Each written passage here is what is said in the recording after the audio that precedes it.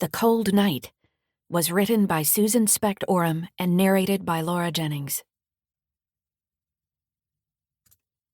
Chapter 1. Irina. I stand trembling at the kitchen sink, terror coursing through my veins. My 13-year-old daughter is missing. Blinking back tears, I stab at my phone to put it on speaker mode and set it on the counter. Dusk is closing in on Christmas Eve, but my neighbor's floodlights illuminate a rare Pacific Northwest snowfall, dusting lawns with a layer of white. Fat flakes drift down, and I stifle a sob. Drawing a deep breath, I say to my friend Violet, who is on the other end of the line, "Kelly's not safe with my dad. He was sent to jail for killing a man, and he just got out. We've got to find her before he unleashes his hair-trigger temper on her." Violet says in a stern voice, "Read me the note he left." I hurry to the kitchen table, stare at a note scrawled in black marker and read aloud. "You didn't let me see Kelly, so I took her with me. Don't call the police, Dad." I burst into tears, shoulders shuddering, and as I blubber, Violet says, "What time did they leave your house?" "I don't know. I left this morning and just got home." "Call her and see if she picks up." I stifle a sob. "I did, but her phone's in the kitchen. No teenage girl would leave their phone behind, so my dad must have made her do it. Where is she?" "Don't worry, we'll find her. I'll look into this, and I'll call you back. Do you have video surveillance cameras outside your house?" I put my head in my hands and moan. "I don't. Nothing bad happens in our small town, so I thought I didn't need them." "Except it does," she says in a calm, clear voice. "It may look like Mayberry, but it isn't. Not when you look beneath the surface. I'd like you to take a deep breath, drink some water, and sit down. Check her socials, and think about where your dad might have taken her. Is there anywhere special he talked about going?" I massage my throbbing temples and force myself to focus. "He talked about Canada sometimes when I was young, and he said he'd like to live in a fishing shack on a river in Alaska." "Okay, that helps. Hang in there. We're on it, and I'll call if we find anything." Hanging up, I grimace and scold myself. This is all my fault for not staying home with my daughter today, on a holiday no less. What kind of mother abandons her daughter to take a day gallivanting across the water in a winter storm with friends? Not a good one, apparently. Tears stream down my cheeks at how I've messed up the most important part of my life. Kelly is my everything. But now she's been abducted by her estranged grandfather, who is prone to fits of rage. I knew that when I told my dad not to come around after he got out of prison and showed up at my house after years of silence.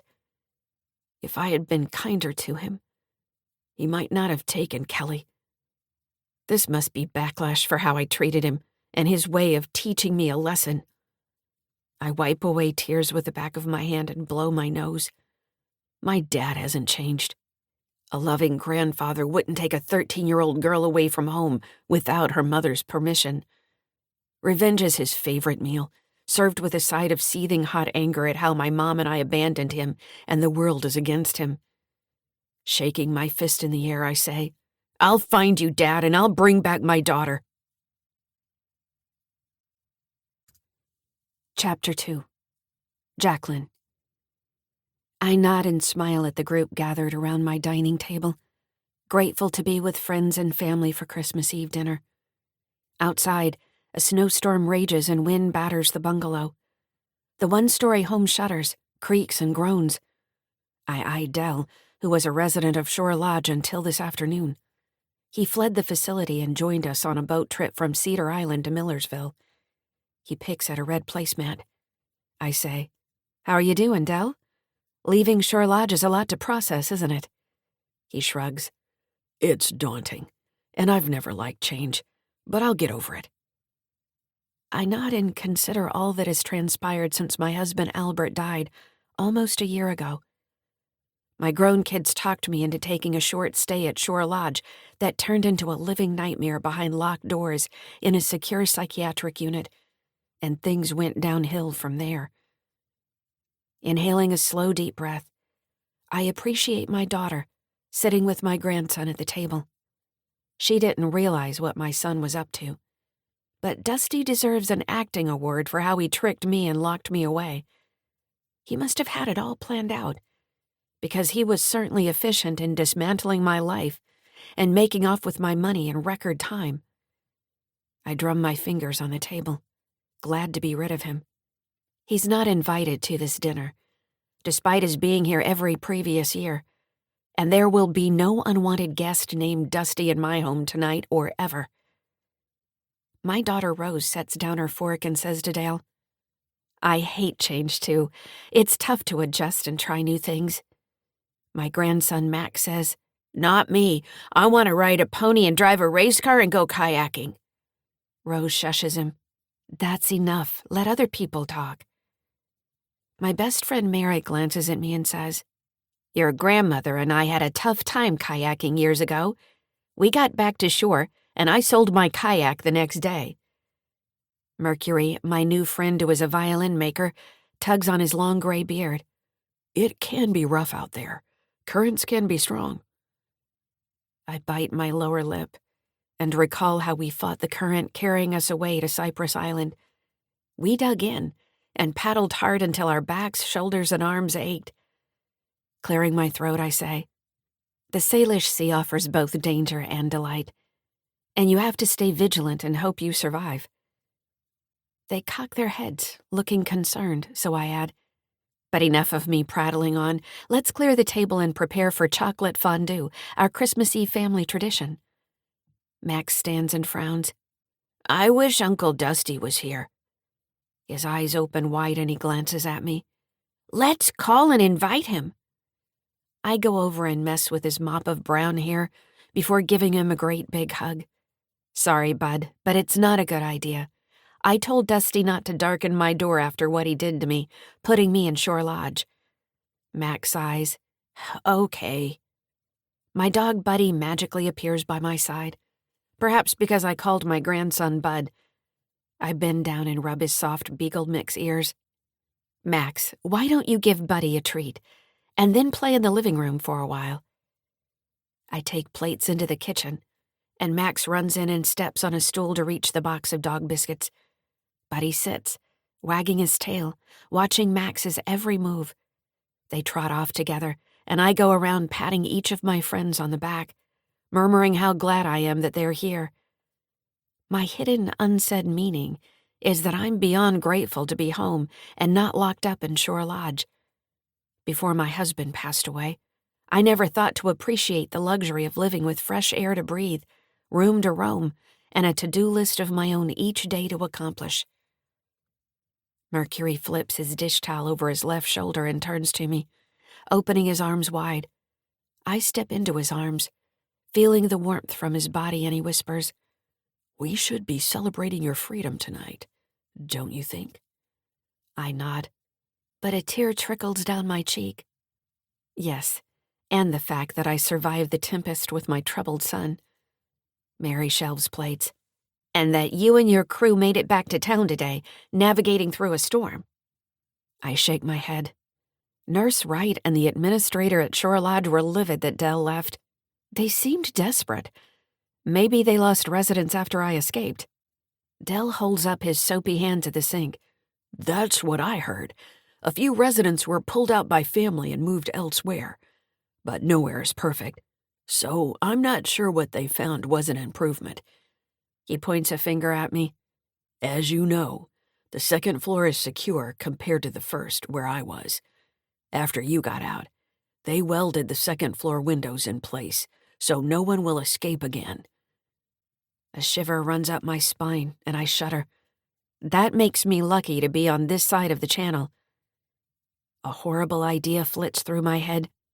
If something happened to me, and I was admitted to Shore Lodge a second time, I don't think I'd survive being with Nurse Wright's wrath behind locked doors without fresh, briny air blowing in from the water. I squint at Rose, Mercury, Dell, Mary, and Fred, giving them a good hard look.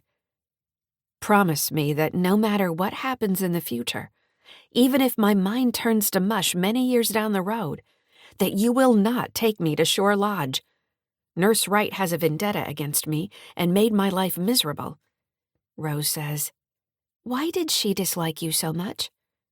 "She wants her residents to follow rules and be docile. Does that sound like me?" They laugh, and Rose reaches out, wrapping her arms around me. She whispers in my ear, "I'm glad you made it home, Mom, and I'm sorry for my part in Dusty's plan. I can understand why you didn't invite him to dinner tonight." I step back. "No need to keep apologizing. You were busy." She turns to help wash the dishes and clean the kitchen, and I carry our orange fondue pot out to the dining room. As I plug it in, I reflect that I'll never grow tired of hearing Rose apologize for her part in my being in a secure psych unit. And I'll never completely understand how she ignored what Dusty was doing after her dad died. I pour 1 cup of heavy cream, a pinch of salt, and dark chocolate chips into the pot and sniff the air. My mouth waters, imagining eating a bite of bread coated in melted chocolate. Mary brings out baskets with chunks of bread and sets them on the table. She pats my back. "Nothing like the smell of chocolate to soothe the soul, eh?" I smiled. This and a cup of coffee are 2 of the best things in life. She glances around and waves a hand over the pot, sniffing the air. "No cinnamon this year? Or chili pepper?" I make a face.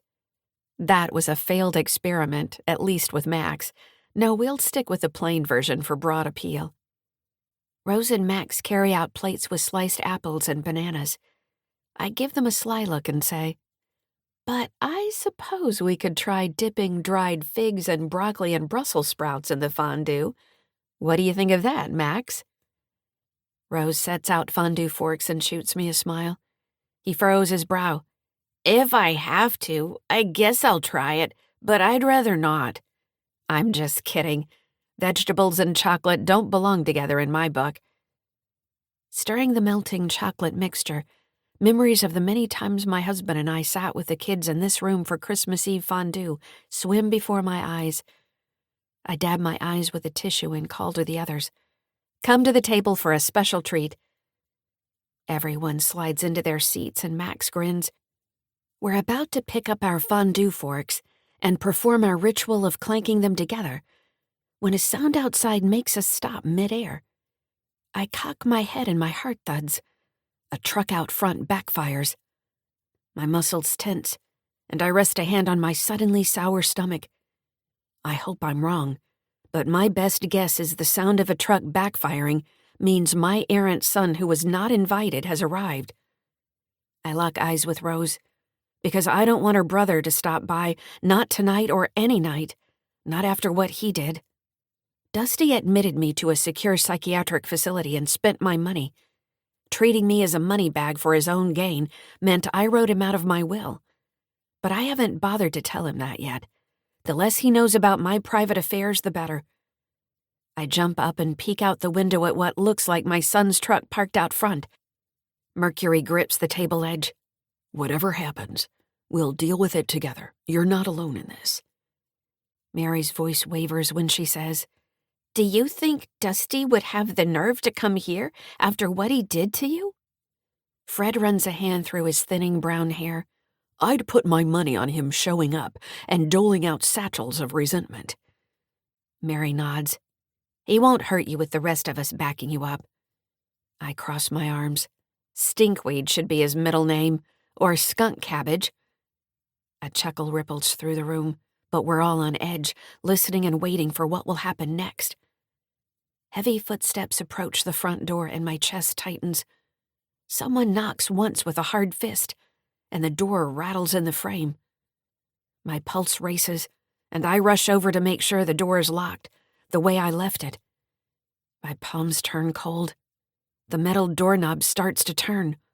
I flick the lock closed, but it's too late and the door opens. I put a foot in front of it, but a mightier force than mine shoves it open.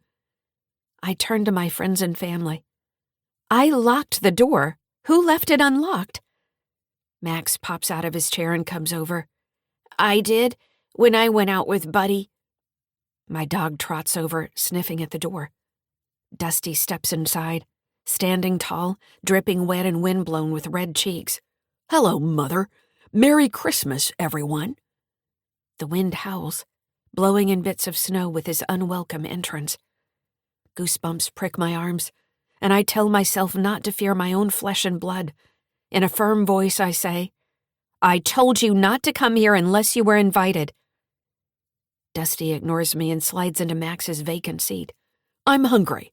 How about some dinner, Mom, dear? Chapter 3. Violet.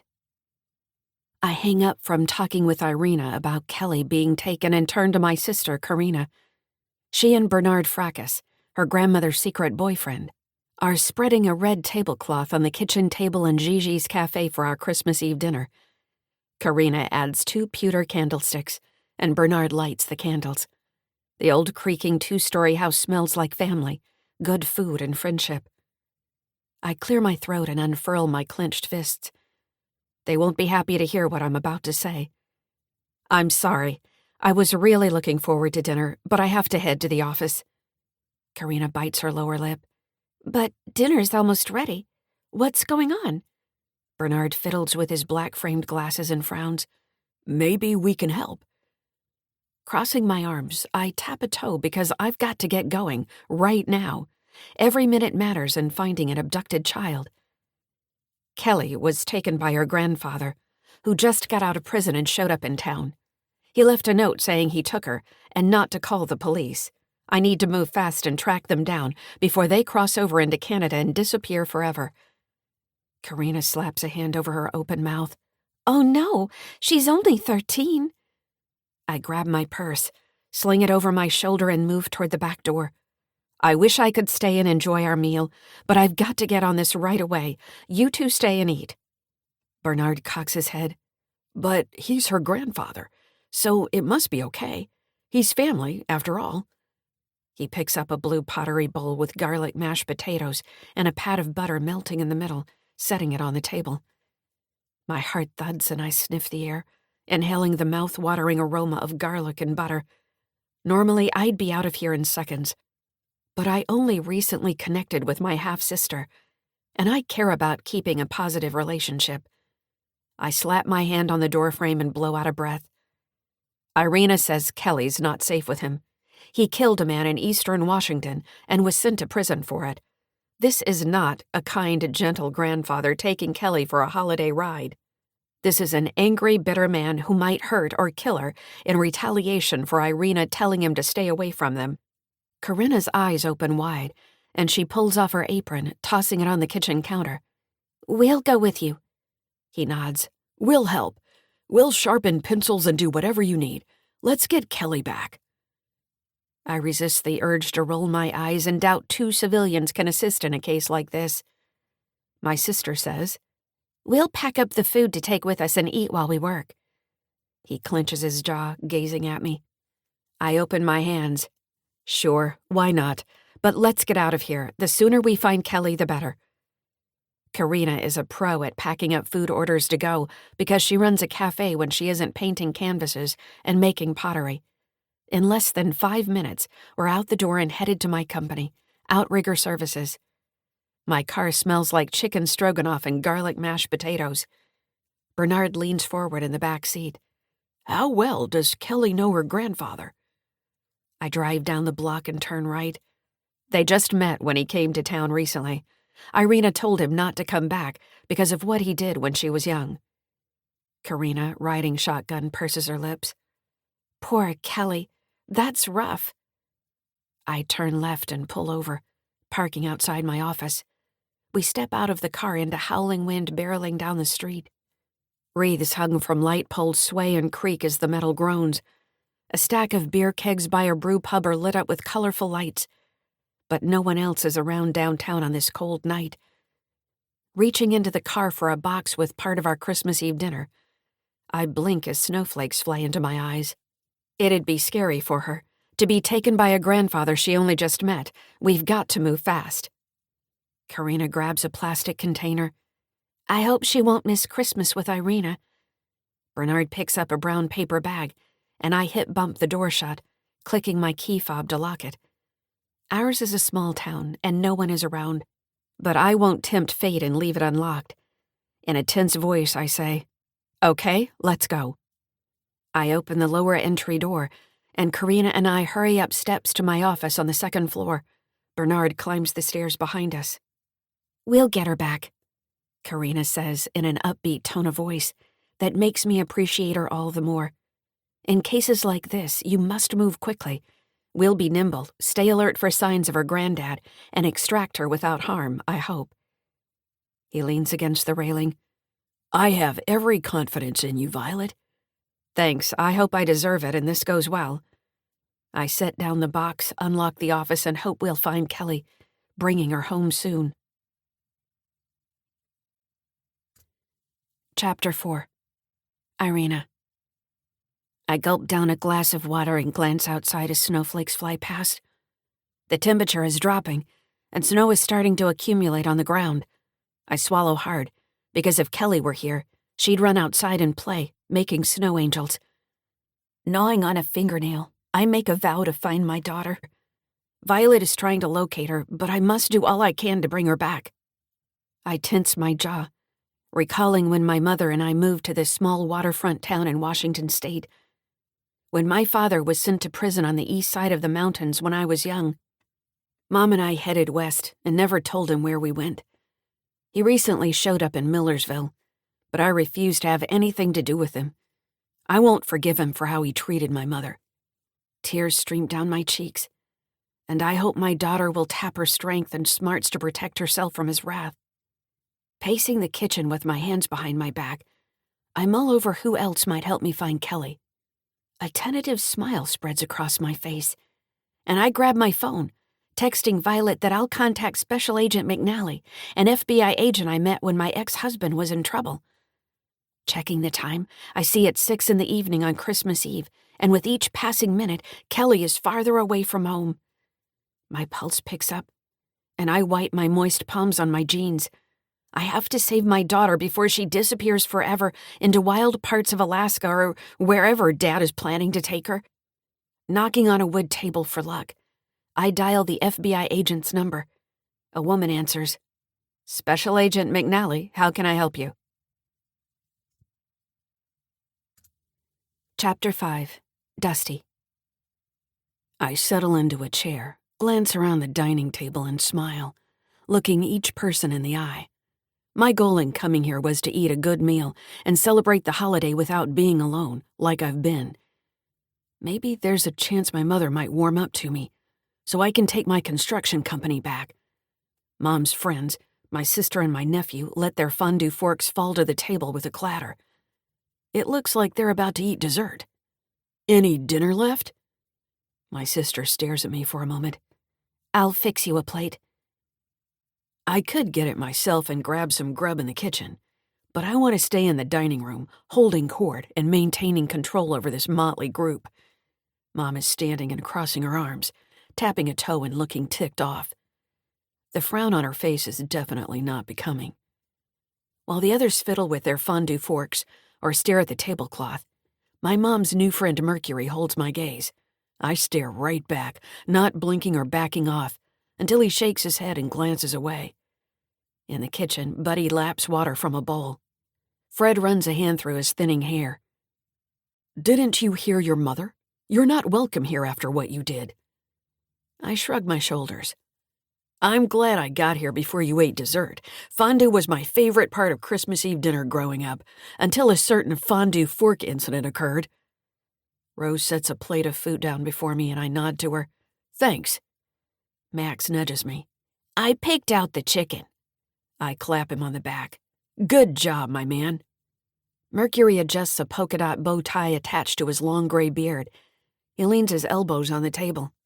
"Okay, I'll bite. What happened with the unfortunate fondue fork situation?" Rose glances nervously at me, shaking her head. "Not in front of Max." I chomp down on a chicken leg, chew for a bit and swallow. "It happened this way." Crumbs and flecks of food fly from my lips. Mary makes a face, Fred cringes, and Mom puts her hands on her hips, glaring at me. By drawing out the story and making myself at home, I'll show them who holds the power in this house tonight. I'll create a crack of uncertainty among folks here about Mom's mental acuity and plant seeds of doubt that I'll reap later, making the dinner a success. Holiday tunes play in the background, and the house smells like Christmas, with scented candles and cedar boughs covering the mantel. I shovel in a bite of macaroni salad and smack my lips. It happened this way, and in this very room. On Christmas Eve when we were kids, Mom and Dad were in the kitchen, and Rose and I set the table for dessert with fondue forks. I may or may not have taunted her, but that was nothing compared to what happened next. Rose drums her fingers on the table. Dusty, don't. Just stop. Max pokes my arm. What happened? Mom says, Dusty, finish your meal and go home. Tonight is about having a fun celebratory dinner, but this has become contentious, with you dredging up the past. I gulp down a chunk of crispy chicken and wipe my hands on my jeans. Buddy trots out from the kitchen and sniffs my fingers, but I lean forward, putting my elbows on the table.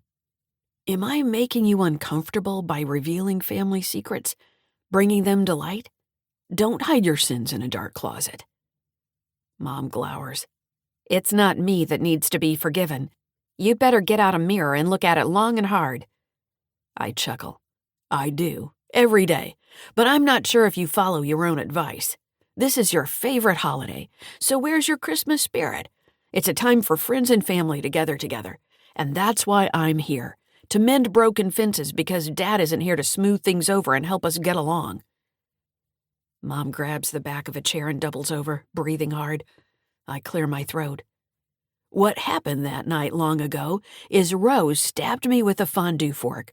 I've still got the mark on my cheek from where it hung when I ran out to the kitchen, and when I told my mother, what did she say? Mom glares. Dusty, this isn't the time to air our differences. I shake my head. If it was up to you, there'd never be a good time. Rose frowns. Let's talk about something else. I sit back and Buddy noses me, licking my hand, but I pull away, pointing a calloused finger at those gathered around the table, stopping at each person before moving on. An older guy with big ears from Shore Lodge shudders and averts his eyes, tugging on an earlobe. I guess we know who's the chicken in this group. What a wimp. None of you know my mother as well as you think you do, and because you're close to her, I'll let you in on a secret. She still has issues with her memory, and she's not in touch with reality. She's fooling you. Like when I told her Rose stuck me with the fondue fork, which was dangling from my cheek. She brushed it off and said I deserved it. I mean, who does that? Her son was injured by his sibling, but she shrugged it off. The older guy from Shore Lodge whistles. That's some story. You should tell it to a therapist or share it in group counseling. I shrug off his remark. What I need is money, not counseling. I don't need therapy. I know how to help myself. Mom narrows her eyes. You'd help yourself by taking my money, but that's over. You've seen the last dime from me.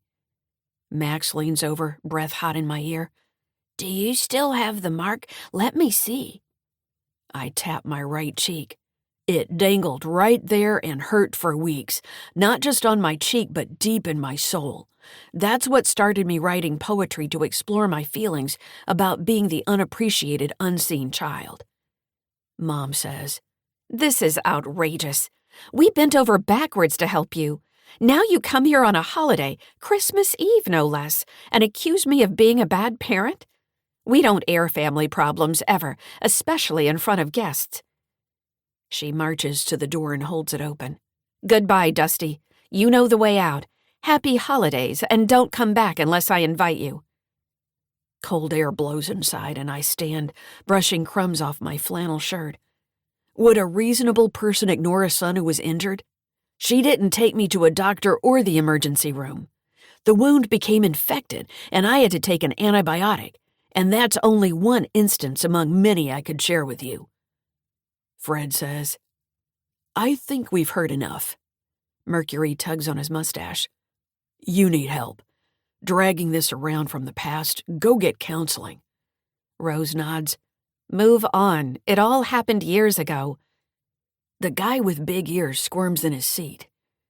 I did that and it helped. You ought to give it a try. I lean over the table, looking at each person. I ask you this. Who in their right mind would take over a construction company when they know nothing about building? No one would, unless they had delusions of grandeur. I urge you to take a step back and observe my mother for signs of memory loss. She's putting on an act, and I contend she's not right in her head. Now that we have that sorted, who is ready for dessert? Jaws drop. Mom's friends swallow. Rose bangs her hand on the table. She's fine. There's nothing wrong with Mom. I stomp to the door, brush past Mom, and slam it shut. Turning to the table, I stretch out my arms and grin. I don't know about you, but I'd like some of my mother's fabulous chocolate fondue. What do you say? Shall we get this party started? They sit dull-eyed, looking down. I go over and pound a fist on the table so dishes rattle. What did I just say? Let's get dessert going. That's what Christmas Eve is all about, isn't it? Celebrating the holiday with friends and family. They glance at each other and slowly stand. I smack a fist into my palm. Let's move. Get going. I'm getting impatient and you don't want that to happen. I'm already in a bad mood because I wasn't invited to your party. Putting my hands on my hips, I glare at my mother. Wouldn't any sane person invite their son to a family and friends dinner at her home? They scurry in a cluster out to the kitchen, as if there's safety in numbers, making me chuckle and reminding me of hurrying hens chased by a wolf. I'm the big bad wolf, and I've come to consume whatever I want. Merry Christmas, Mom. I'll help myself to your hidden treats and treasures. I deserve that, and Dad would back me 100%. Chapter 6. Mary. Dusty stomps to the bathroom, and I blow out a breath, my shoulders relaxing, but bracing myself for the next round of his toxic blend of verbal abuse and venom. I lock eyes with my husband, because this is not the festive evening we expected. Instead, we're witnesses to a family feud that feels ugly and way too personal to be voiced at a holiday dinner with friends. We sit at the table, stunned into silence by Dusty taking up all the air in the room since he arrived. Being uninvited hasn't stopped him one bit. Bittersweet chocolate mixed with milk melts in a fondue pot, giving off a mouth-watering aroma. Serving trays hold strawberries and sliced bananas, ready to be dipped into creamy chocolate. Jacqueline adds a splash of vanilla extract. As she stirs, I lean over to her and say in a low voice, "You always make Christmas Eve special, and I know you. You were a good mother, so don't doubt yourself for even a minute. End of story." She beams. "Thanks, I appreciate that."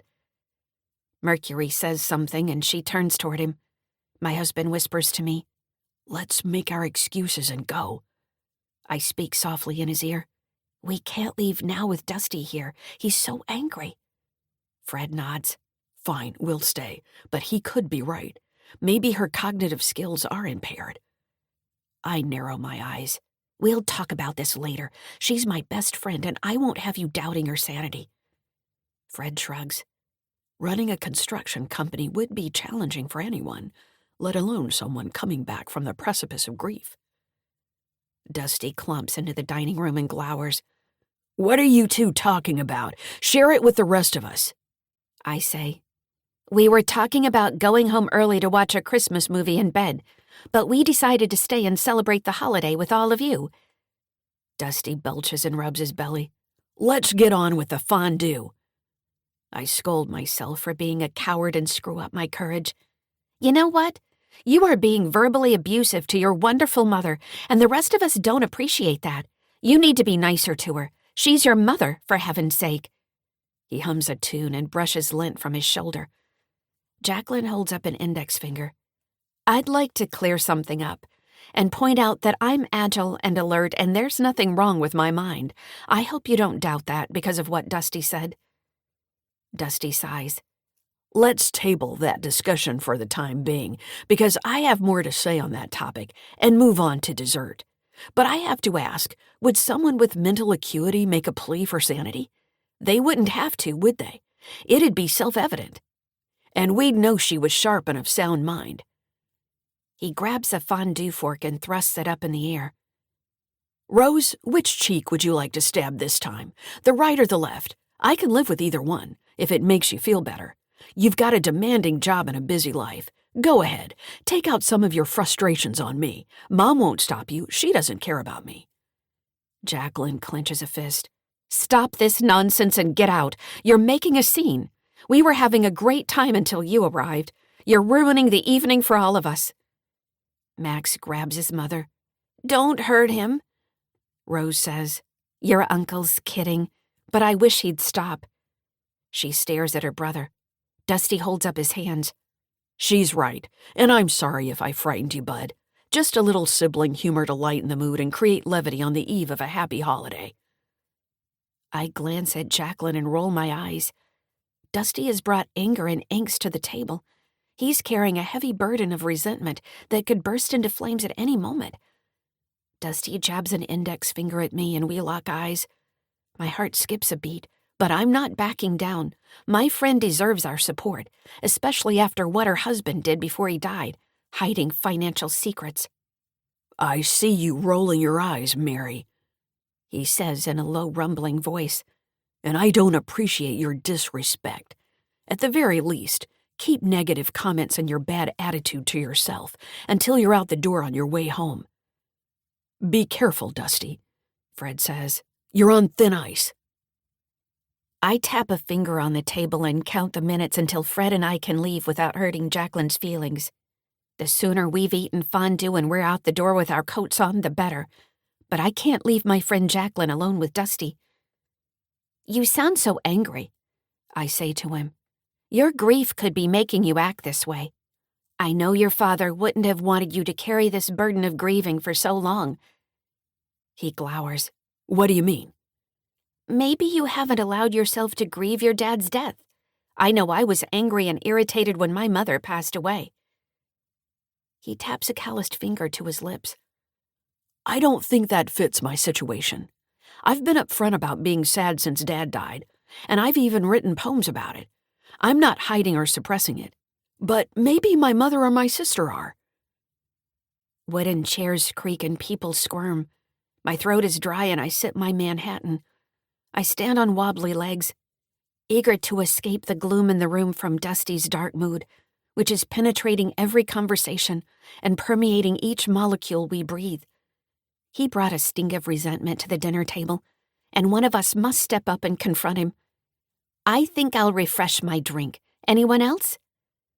Fred, Mercury, and Del rise and say in unison, Good idea. Jacqueline makes a sour face. Come back quick, because the chocolate's melted, and keep your fondue forks to yourselves. We don't want to hear more stories about stabbing forks. A strange chuckle ripples around the room. I'm Jacqueline's best friend, and this is the first I've heard of the famous fondue fork incident where her son was stabbed. We're trapped with a madman masquerading as a grown man, harboring an angry child hidden inside. But before long, dessert will be consumed, and the occasion will come to a close, and we'll run for home. This is the dinner party that turned into an awful event, where one person dominated the conversation and bullied the rest of us. I don't like it one bit. I've got to gather the courage to speak up and say my truth to Dusty, the one who is working us like a puppeteer and controlling our conversations. In the kitchen, I pour a drink and blame myself for being passive. Speak up. Stop this madness. Do the right thing for your best friend. Chapter 7. Dusty. My plan for ruining Mom's holiday party is coming together. I've planted seeds of doubt about her mental acuity, and I need to hammer home the message about her questionable memory. I scarf down a chunk of chocolate-coated bread, wipe my lips on a napkin, and swig my Manhattan, setting the glass down with a thud. Leaning back in the chair, I speak in a loud voice to interrupt ongoing conversations. Now that I live near the mountains, I'm considering starting a mountaineering company. I'll charge a hefty fee per person to guide people up Pacific Northwest mountains, and they'll pay a premium for my concierge service. Mom tilts her head. This is the first I've heard of it, but it sounds like a good idea to start something new. I dig in my jeans pocket and pull out a folded piece of paper. Did you forget? We talked about this over a month ago. I was going to call it Northwest Endeavors, but you pointed out that name was already taken, after you searched for it online, so I settled on the name Pacific Northwest Endeavors." Her face turns red and she frowns. "I don't recall us discussing that."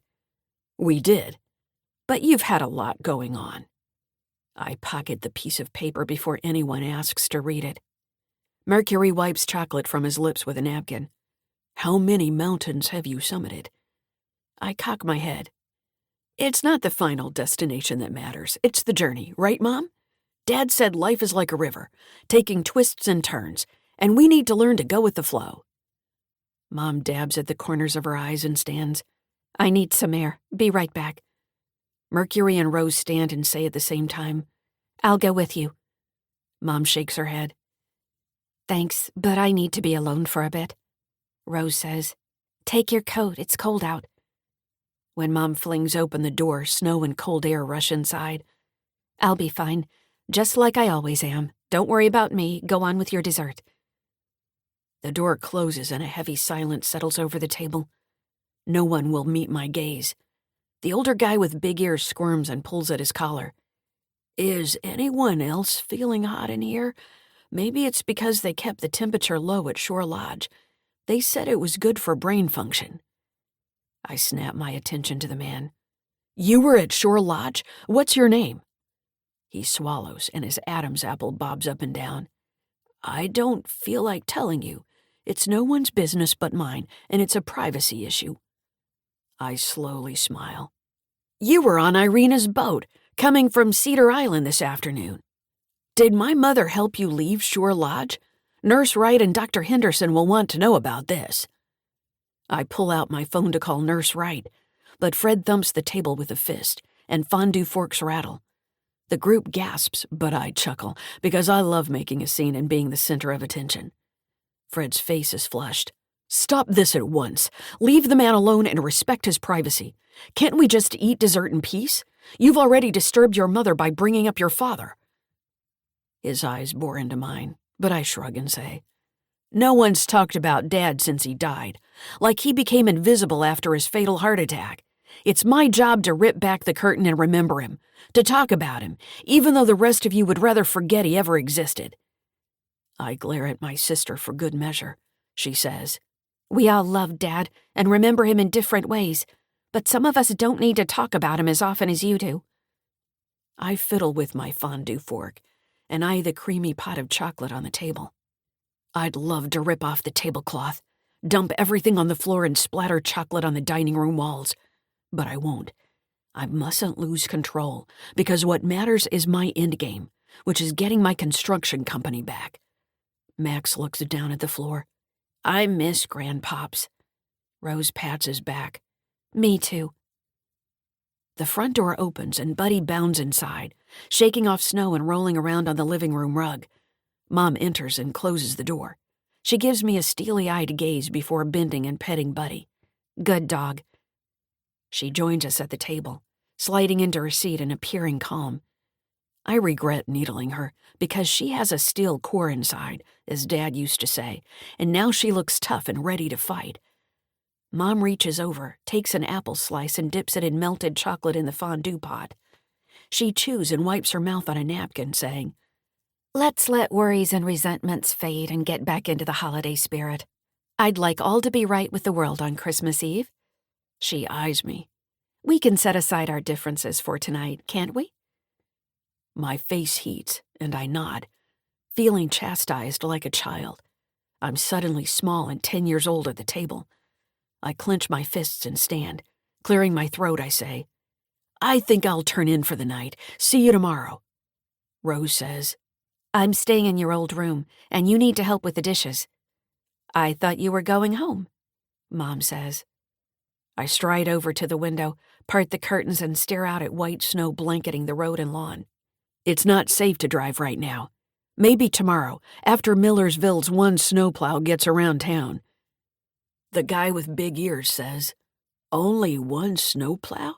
Surely they have more than that. What kind of place is this?" Mercury smiles, tugging on his mustache. "We're in a little town in the middle of nowhere, tucked away from big city troubles." Mary says, "And the best place to live." I shrug. I'd leave if my tires weren't bald. I planned on buying new ones, but I'm broke." "Sounds rough," the big-eared man says. Under his breath, Fred says, "Cry me a river." My sister rolls her eyes. "That's a familiar tune," Mom says. "Let's start on a new track and leave the past behind for tonight." Mercury raises his glass. "Let's toast to that." Mary smiles. "I agree."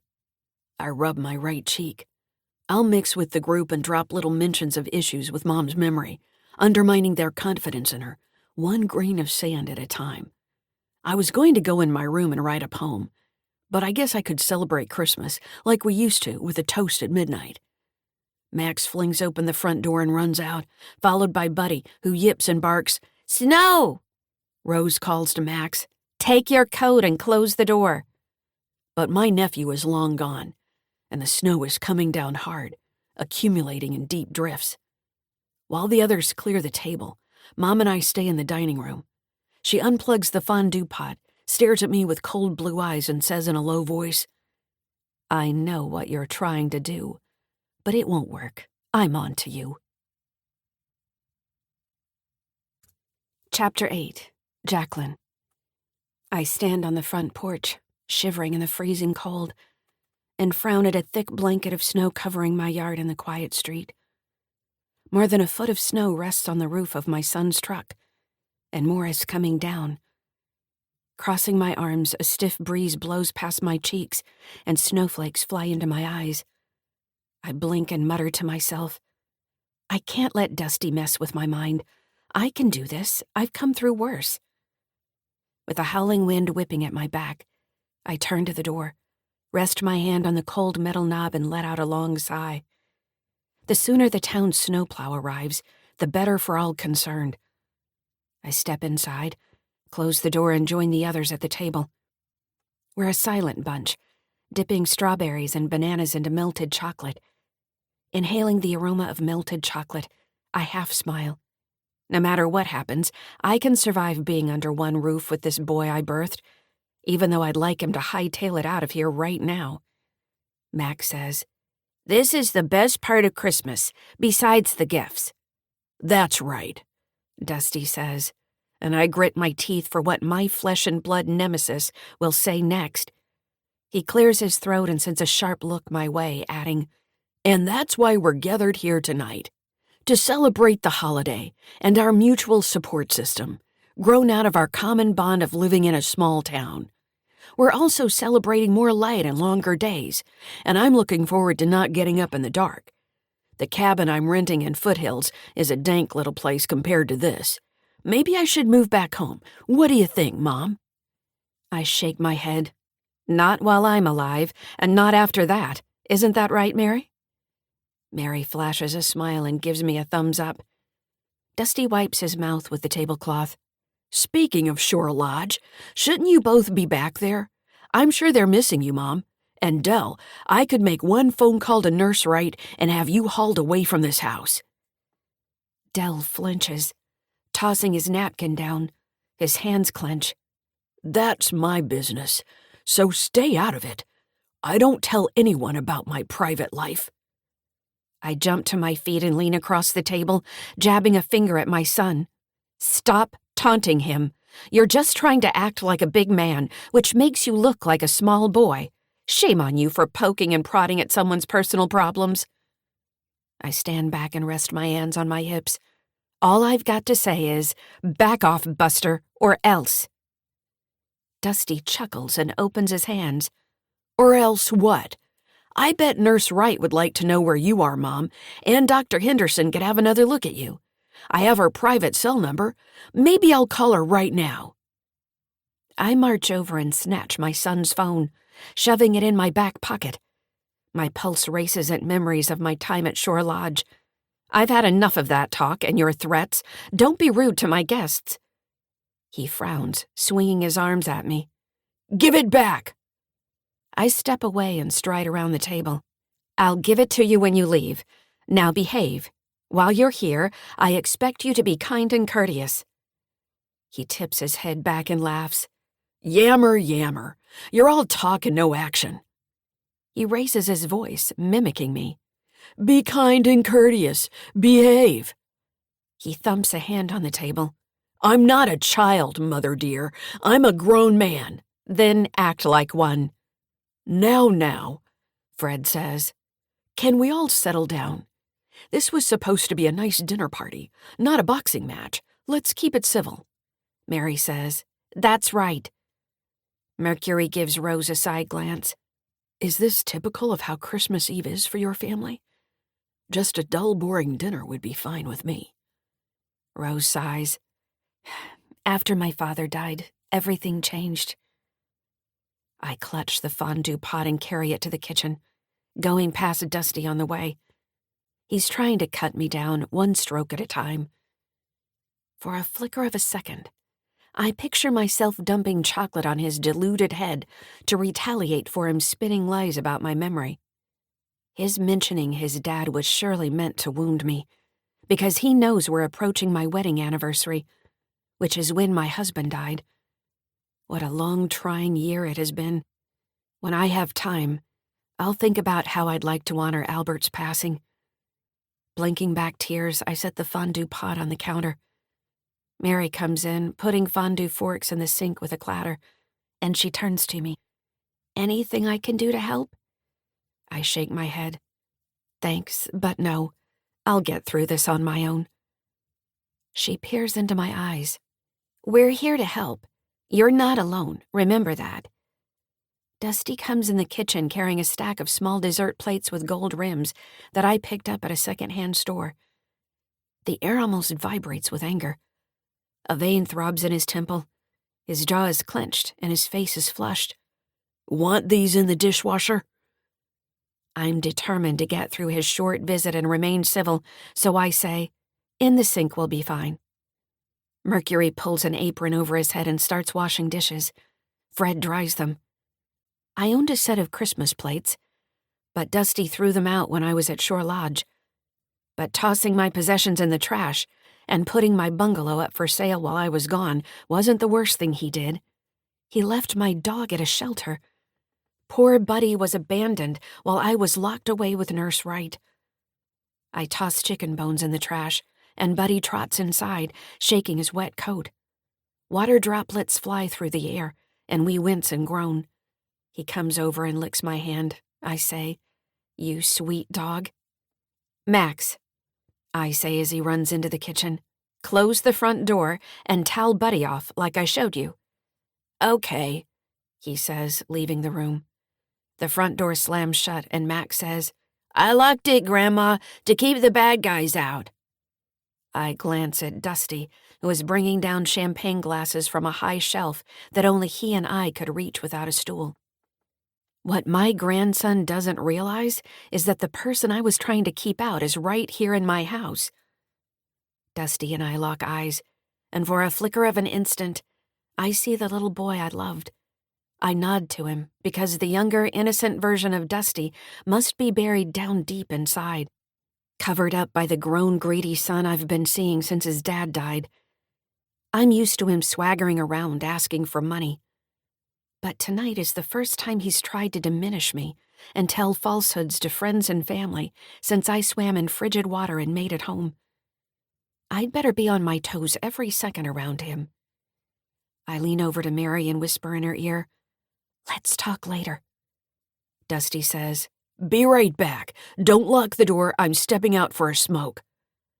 He strides out, and I stare at his back, smelling treachery and deceit wafting off him. I get the feeling if I'm not careful, he'll try to take everything I've built. He's building a case with false stories designed to make me appear mentally incompetent. The next step is to take away my remaining money and my company. But with Fred having my durable power of attorney, I'm probably protected from my son's grasping, greedy, gimme, grimy, reaching paws. I bite my lip. I must be on my toes tonight and watch what I say. On Monday, I'll speak with the city planning department about how to speed up the project. The sooner I build Stone Estates and prove myself in my new work capacity, the better. But with a lack of construction experience, am I a fool to proceed on this new venture? I tap a toe. I ran a profitable garden store in the past. Surely, I'm sharp enough to tackle building stone estates. Chapter 9. Frankie. Light jazz plays in the background, and I nod to Special Agent Mark Brick, who I invited over for dinner, because we're both bumping around without family in the area for the holiday. The store-bought pumpkin pie is delicious, but my favorite part is the whipped cream on top. When my phone rings, I let my fork clatter to the plate and glance at caller ID. It's Fishbone's ex-wife. Wonder why she's calling. Mark frowns. Too bad Fishbone got hurt. Sure changed his life. I wave away his comment and answer the phone. Special Agent McNally, how can I help you? Irina says in a tense, hoarse voice. My daughter Kelly was taken by my father, and he was just released from prison. I don't know where he's taken her, and I'm terrified. Will you find her, please? I wait a beat, mulling it over. She clears her throat. Violet's looking into this, but you're the experts. Can you help? I don't know what to do. She's gone. When did this happen? She coughs. When I was out on my boat, probably sometime this afternoon, but I'm not sure exactly when he took her. I shoot my partner Mark a look because in my book, Christmas Eve isn't a day to roam or leave a 13-year-old home alone. If I had a teenage girl, I'd keep close watch to prevent an impromptu party popping up while a parent is gone, given your typical adolescent kind of trouble. I sigh. It seems an FBI agent's work is never done, even on Christmas Eve. I'll put you on speaker. Special Agent Brick is here, and it'd be good for him to listen to what you have to tell us. Chapter 10. Irina. I pace back and forth in the living room, chastising myself for not staying home with my daughter all day. Instead, I tried to be a hero and pay more attention to my friends than Kelly. Sure, I helped Jacqueline cross Cedar Channel to sneak into Shore Lodge, but my daughter needed me more. I shake my head at how I overlook the danger signs. My dad is dangerous. He's an angry, vengeful man, and I should have realized he might take Kelly to get back at me. I brush away my stray thoughts and say to Special Agent Frankie McNally, Put me on speaker, that's fine, and thank you for taking my call on Christmas Eve. She says, Start from the beginning and tell us what happened. I was out for the day helping friends, and when I came home, Kelly was gone. When I was young, my dad killed a man in a bar fight, and he was sent to prison. My mom and I moved away without telling him where we went. He has a horrible temper, and he used to hit my mom. I'm sorry to hear that. Then what happened? My dad got out of prison, and recently showed up in town demanding to see me. I didn't want to reconnect, but he came to my house and walked in like he owned the place. I kicked him out, and he's been angry at me ever since. She says, We'll check to see if he was released on parole, for starters. Give us his full name. Coming to Millersville may have violated his parole agreement. The last name is Pickle. Leonard Hornsby Pickle. Agent Brick speaks up. Have you checked to see if your daughter is at a friend's house instead of with your father? I stride into the kitchen and stare at my dad's note encased in a plastic Ziploc bag to preserve fingerprints. Kelly didn't take her phone, which never happens, and her friend said she never showed up. I don't have a cell number for my dad. He left a note saying not to contact the police. McNally says, Read the note to us. I read the note aloud, and she says, How old is your daughter? My throat closes tight with tears. Kelly is only 13. And your father was convicted of murder? Yes. I'll run it by my boss, but I believe we can treat this as a kidnapping. Your father may have crossed state lines with your daughter and violated his parole. I gulp, imagining Kelly handcuffed in the car. Please, do something? Brick says, We will. You made the right call, getting in touch with us. We need to get on this right away. I wipe my moist palms on my jeans. Will you issue an Amber Alert? McNally says, What kind of car is he driving? I study the ceiling, trying to recall. A gray sedan. It didn't look new. No license plate number? I shake my head. Not that I remember. Washington state plates? I'm not sure, but I think so. Brick says, Sit tight. and we'll be in touch. Oh, wait, one more thing. My father always talked about running away to Canada and starting over. McNally says, That's good to know. Text me a recent photo of Kelly with her full name, height, and weight. What was she wearing the last time you saw her? I cringe and race into her bedroom, scanning the room. She was wearing a blue bathrobe when I left this morning. Tears stream down my cheeks. I blurt out, I don't know what she was wearing when he took her because I was gone all day. Check her phone for selfies taken today and send them to me. And check her socials for postings. Maybe your dad tagged her in a photo. I clench my fists and sob. He can't get away with this. Chapter 11. Rose. Fred, Mary, Mercury, and Mom help me clean the kitchen, and then I check on Max. He tells off Buddy and the dog licks his hand. Despite my best intentions, this holiday evening has become a big fat fiasco due to my brother's dogged determination to wear Mom down. He's hurting Mom with taunts and relishing his role. What a jerk.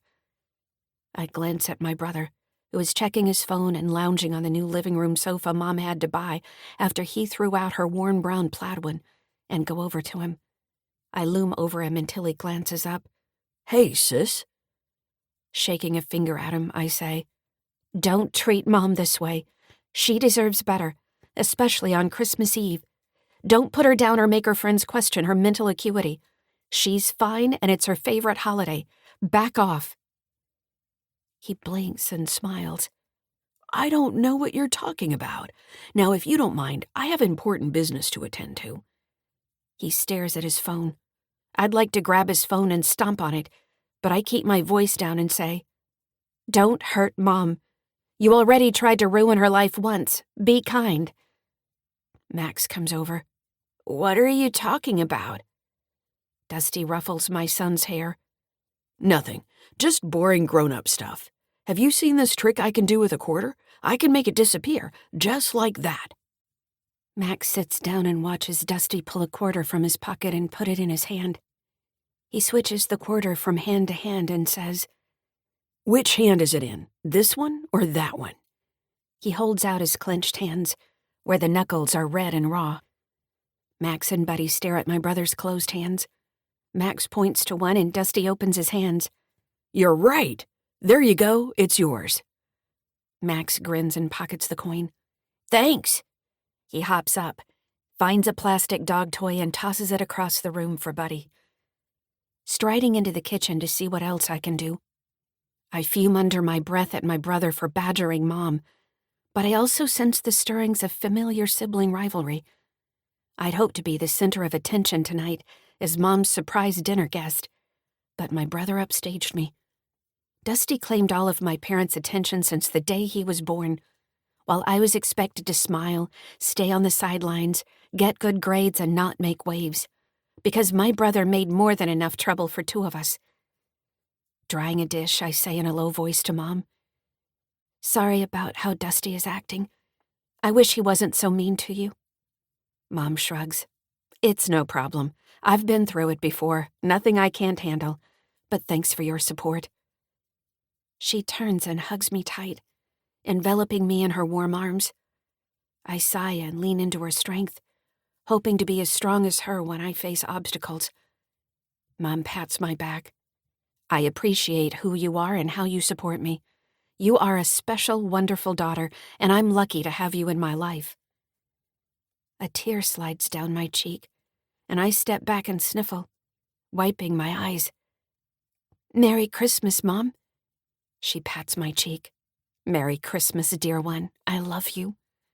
Max runs in, followed by Buddy, and he wraps his arms around me. Why are you crying, Mom?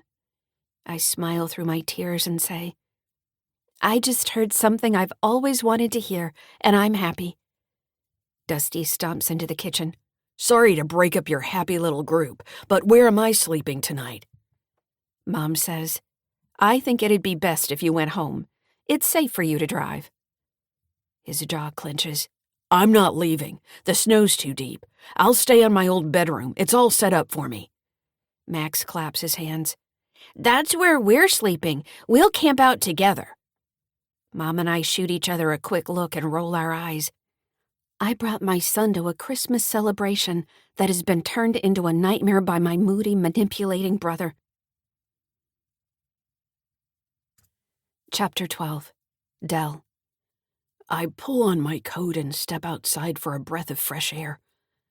Stuck indoors with contentious people has put me on edge, making my back muscles tense and tight.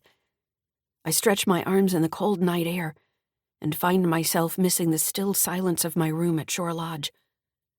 My phone rings, and I flinch at the sudden sound, pulling it from my pocket. My brother is calling, and I frown as I answer. "Hello?" He says in a jolly voice, "Just wanted to wish you a Merry Christmas. How's life at Shore Peaks?" I shake my head. It's called Shore Lodge, and I left. "You left? I thought you were going to live there until you croaked and leave me all your money." He laughs, but I don't join in. He had already taken all that was dear to me in a selfish moment, thinking only of himself. The silence stretches across the miles, as it has since he visited our home when my wife was going through chemotherapy. I'd told him not to stop by if he was sick, but while I was out grocery shopping for something she could eat, he let himself in with his emergency key and coughed and sneezed all over my wife until I arrived home and sent him packing. My own brother ignored the firm house rules I set up to protect my wife, who had a severely compromised immune system. She caught his bug, went into the hospital, and never came home. "Dell, you still there?" I shiver and stare at snow, which looks to be about 2 feet deep and is still coming down with big fat flakes. A streetlight sheds light, slicing through winter darkness. Dr. Henderson at Shore Lodge suggested I consider forgiving my brother for killing my wife, but I don't want to. It feels better to harbor a grudge than to accept that she exited the planet years too soon. "Yeah, I'm still here. Feels like something's off between us, you know? Are you upset with me about something? You didn't invite me to the memorial service and didn't speak to me when I got there. What's going on? Let's clear this up. I miss you, man." I blow out a breath. Wind blows snow in my face, and I blink back tears. "Something's bugging me. You got that right. But this isn't the time to talk about it. Come on, it's been bugging me. What's up with you?" "Not everything's about you and how you feel, you know. Just get it off your chest. I can take it." I'm about to let my brother have it when the door swings open, and Jacqueline's son steps outside. "I'll tell you some other time." "Merry Christmas," my brother says in a chipper voice. "Come by our house tomorrow. We'll have Christmas chili and cornbread." My grip tightens on the phone. I'd like to strangle him for what he did, taking my life away, ripping it from my heart with his inconsiderate actions. If he was less self-centered, he'd realize he should feel shame. He'd know what he did. "Night," I say and hang up on him as he says, "See you then?" I grit my teeth and watch wind rush down the street, swirling snow. My brother is snug in his cozy home with his healthy wife. But I'm bitter and serving time in the solitary cell of grief, fueled by resentment and anger. No way I'll forgive him, even if he begs me on bended knee. Dusty takes a drag from his cigarette and slowly exhales smoke. "Sounded like you were getting into it with someone in that call. I don't mean to butt in, but who are you speaking with?" I shake my head. "My brother." He nods. "Feels good to blame someone else for your problems, doesn't it? I should know. Mom's the target for my anger." I cringe, because I thought Jacqueline's son was a whack job with no self-awareness. But comparing me to him makes me wince. Am I similar to Dusty, with his unresolved issues? I dearly hope not. But it occurs to me that I could be a lot like the tall, brooding man standing beside me, shrugging off the cold in a flannel shirt and jeans. If I'm brutally honest, it feels good to aim my anger at someone. But deep down, I know there's really no one to blame. It just happened, and if it hadn't been my brother, she might have succumbed to something else. I could have brought home a virus from touching the handle of the grocery cart at the store. By holding a grudge against my brother, I'm just like Dusty. Maybe it's time I revisited my outlook on my wife's death. Chapter 13. Violet. I unlock the door to my company, Outrigger Services, and Karina and Bernard follow me inside. I point to the bullpen. Make yourselves at home. I'll get my computer and join you. I'd rather not call my team in on Christmas Eve, but if I have to, I will. I sigh and hope I can deliver on my promise to Irina to bring Kelly back home. I'd rather not ask my team for help. Vincent is busy with his new baby, but there's a faint possibility Mimi and Flora might be willing to come in and assist. Karina sets down food and pulls off her coat, tossing it on a chair. Okay, thanks. Bernard adjusts his black-framed glasses. Just tell us what to do. He gives Karina a half smile. We've solved a mystery or two, haven't we, Karina? My sister beams. We have. Let's do this. Although I doubt two amateurs can be of much help, I nod. Here's the plan. Karina, I want you to contact Irina's neighbors and go door to door asking if they have video surveillance. She tilts her head. We came with you. Can I borrow your car? I toss the keys to her, realizing I'm accustomed to relying on my professional team. Mimi typically handles the door-to-door boots-on-the-ground intelligence gathering. Sure, and we need that intel fast. Every minute counts. Bernard stands. I'll go with her. They might take us more seriously if there's two of us, not just one person. We'll look less suspicious, approaching a house on a holiday. I raise my eyebrows. Good point. Karina glances at the food. Would it be okay if we ate dinner real fast before we go? It'd be a shame to let it go to waste, with it still being warm and all. I shrug. Sure, it won't take too long. We open containers we brought along, shovel in mouthfuls, and soon Karina and Bernard are heading out the door. I call. Text me with what you're hearing. Keep me updated as you go house to house. Stay in touch. Karina smiles. We will. Don't worry, sis. We're on the case. We'll find Kelly. Good, because that's what I told Irina. See if you can get her dad's license plate. Be safe out there in the snow. It's coming down hard. I may need to call 2 members of my team to get a jump on this right out of the gate. The door closes and I lock it behind them. I open my laptop to check the U.S. border crossing into Canada for a gray sedan, and my phone dings. Irina texted to say she's contacting the FBI agent she met when her ex-husband, Jack Fishbone, was in trouble. That was a big mess, but we finally got it straightened out. I text her back. Sounds good. Keep me in the loop. I glance outside, where snow is drifting down. My all-terrain vehicle is fine in snow, so Karina will be able to navigate the short distance to Irina's neighborhood. I furrow my brow and realize it might have been best if I had gone with them. They're not experienced investigators and could miss important details. Rubbing my aching temples where a headache is making its presence known, I wince at how I sent out 2 greenhorns. I need my team to do this right. I send a text to Mimi and Flora. Is there any way you could spare a few hours this evening to come in on a special project? Irina's daughter Kelly is missing. I know it's Christmas Eve, but I thought I'd ask since you know her. My phone immediately lights up, dinging with 2 responses. Mimi writes, "Count me in." Flora texts, "I'd come, but my car would get stuck in the snow." Mimi chimes in, "I'll pick you up in 5. We'll be there soon, boss." I settle back in my seat, letting out a slow breath and nodding to myself. Everything is going to work out fine. My team, with the exception of Vincent staying home with his baby, will help. Together we'll nail this callous grandfather who had no right to take his innocent granddaughter away from her home. Chapter 14. Karina. I climb in Violet's car, and Bernard slides into the passenger seat. He looks over. We've got this, right? No problem for our dynamic duo. I chuckle and drive down snowy streets to Irina's. By the time we're done talking to neighbors, Violet will want to hire us. No one else is out in this weather and the streets are deserted. A hush falls over the car. Wiper blades flick back and forth, clearing fast-falling snow from the windshield. I turn the defroster up to high and let out a sigh. Kelly must be scared out of her mind. I hope we'll find her right away. He coughs, wiping his eyes. I do too. I hope this experience won't mark her forever. As we lumber along through snow to Irina's house, it feels much farther than a mile from downtown. A blast of wind bears down and the car shudders. Gripping the wheel tight, I lean forward to see better. Bernard clears his throat.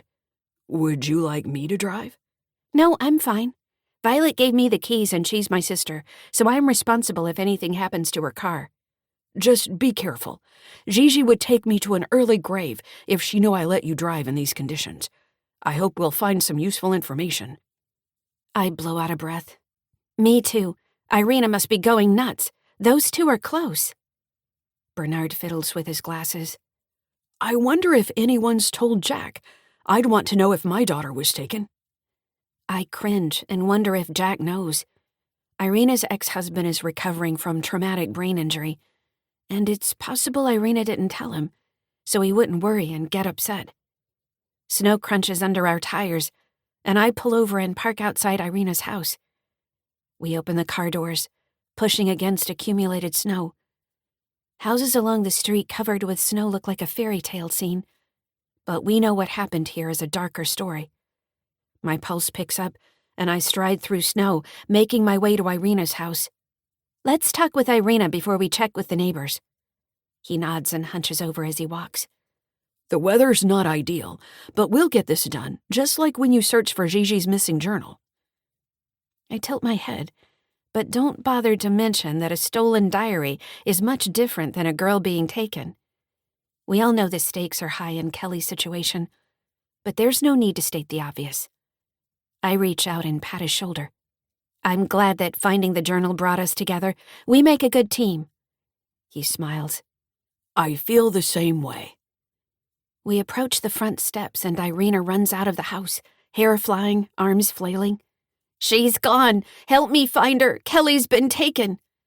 I stomp snow off my boots. We will. Violet sent us. We cross the threshold, entering a house that's missing part of its heart, and I vow to do everything I can to bring Kelly home. If there's one bit of information we can gather from neighbors to help Violet solve the case, we'll find it.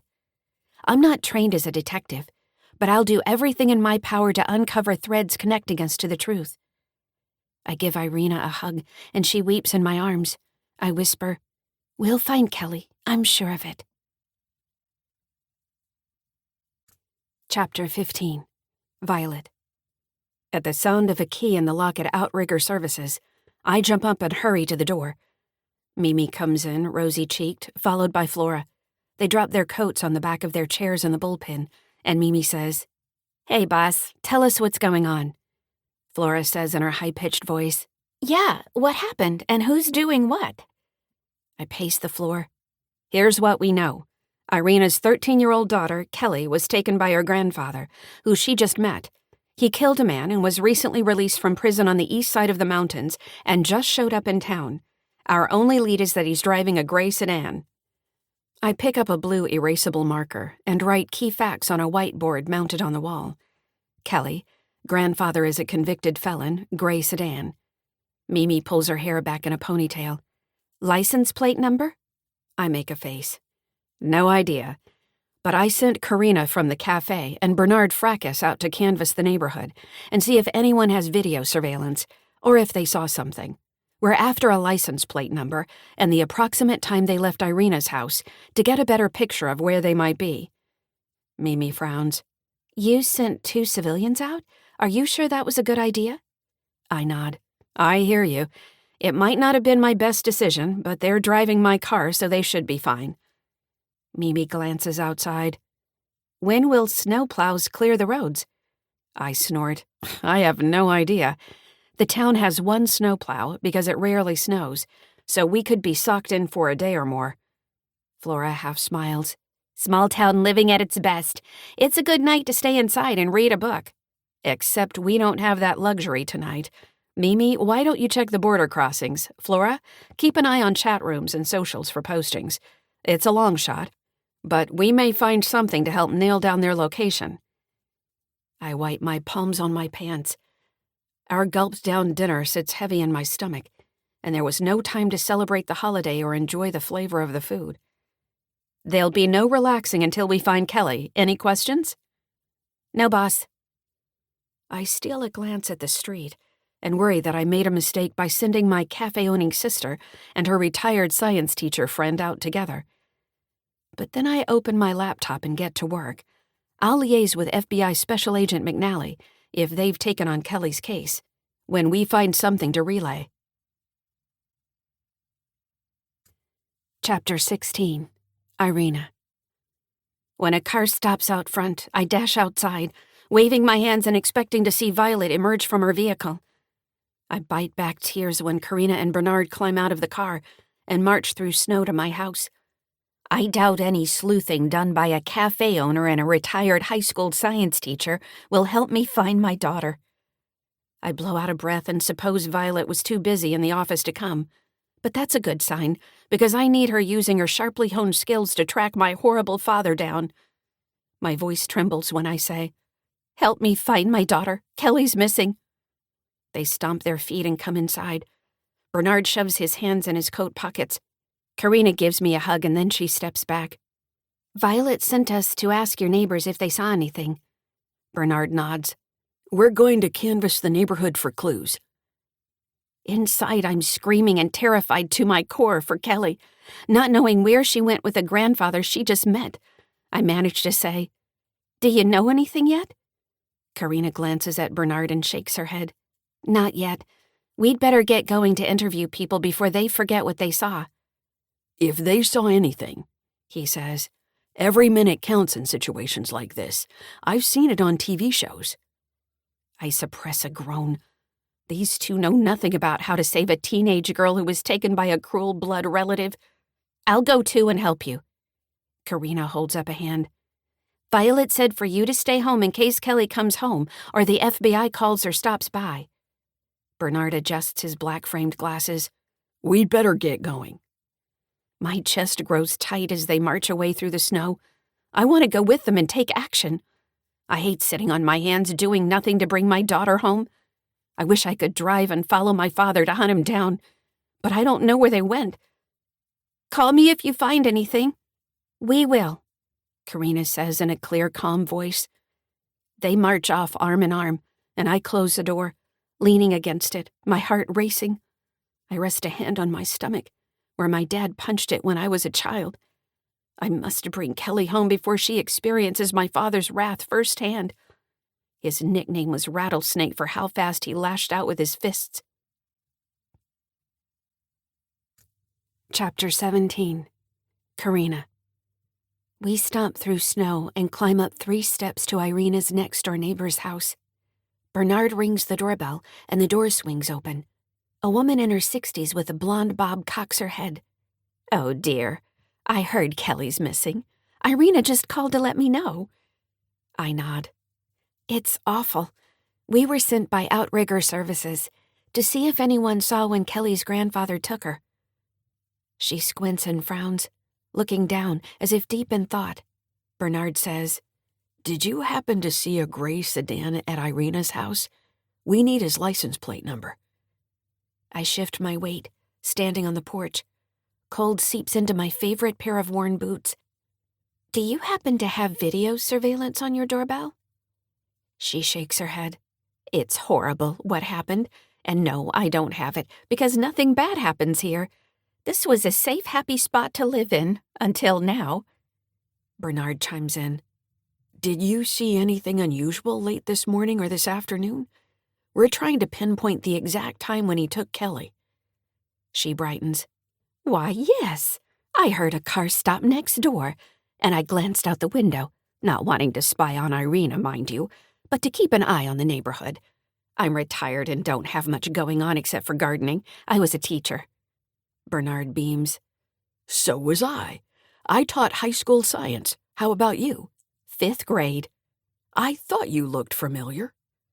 They smile at each other, and I stand in the cold wanting to extract information from this woman and move on to other houses. I clear my throat, hoping to break up their mutual admiration society and turn the subject toward Kelly. "You heard a car, and then what?" The neighbor says, "I did, and I noticed a gray sedan parked in Irina's driveway. A man got out and went to the door. I think Kelly let him in, from what I saw." I cringe. Is it possible Kelly went willingly with him? Bernard tilts his head. Was it a 2-door or 4-door sedan? What color of gray was it? She shrugs. Who knows about the color? Gray is gray, right? But it was a 4-door sedan, I can tell you that. He opened the trunk and pulled something out before going to the front door. It looked like a guitar case. I whoosh out a breath. Finally, we're getting somewhere. Irina and Violet will be interested in hearing this. If you had to, would you describe the color of his car as a dark gray or a light gray? She taps her lips. I'm not sure. Maybe light gray? I nod. Thank you. We might be back for more information later on. Bernard shakes her hand. It was a pleasure to meet you. I'm Bernard. I'm Kathy. She pats her blonde hair worn in a bob cut and waves goodbye. We turn and step down the stairs, hurrying to the next house. Chapter 18. Dusty. I rub my right cheek and frown, standing outside with the older guy from Shore Lodge. Taking a drag of my cigarette, I say, I should call Nurse Wright and tell her where you are. Bet she'd like to know. They'll come by in a flash and get you, bringing you back. His body stiffens and he crosses his arms. It won't make a difference if you make that call, because I wasn't on her floor. I admitted myself and left, so it's no big deal. And I know what you're up to. I don't like it one bit. Stop trying to throw your weight around. This is supposed to be a nice evening with family and friends, and you're souring the mood.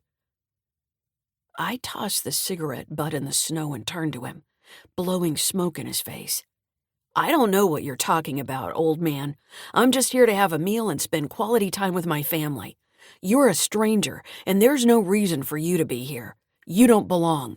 You shouldn't speak up and tell me what to do if you're not one of us. The guy with big ears coughs and points a finger at me. Stop deluding yourself. It's obvious you're not wanted at that table. Everyone inside can see that. You're a little boy in a big man's body, stomping on anyone in your path. You're lashing out at how your life turned out, desperate to regain control. I clear my throat. You might be right, but that wasn't nice to say, little man, especially on a holiday. The truth had to be told. I stare at trees swaying in the wind and take a deep breath, turning to stride into a house where no one wants me, slamming the door in his face. Chapter 19. Jacqueline. My pulse picks up when Dusty opens the door and stomps in the house with his boots on. He brushes snow off his shoulders and says, Is there a place we can go talk?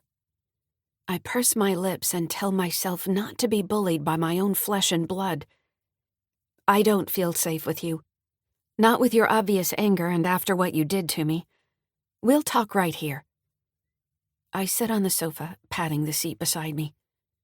His eyes narrow and he crosses his arms, standing. His face flushes and his jaw tenses.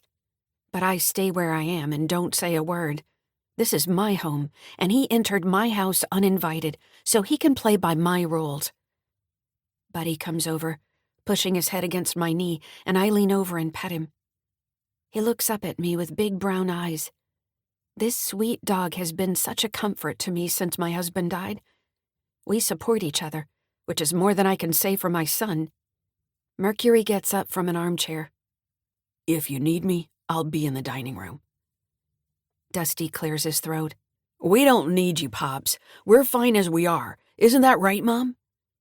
Rose slides into a seat next to me. If you're doing this, I'm going to be here too. You're my family and all that's left of it.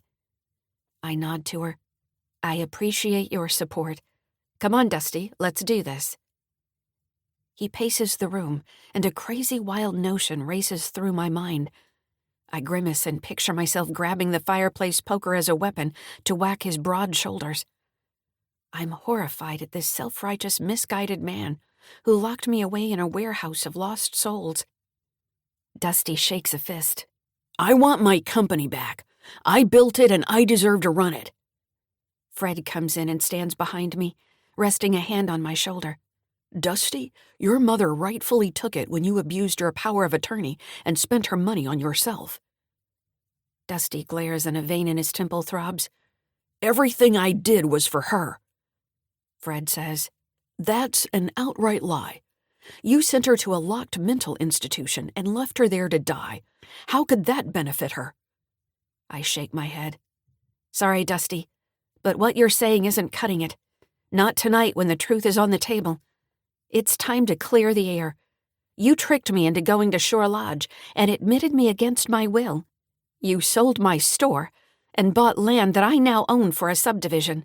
You used my money to buy a new truck that you totaled. You can't argue with the facts. He flings his hands up in the air, bringing back memories of when he was 8 years old and arguing about anything and everything. He didn't want to rake the lawn on Sunday afternoons when we all went out and did yard work. He didn't want to carry customer purchases from the store to their cars when he was 15.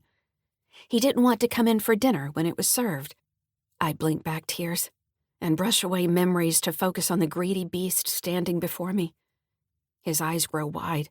It's not my fault the truck got wrecked. I arch an eyebrow.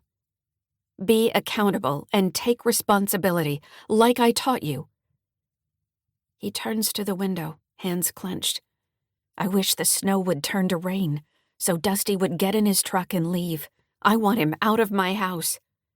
Fred says, Your mother is the legal owner of Stone Construction. I've known you a long time, son, and it's time to take your life in a new direction, maybe in a new town. Move on and begin again. Your father would want that for you. Dusty frowns. Don't tell me what to do. I'm not a kid anymore, and you didn't know my dad like you thought you did. I knew him best. We're silent for a beat, because there's no need to reply to his blatant selfishness. Putting his hands together, Dusty says in a pleading tone, Mom, you know I have to be my own boss. That's what I do best. Please give me back my company. I shake my head. You lost your bond with the state. I doubt anyone would hire an unbonded and unlicensed contractor known for ripping his mother off. Dusty scowls, rubbing his right cheek. Tell you what, give me the land back free and clear for Stone Estates, and I'll put in the sewer lines and utilities. I'll sell it to a developer and split the profits with you 80-20. I tip my head back and laugh. That land is mine, and no one will take it from me. Fred's right. Go do something else with your life. Dusty jabs a finger at Fred. This is your fault for meddling in family matters. You should never have helped her. I'll get you back for that. Fred says in a steely voice, Don't mess with me, son, or you'll regret it. This is the last time you'll get away with threatening me or your mother. She's been very kind until now. Remember, we can get a restraining order to keep you off the premises. I chime in.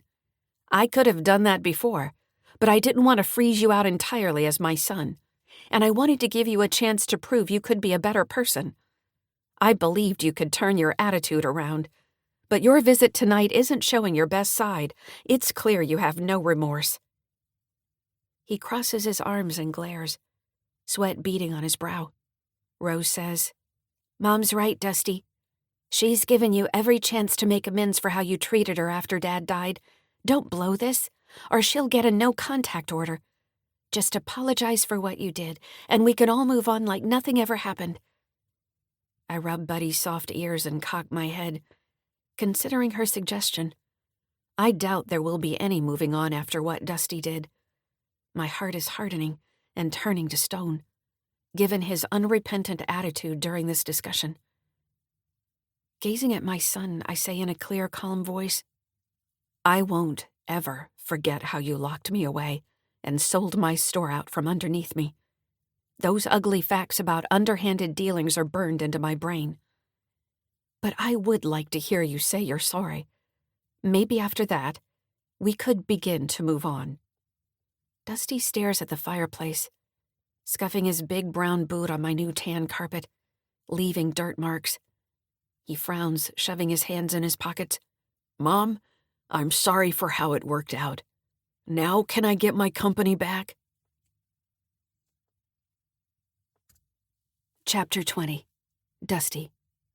My mom and sister sit on the couch, side by side, bringing me back to my childhood, when the two of them united against me, and Rose acted like my second mother. I let out a slow breath and tell myself to remain calm. To achieve my goal of regaining my company, I've got to bend to their pressure and bow down to the matriarchy, appeasing my mother. I offer an apology, using my most sincere expression, and wait. Mom tilts her head and doesn't say anything. But I didn't expect her to jump up and sign the company over to me on the spot. I'll wait her out, like I did as a kid, and she'll give in.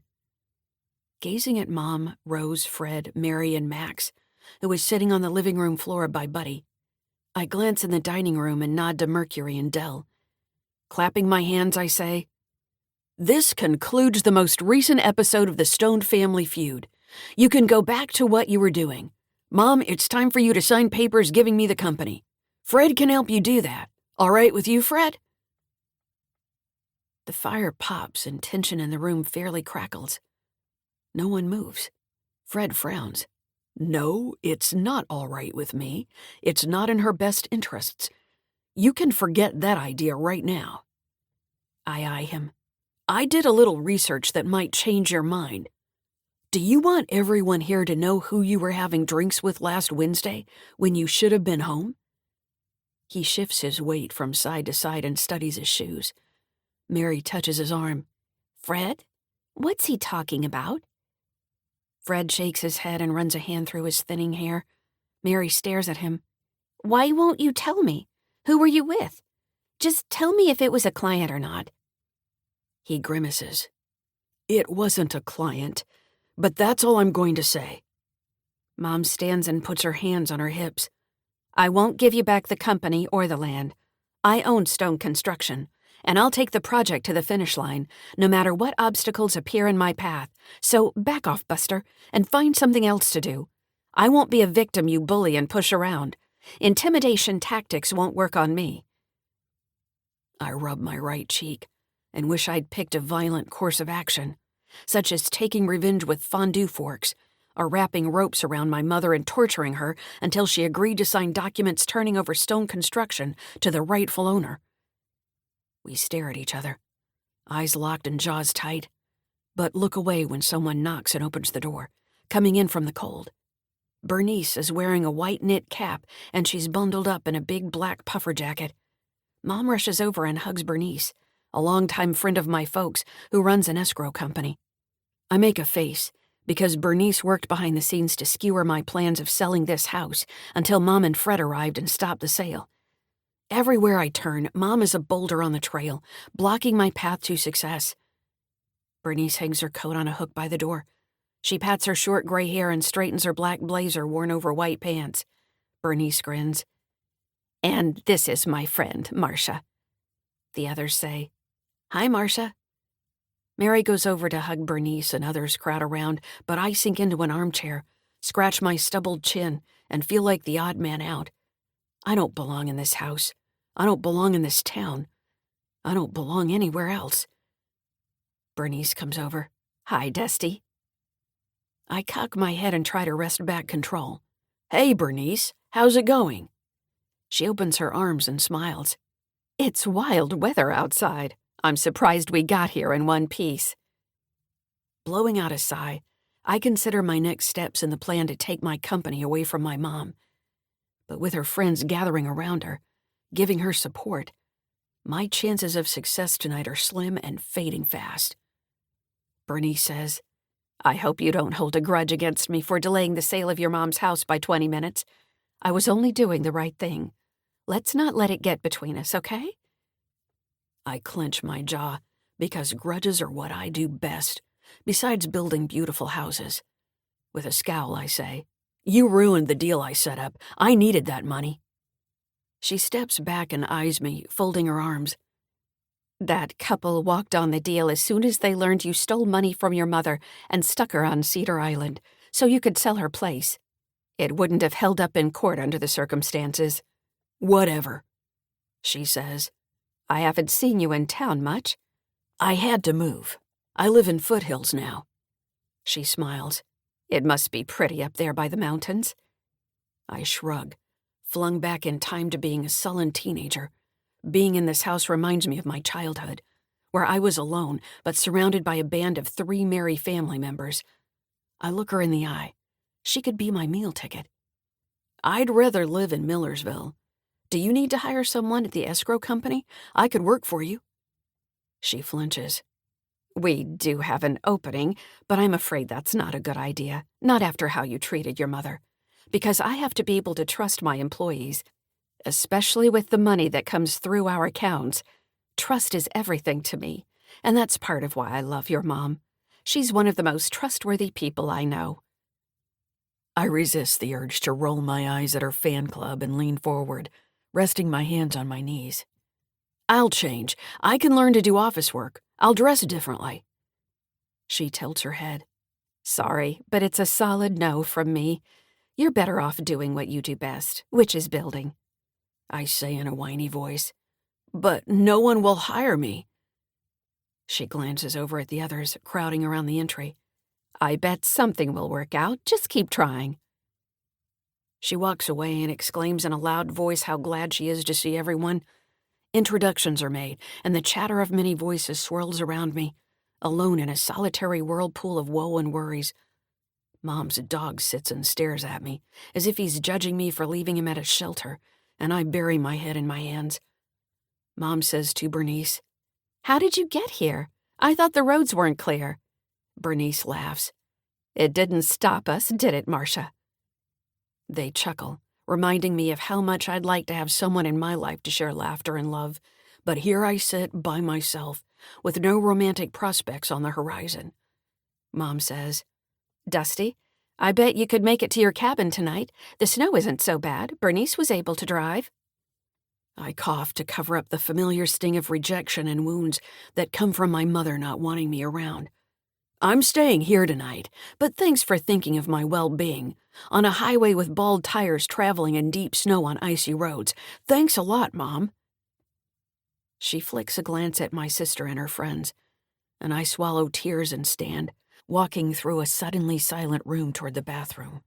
Man, I miss my dad. If only he hadn't died, my life wouldn't be upside down. I've got to win Mom over to my side so she'll see things the way I do. Dad was always the one to convince her, but he's long gone. I close the bathroom door and lock it. Sitting on the closed toilet lid, I let tears stream down my cheeks. How am I going to get myself out of this mess? Chapter 21. Mercury. I hunker down in a chair at the dining table and tug on my mustache. Dusty and Jacqueline are talking in the living room, and I'll jump up and butt in if I think it's called for. But given their complex family dynamics, I'm staying out of it for now. She's surrounded by steady long-term friends, and I admire her for creating long-lasting bonds. I could learn from her that way. Dell slides into a chair next to me and says in a low voice, "Pretty messed up, aren't they? They're never going to see eye to eye, but they keep butting their heads." I lean over to him. Jacqueline's holding out a tiny ray of hope for reconciliation, but I don't see it coming. Must be every mother's hope, to have a family that gets along. Dell coughs into his hand. I cock my head. "Something I said?" He nods. "Almost. I've got family problems of my own, so who am I to talk? Jacqueline and her kids could go to family counseling to try and get this worked out." I shake my head and sigh. There's no healing this from what I see. How can you morph years of harboring bitterness into accepting differences and respect? I don't think the math works out on that one, sad to say. The door opens and 2 middle-aged women come in, shivering from the cold. A gust of wind blows in snow and cold air before Jacqueline shuts the door. Her bungalow is full to the brim and can barely hold more people. Jacqueline rushes over, greets her friend with a hug, and meets the other woman with a warm smile. I don't think Jacqueline's ever met a stranger. She's so outgoing. Dell and I stand and make our way to the crowded entry, ready to join the strange Christmas Eve party. Glancing around the larger group, I hope we won't get stranded here in the storm. The tense Stone family dynamics aren't a recipe for having a relaxing time, cooped up together under one roof, and I don't trust her son not to make trouble. Dusty gives off a bad vibe, like he might erupt into violence at any minute. His grudge against the world is aimed at his mother, making him potentially dangerous. I'll keep watch and protect Jacqueline in case desperate Dusty tries something. I might be wrong, but it's possible he may have murder on his mind. Chapter 22. Irina. While Karina and Bernard go door to door talking to my neighbors, I open my laptop in the living room and check social media for new posts by my daughter. Finding nothing, I stifle a sob. I check the U.S.-Canadian border crossing cameras and look for a gray sedan in line but don't see a match. Shaking my head, I snap the laptop shut. I'm coming up dry, but Violet and the FBI agents are trying to track Kelly down. I stand and open my hands wide. "Where are you, Kelly? Send me a sign and let me know where you are. We're looking for you." Kelly's phone dings, and I stride into the kitchen, picking it up. The phone is locked, but I key in the code. Her best friend, Plum, texted, "I thought you were coming over today. What happened?" I call Plum, who picks up right away and says, "Why didn't you come over? I was waiting for you. We were going to make cookies." My throat tightens with tears. "Listen, Plum, Kelly is missing and her grandfather took her. I don't know where she is. What time was she supposed to be at your house?" 2:00. We were going to make cookies with gluten-free flour and no sugar. I thought Kelly liked her grandfather. Why are you worried? Won't he bring her back tonight?" I sigh. "No, he isn't planning to. When was the last time you heard from Kelly? Did she tell you she was leaving town?"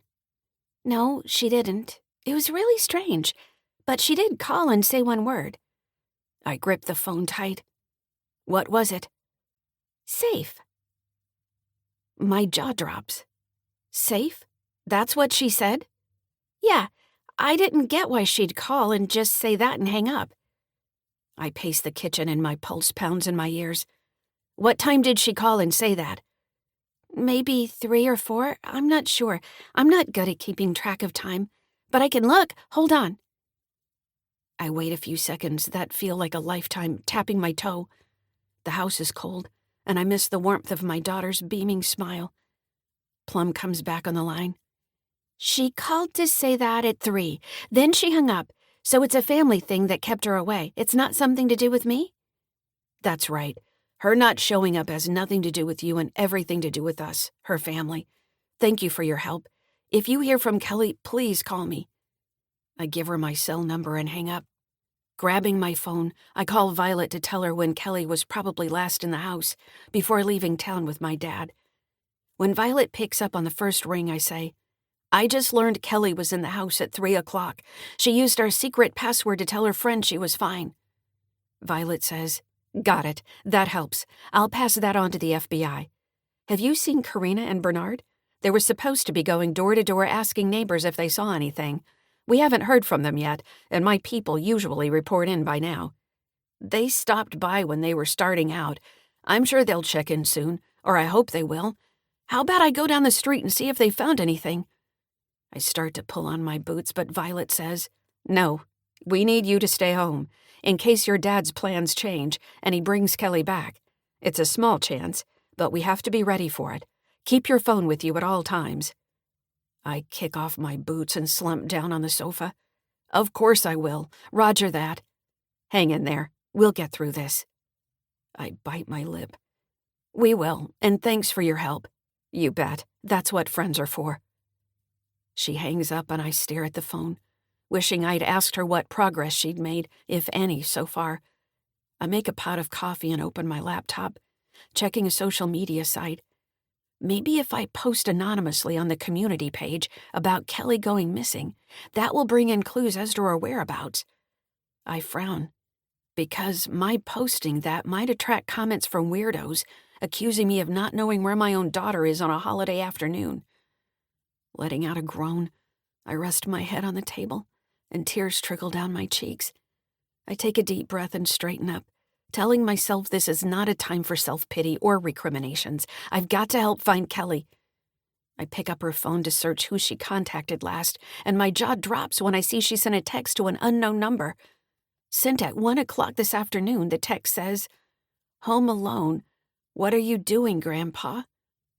My own daughter let the wolf into the house and welcomed him. She reached out and then he came by, intent on taking her when I wasn't home. I've got to tell Violet. I pick up my phone with shaking hands and blame myself for letting this happen.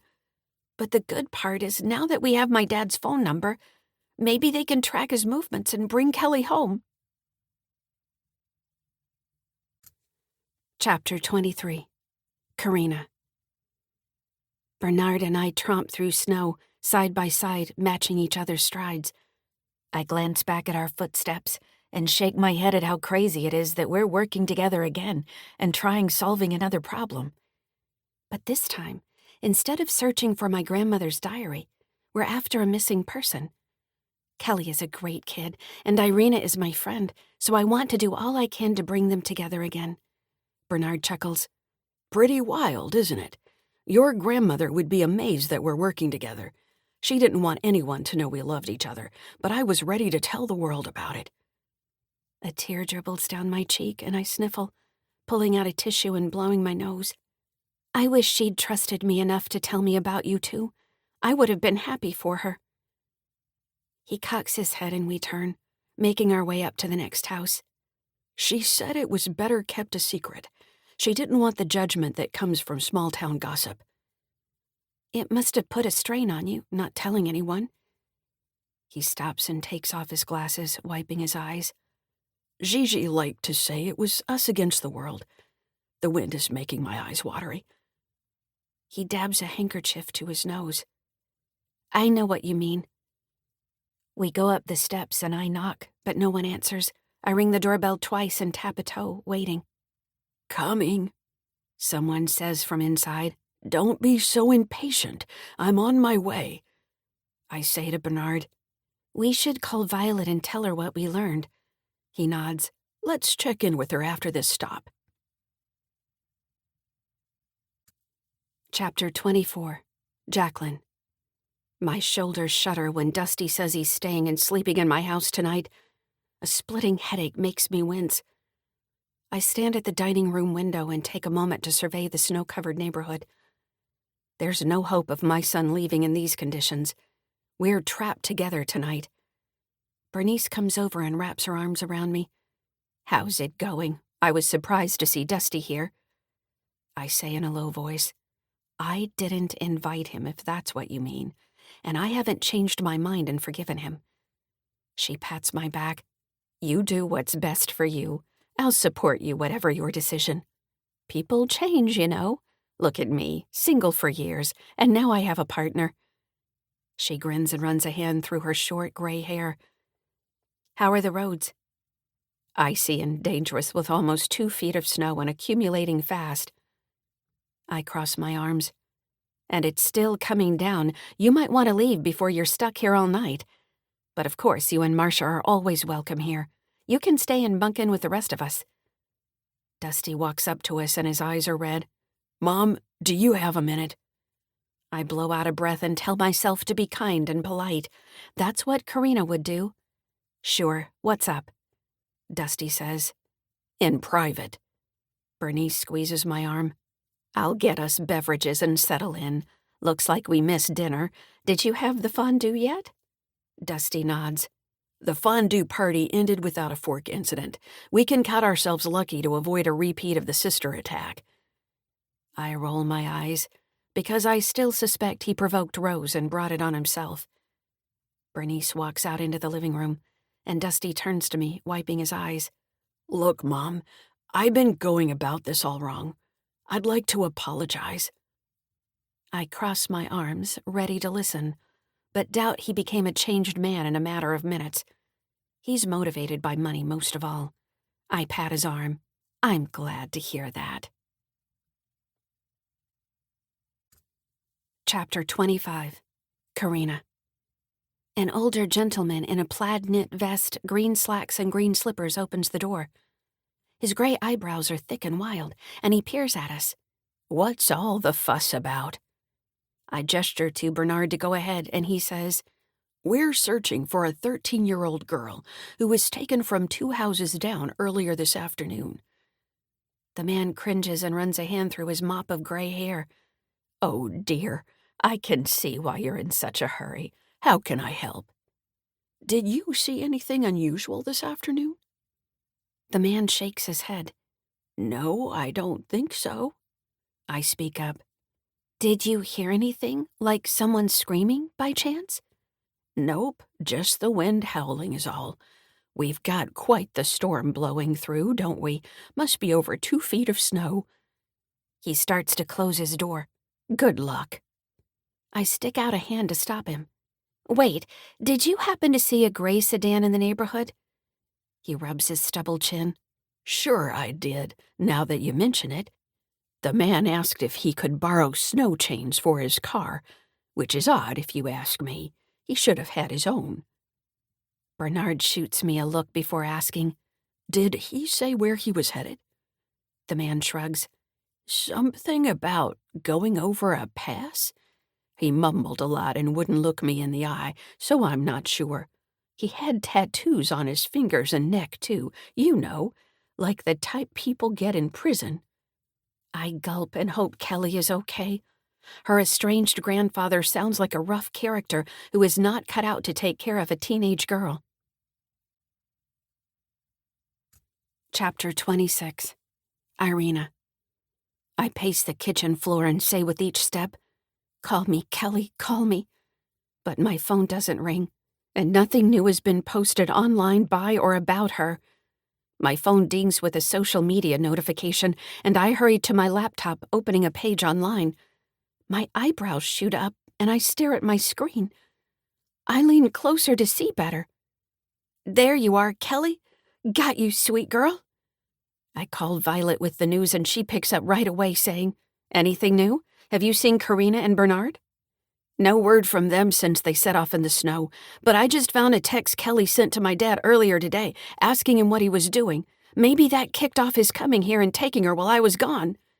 I guess that's possible and makes sense, in a twisted kind of way. What else?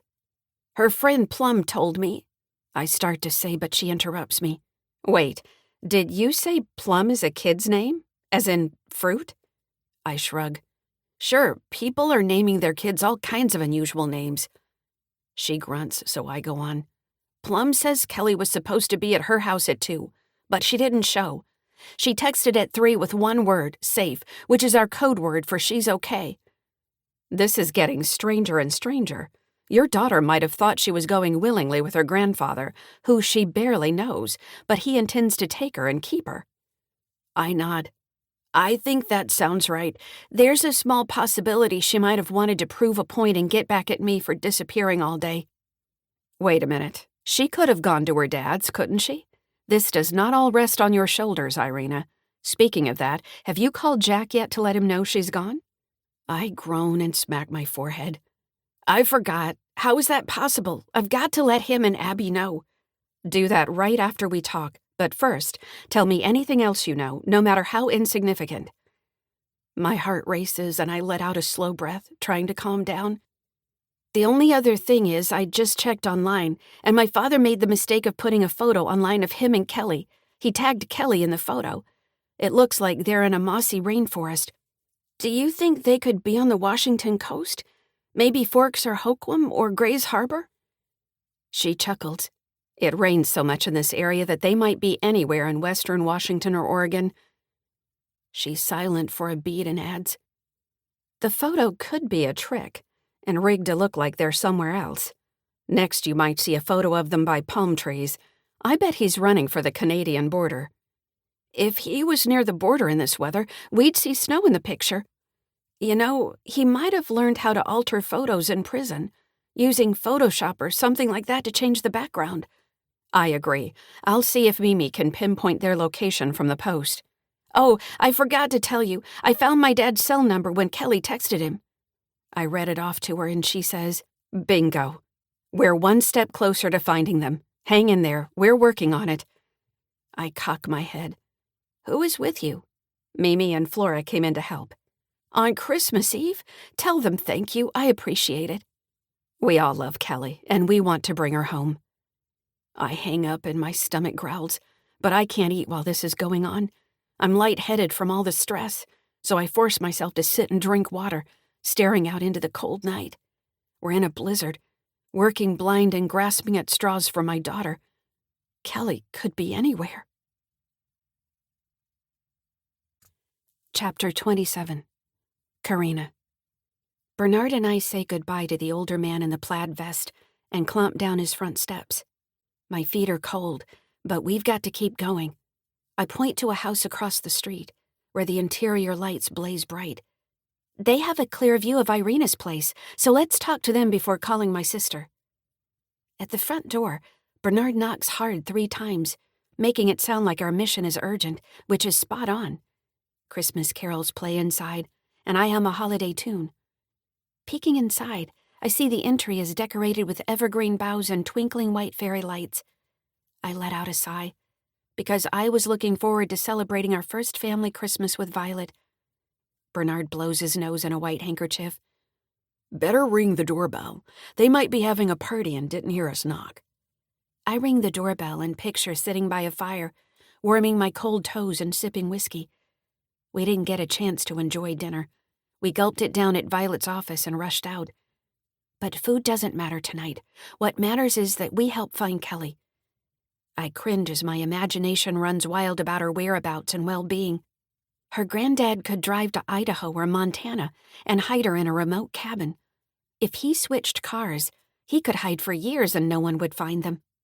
The door swings open, and a rosy-cheeked redhead wearing a glittering silver tiara with rhinestones opens her arms. "Why are you out in this awful weather? Come in, you must be cold." A man with a red beret appears, pointing to the back of the house. "Yes, come in. Join us for a cup of cheer. Eggnog with rum, a glass of sherry, or a shot of whiskey?" I exchange a look with Bernard and shrug. "Might as well, thanks." We follow the man into a kitchen where everything looks new and on trend, down to the white quartz countertops and an induction stove with brushed bronze handles.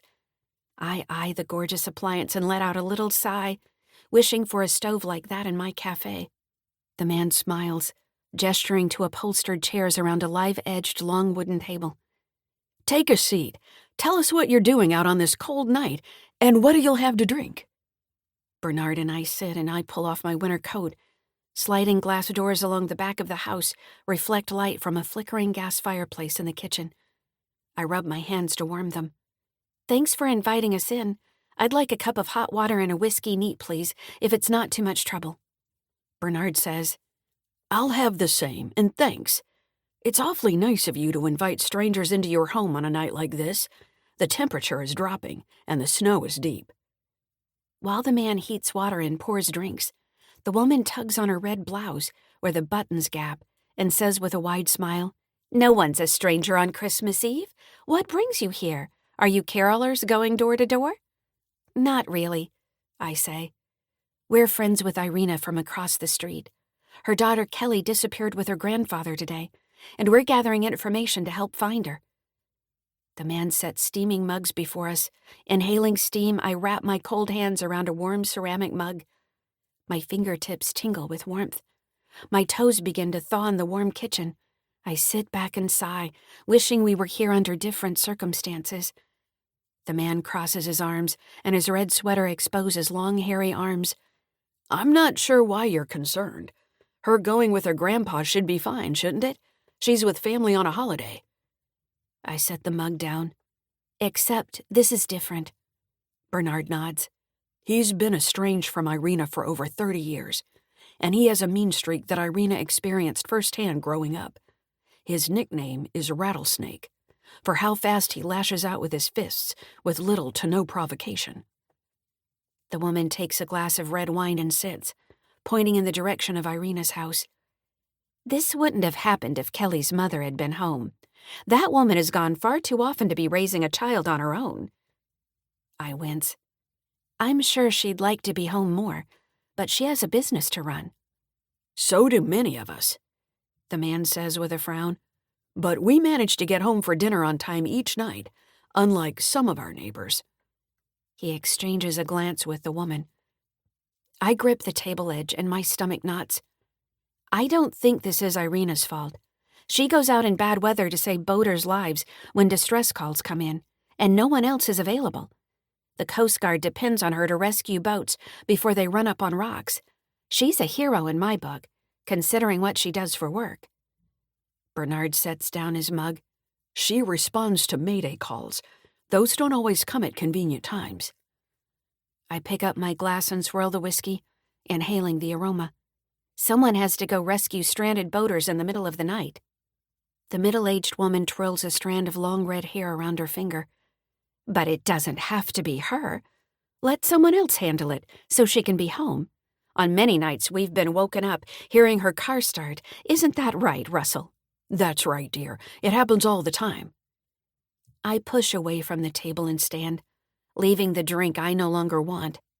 We'd better get going. Bernard tosses back his whiskey and stands by me. Time is of the essence. I shrug on my coat. Did you happen to see Kelly come out of her house today?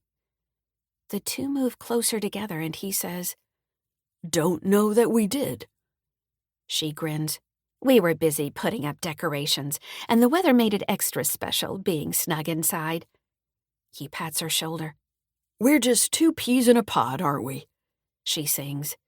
2 buttercups in a flower patch. He chimes in.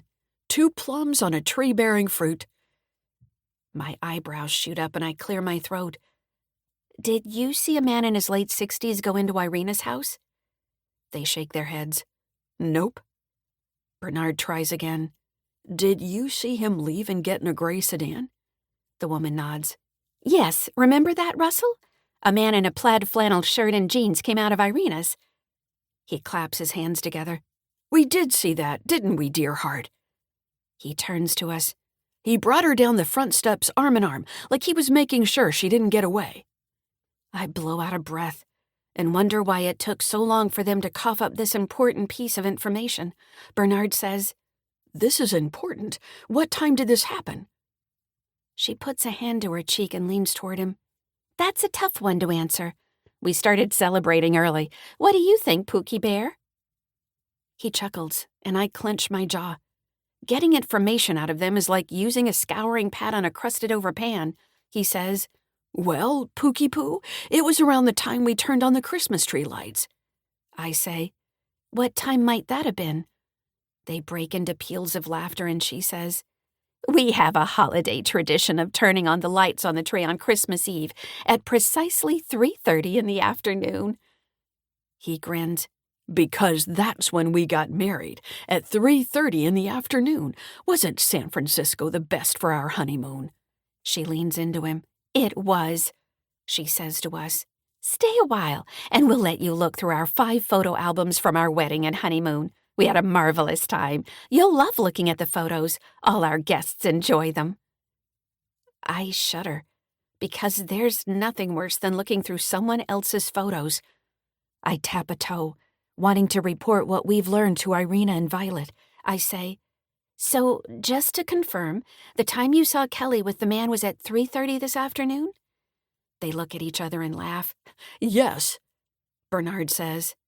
And they got into a gray sedan? He waves a hand across his face, as if this isn't a life-and-death matter. Sure, that sounds right. Shall we break out the champagne, my love? She giggles. Yes, it'll put me in the holiday spirit. Bernard and I say goodbye, but they don't look our way. They're so taken with each other. I say in a loud voice, If you remember anything else, please tell Irina. Striding to the door, Bernard opens it, and I step outside, closing it until the lock snicks shut. Cold wind roars down the street, whistling in my ears.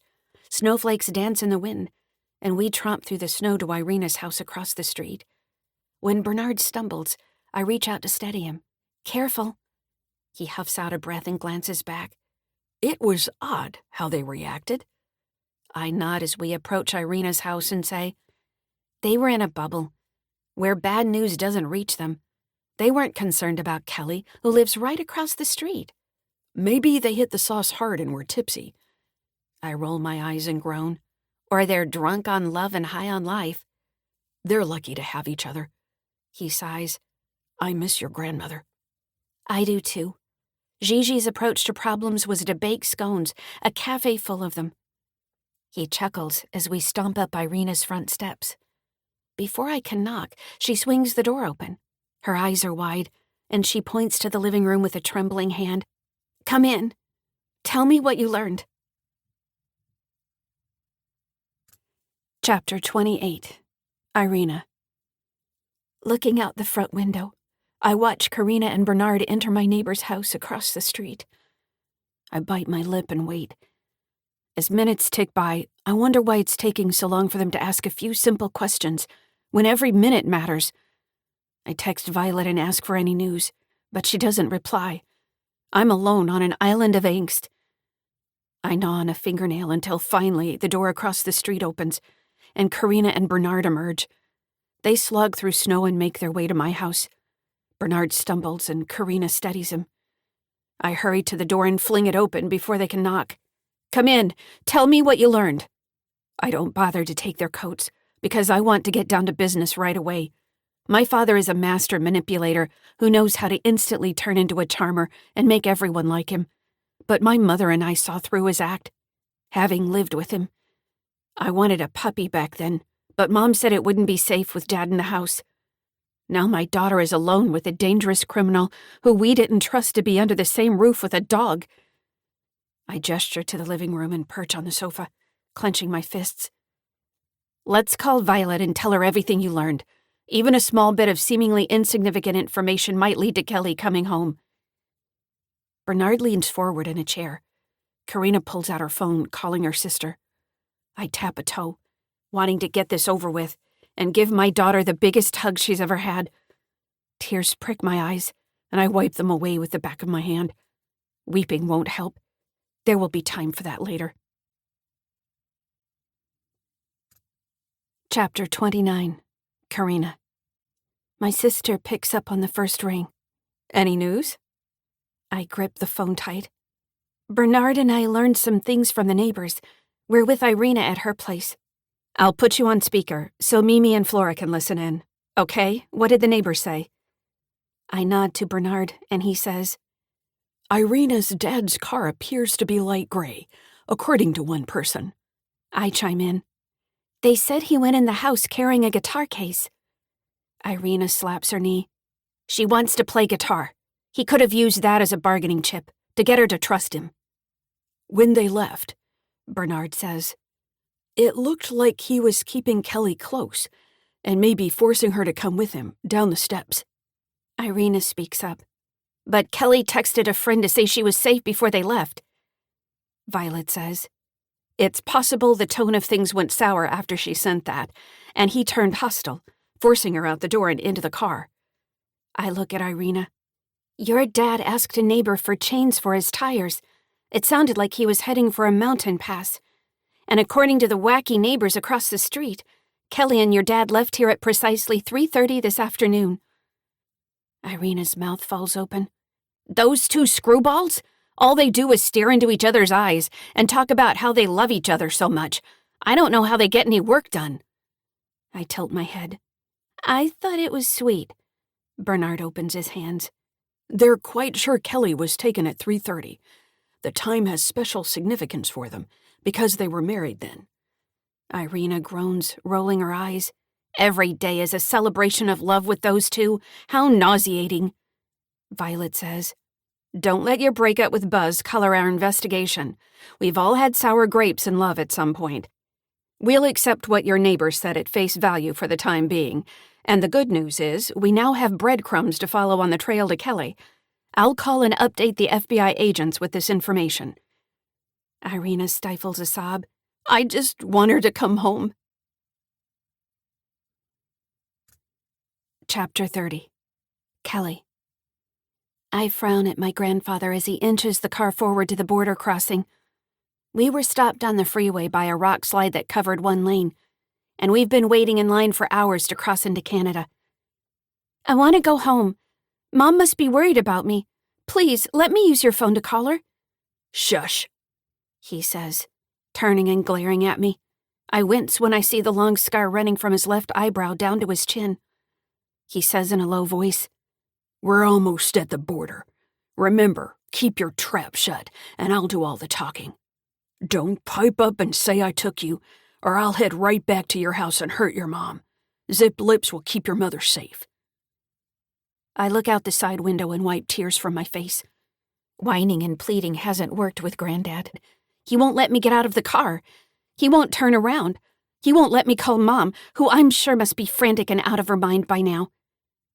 The car ahead of us at the guard shed drives across the border, and a green light comes on. Granddad pulls up to the border crossing guard shed and stops. A tall black woman in a blue parka comes out. I gulp and consider telling her the truth. But I don't want my mom to get hurt. From the way he said it, with his dark eyes glinting and a slight smile, I think he meant it. Granddad reaches over, grabs my hand and squeezes so hard I almost yelp. He whispers, remember what I said. The guard bends over and looks in the car. What's your destination? Are you here for business or pleasure? I swallow and try to signal that something is wrong, but no words come out. Granddad chuckles. We're on vacation, heading to Alaska. I've always wanted to go there. We'll catch the ferry from Prince Rupert to Ketchikan and have the time of our lives. She leans in and studies me. I give her a little wave with my right hand, while my grandfather clutches my left one. He's facing her, so I mouth the word help, but I'm too late, and she's looked away. Turning her attention to Granddad, she says, guess you didn't hear, but the Prince Rupert route is down for required upgrades. You should have checked ahead. Granddad pulls his hand from mine and drums his fingers on the steering wheel. The border guard watches him fidget and says, Bellingham is the better route for you. It's not far. You can board the Alaska State Ferry there, with no need to cross the border. He clears his throat and frowns. I clench my teeth. Earlier today, he came over with a guitar as a gift for me. He said if I got in his car, I'd get another gift. So I went with him. How dumb was that?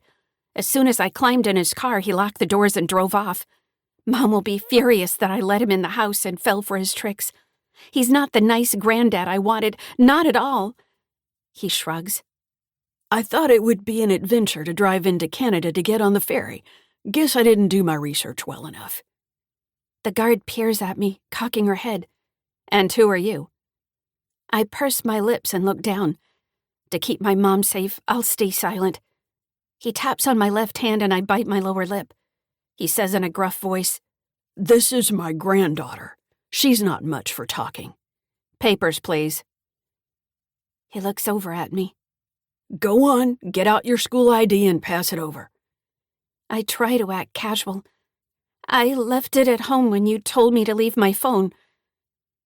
The guard narrows her eyes. Why did you tell her to leave her phone at home? He waves a hand. Kids these days are always on their devices. I wanted to give her a chance to see the great outdoors without distractions. She nods. We can't let you through without identification. He opens his wallet and pulls out a driver's license. I have mine, and I'll vouch for her. She's my granddaughter, my own flesh and blood. The woman points to a parking area that was cleared of snow. Turn around there and go back. We can't allow you to enter Canada. His jaw tightens. Why don't we work something out? She's my granddaughter and just forgot is all. I have my papers. She crosses her arm, shaking her head. There are no exceptions. Turn around over there, do not proceed into Canada, or we will stop you and turn you into the authorities. You'll be arrested. I rest a hand on my churning stomach. I don't want to be arrested. His face flushes. Okay, I get it. No need to threaten me. I've had enough of your unfair treatment. She leans in. Are you threatening me? Because if you are, I'll report it. He waves a hand. Forget about it. We'll be on our way. He drives into the parking area and pulls to a sudden stop, making my head snap forward and whip back. He leans in, glaring at me. I swallow and tell myself I'll get home. Mom will find me. She'll track me down and rescue me. Body odor wafts off his flannel shirt. His knee bobs up and down. The border guard's mention of the authorities hauling us in if we enter Canada really rattled him. He hisses, "What are you up to, missy? Screwing with my hard-earned plans." I shiver and shift to the far side of the seat. "I just forgot. It's no big deal." He sticks a finger in my face. "No big deal? My foot. Watch your step or you'll be sorry. Don't screw this up. I've got a lot riding on this." I slide my hand over to open the door and find it still locked. I lunge my arm over him to click open the doors, but he grabs me, shoving me back in my seat. He slams a clenched fist down on the dashboard. "Do you hear me? Say yes if you do." My body is shaking, and my shoulders and arm hurt where he grabbed me. I wince and rub my left wrist. My throat tightens with tears, but I manage to say in a quiet voice, "Yes." Spit flies out of his mouth as he yells, "Speak up! I can't hear you." I take a deep breath and shout at the top of my lungs, "Yes." "That's more like it. I can't stand people who go around cowering like timid little mice. It makes me want to hit them." He slams a hand on the steering wheel and drives off, heading back into the U.S. and flying over speed bumps. Tears trickle down my cheeks, and I wonder if I'll ever see my mom again. Stifling a sob, I cross my arms and blame myself.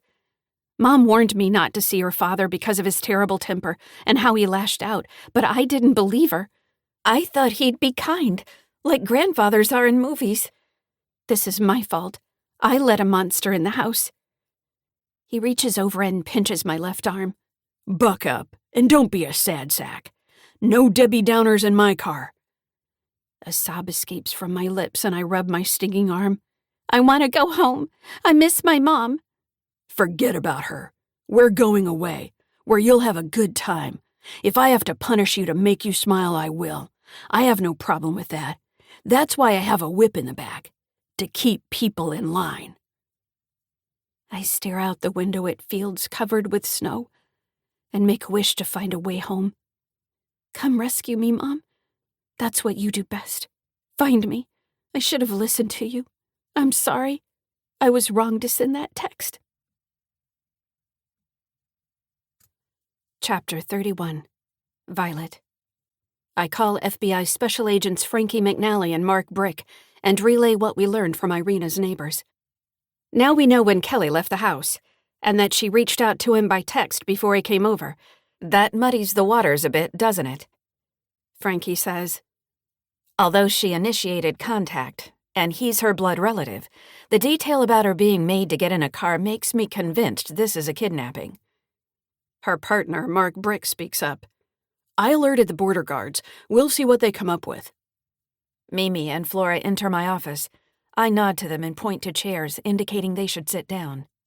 "Mimi and Flora from my team are here too. I'll put you on speaker. Can you check cameras along the freeway for a light gray sedan heading north from Mount Vernon to the Peace Arch at the Canadian border?" Brick coughs. "That's like searching for a grain of sand." Frankie says, "It is, and we're taking a look.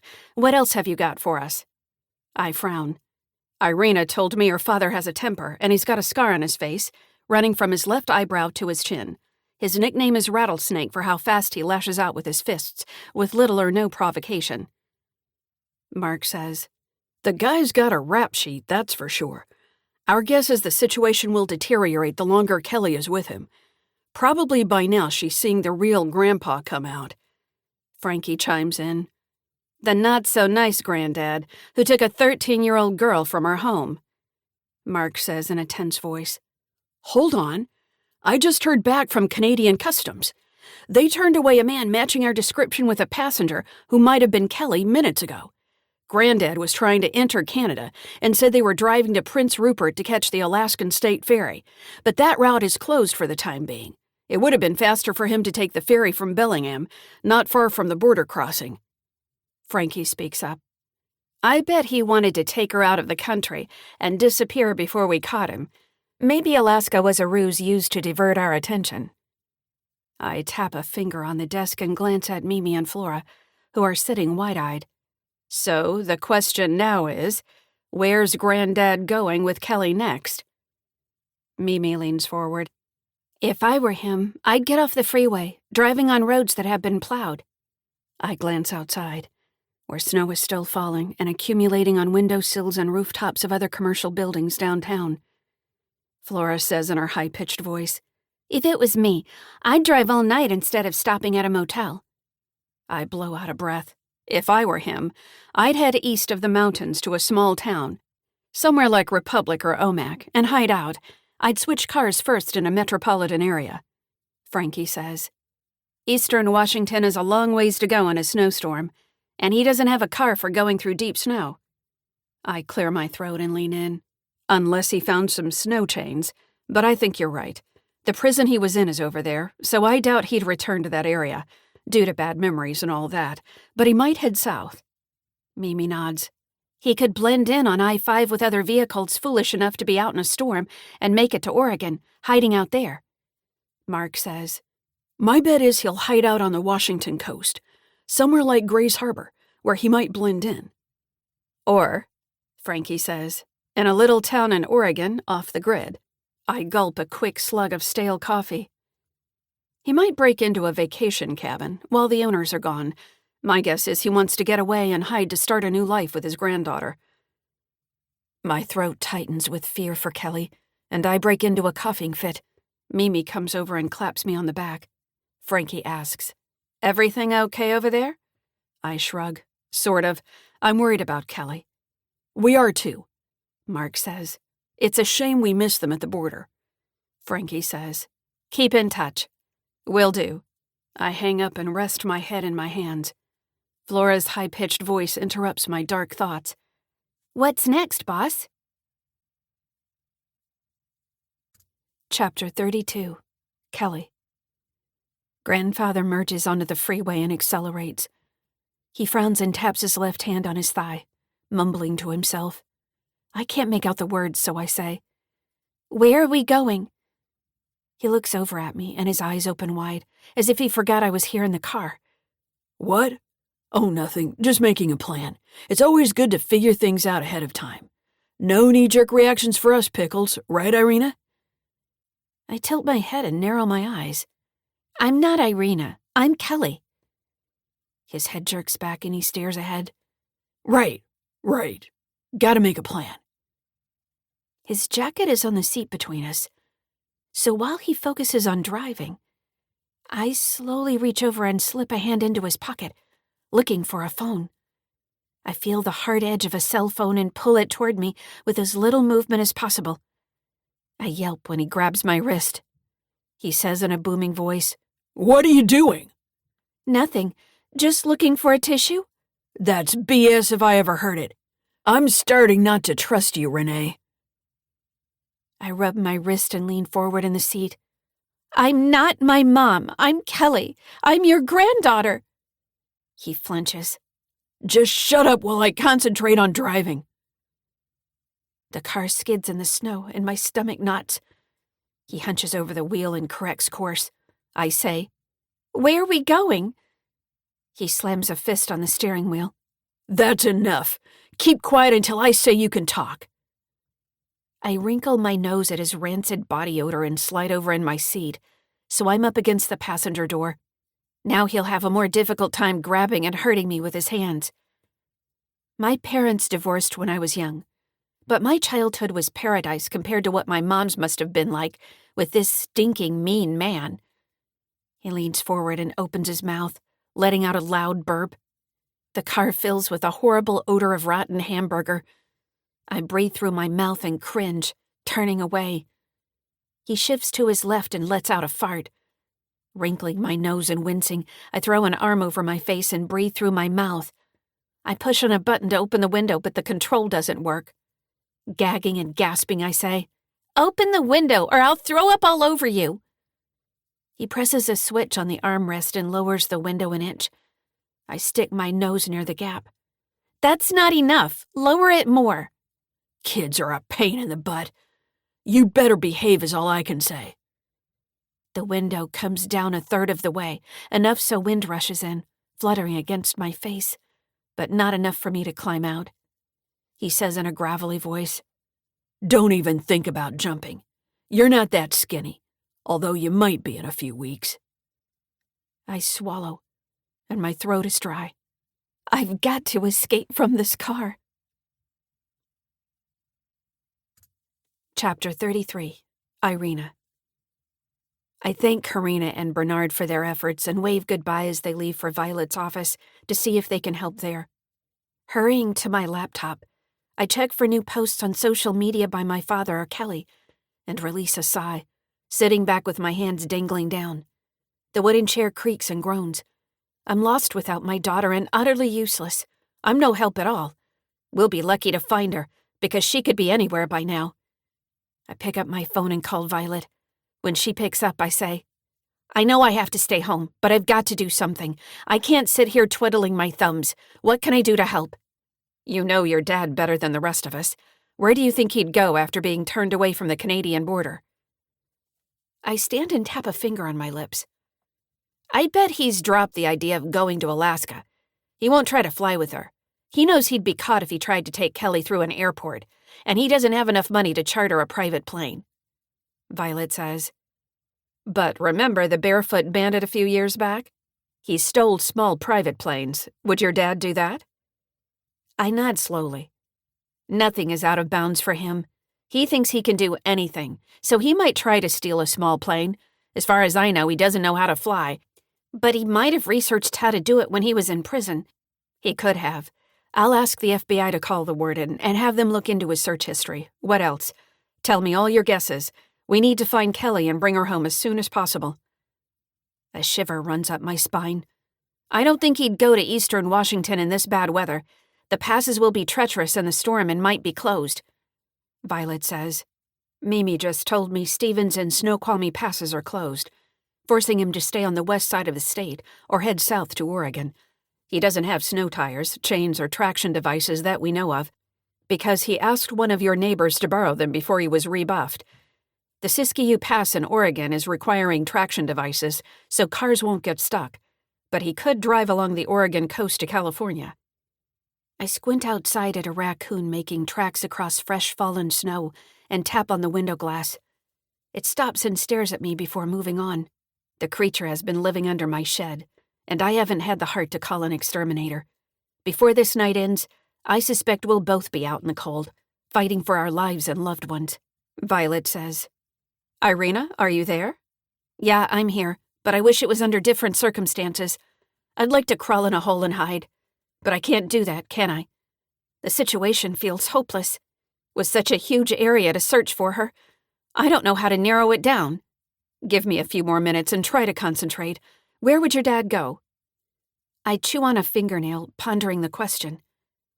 It's been years since I knew him well, but when I was young, he talked about how he wished he lived on Columbia River. He wanted us to move to a tiny town in Skamania County and fish for our food. My mom refused. She wanted to stay where there were more people.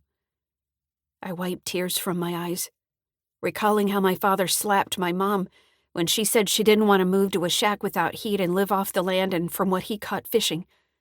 He screamed at her while I cowered in my room. If I could escape outside, I climbed my favorite tree and hid, shaking and shivering up high in the branches, with only the wind to soothe my rattled, tormented soul. She interrupts my thoughts by saying, So it was on the Washington state side of the river that he wanted to live? I whoosh out a breath.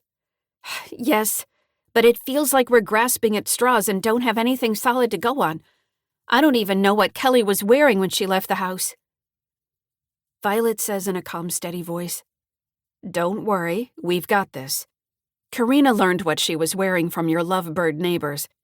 She was wearing a blue hoodie sweatshirt, blue plaid flannel pajama pants, and sheepskin slippers. I break down crying. If I was a better mother, I'd know that. Listen, you did nothing wrong. This is not your fault.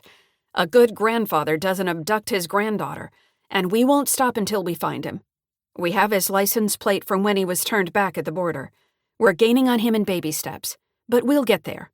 Trust us. Trust the FBI. The agents know Kelly and care about her. We all want her back safe and sound. I release a ragged sigh. Thanks. I don't know how I can repay you for all this. Don't worry about it. We love Kelly. Besides, you already owe me skipper lessons when I buy a boat. I chuckle. That's right, I forgot. Well, I didn't. Look, we'll work all night and tomorrow too, and we'll keep going. We won't stop until she's home. Now go eat something and rest. I'll call if anything comes up. I hang up, feeling full of hope and heartened that the FBI and a team of experts are working on finding Kelly. Maybe we'll get through this long night, and Kelly will come home after all. Chapter 34. Kelly. Granddad rolls up the window, but the air still stinks. I want to tell him what he did was disgusting, but I'll save my energy for when we stop. I'll run away as soon as I can get out of the car. Maybe I can leave a note for someone to find in a bathroom, showing my name, my mom's phone number, and asking for help. I lean over and open the glove compartment, looking for a pen and paper. He says in a loud voice, startling me, "Whoa, Missy, close that right now." I rummage around, and my fingers touch cold metal in the shape of a gun. He steps on the brakes, and the car in back of us on the freeway honks the horn. Leaning over, he slams the glove box shut. "I said leave it alone. You better start doing what I say or I'll teach you the hard way." Why did you bring me along if you're going to be mean? You could have gone by yourself. Flecks of spit fly from his mouth when he says, "I need you to do chores, like laundry, baking, cooking, and washing dishes. I don't do scut work like that." I reach over, pinching his arm. Take me home, now! I want my mother! I scream at the top of my lungs, which I now realize I should have done at the border. That was my chance, and I missed it. He glares at me, the scar blazing an angry red, and the car swerves. A horn honks, and he looks back at the road, moving the wheel and correcting course, as my mom would say. "You'll pay for that, Missy. When we stop, I'll teach you a lesson." No, you won't, because I'll get away. You can't keep me here with you. My mom and her friends in the FBI will find me. You'll be locked up in jail before you know it. His eyes grow wide. "Why'd you mention the FBI?" I cross my arms. My mom knows 2 FBI agents. They'll catch you and put you in prison for kidnapping. "You've got the wrong idea. This isn't kidnapping. This is a family outing. We're going on a permanent vacation. It'll be fun living along the river." I shake my head. Leave me at the next rest area before you get in more trouble. Your parole officer wouldn't be happy to know what you're doing, would they? "I'm not letting you out of my sight. I made a plan and I'm sticking to it. We'll live in a cabin by a river, and you'll do the chores while I fish for dinner." I point to a sign on I-5 for a rest stop 1 mile ahead. Stop there. I need to use the bathroom. He grunts. "Nope, you're not fooling me." I moan and rest a hand on my stomach. I've got to go. You need to stop. But he drives past the turnoff for the rest area, and I swallow bitter tears. I'm in more trouble than I realized. I've got to find a way out of this mess.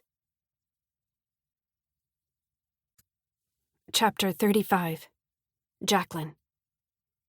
I cock my head and study my son, wondering if he is capable of changing his ways and stepping up to be a better person, like his father and I hoped. Rose and Max come in the dining room, interrupting our moment, and Dusty sighs, rubbing his right cheek where the fondue fork hit years ago. Rose says, "What are you guys doing? How about we play board games?" Dusty gazes at me with a slight scowl and shrugs. He seemed eager to start over when we were alone just now, but I'm unsure if he was sincere. He might have been using me on his chessboard, playing a game to benefit himself. I'll have to be cautious and protect my heart, even if he is my flesh and blood. Christmas miracles do happen, but I doubt Dusty will turn on a dime and become a different, more generous version of himself suddenly on a cold night. He says to his sister, "I guess. Okay." Max raises his arms and shouts, "Monopoly!" Rose shakes her head. "That game takes too long. How about something else? Mom, what do you have?"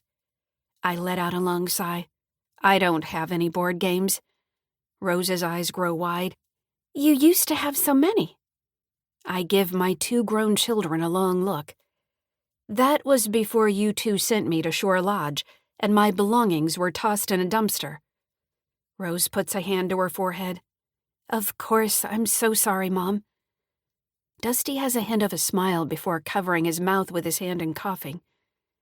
I blink back tears as memories come flooding back of how he abandoned Buddy at the shelter and admitted me to a secure facility. I have valid reasons to harden my heart like a stone against my son. It'll take more than a moment of remorse from him, which I haven't witnessed yet, for me to let him back in my life. My dog trots in the room and sits, staring up at me, as if sensing something is wrong. When my husband died, Buddy and I became a two-pack, and my pup was all I had, because my kids were busy with their own lives. I bend over and rub his soft ears. What a sweet dog. Yes, you are. He leans into me, and I sigh, feeling my tense back muscles begin to relax. You are a bundle of love. Max tilts his head. Grandma's using baby talk with Buddy. I smile at my grandson. He likes it. I ruffle Max's mop of hair and wrap him in a great big hug. I've got you now. I'm the grandma monster of love. Max giggles and hugs me before wriggling away. He says to his mom, Can I stay up late? It's Christmas Eve. Rose folds her arms. I suppose we could put it off and make this a special night. Dusty towers over her. But I get my old bedroom. She shakes her head. Max and I are staying there. Find somewhere else to sleep. It's not your room anyway. You tried to sell Mom's house. I put my hands on my hips and flick a glance at my son, reminded of their bickering when they were young. He shrugs. We'll play rock, paper, scissors for it. She steps forward, poking a finger in his face. But I claimed it first. I step between them, separating them in a blast from the past. I don't need reminders of how they gave me headaches when they were young. Don't argue. Not while we have guests and not in front of me. I've had enough friction in my life to last until I kick the bucket. Settle it outside with a snowball fight. Max jumps in the air, issuing screams of delight. Dusty eyes his sister. I'm in if you're game. A gust of wind smacks the house and snow swirls outside. Rose peers out the window. I'd rather stay inside. The lights are on next door. How about I go ask if they have any board games we can borrow, just for tonight? Dusty pulls on his coat. I'll go with you. It'd be good to get some fresh air.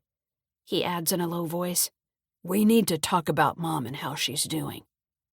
Rose stops in her tracks and says in a quiet voice, I won't side with you against her. Don't even try. I nod to Rose as they leave and join my friends in the living room. Sitting by the fire, I push at a cuticle and worry about spending the night with my nemesis on the premises. If only he'd jump in his truck and drive away. But we're snowbound and forced to be in close proximity.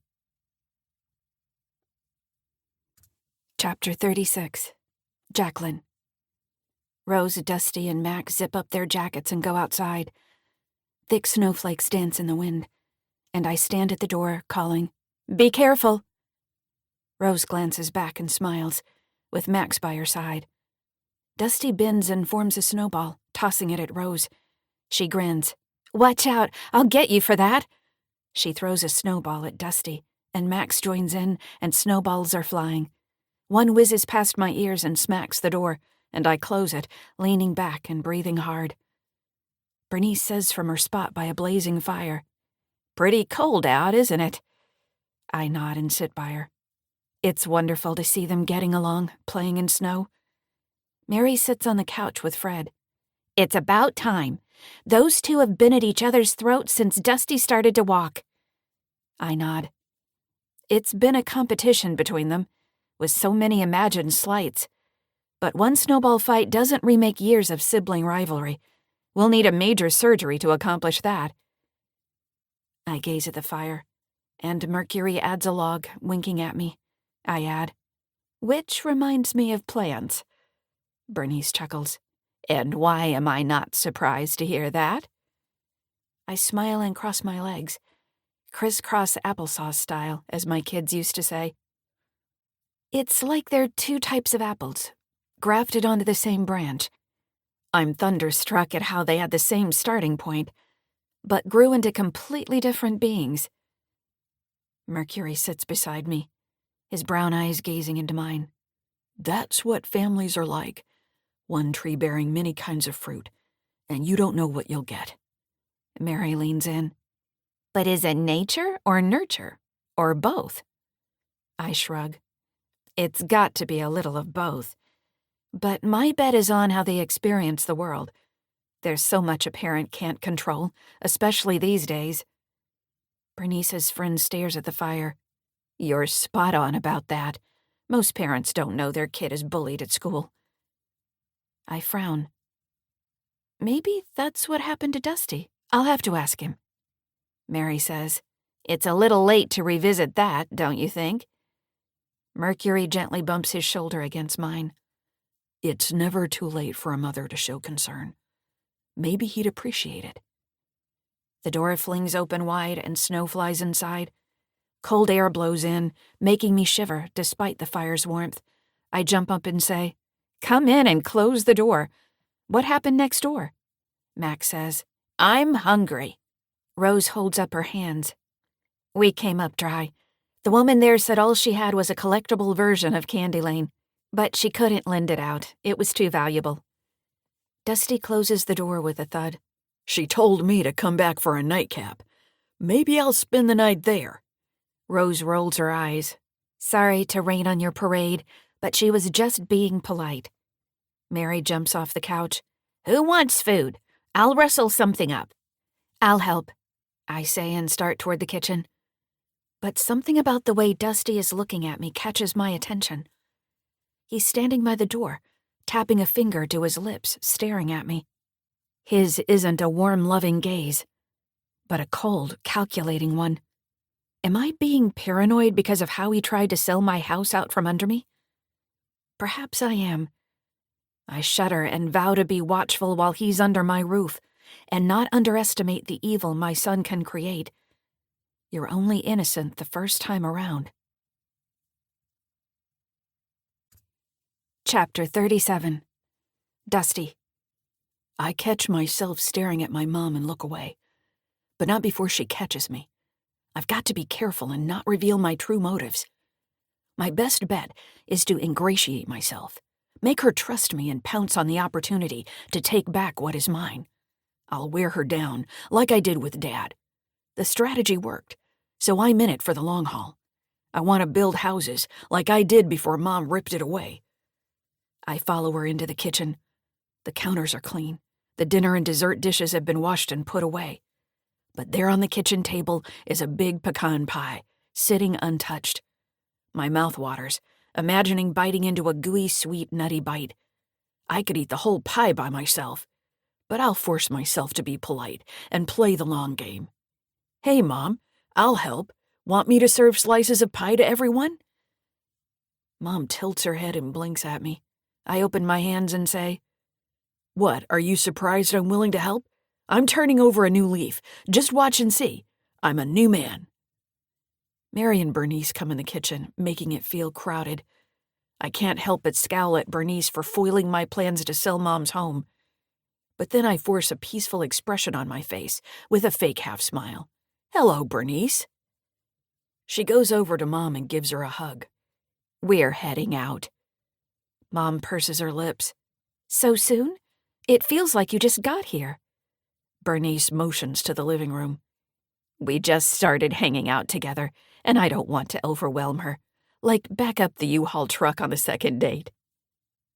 We chuckle at that, and she adds, As always, it's been lovely, sitting by the fire on Christmas Eve. Let's get together soon.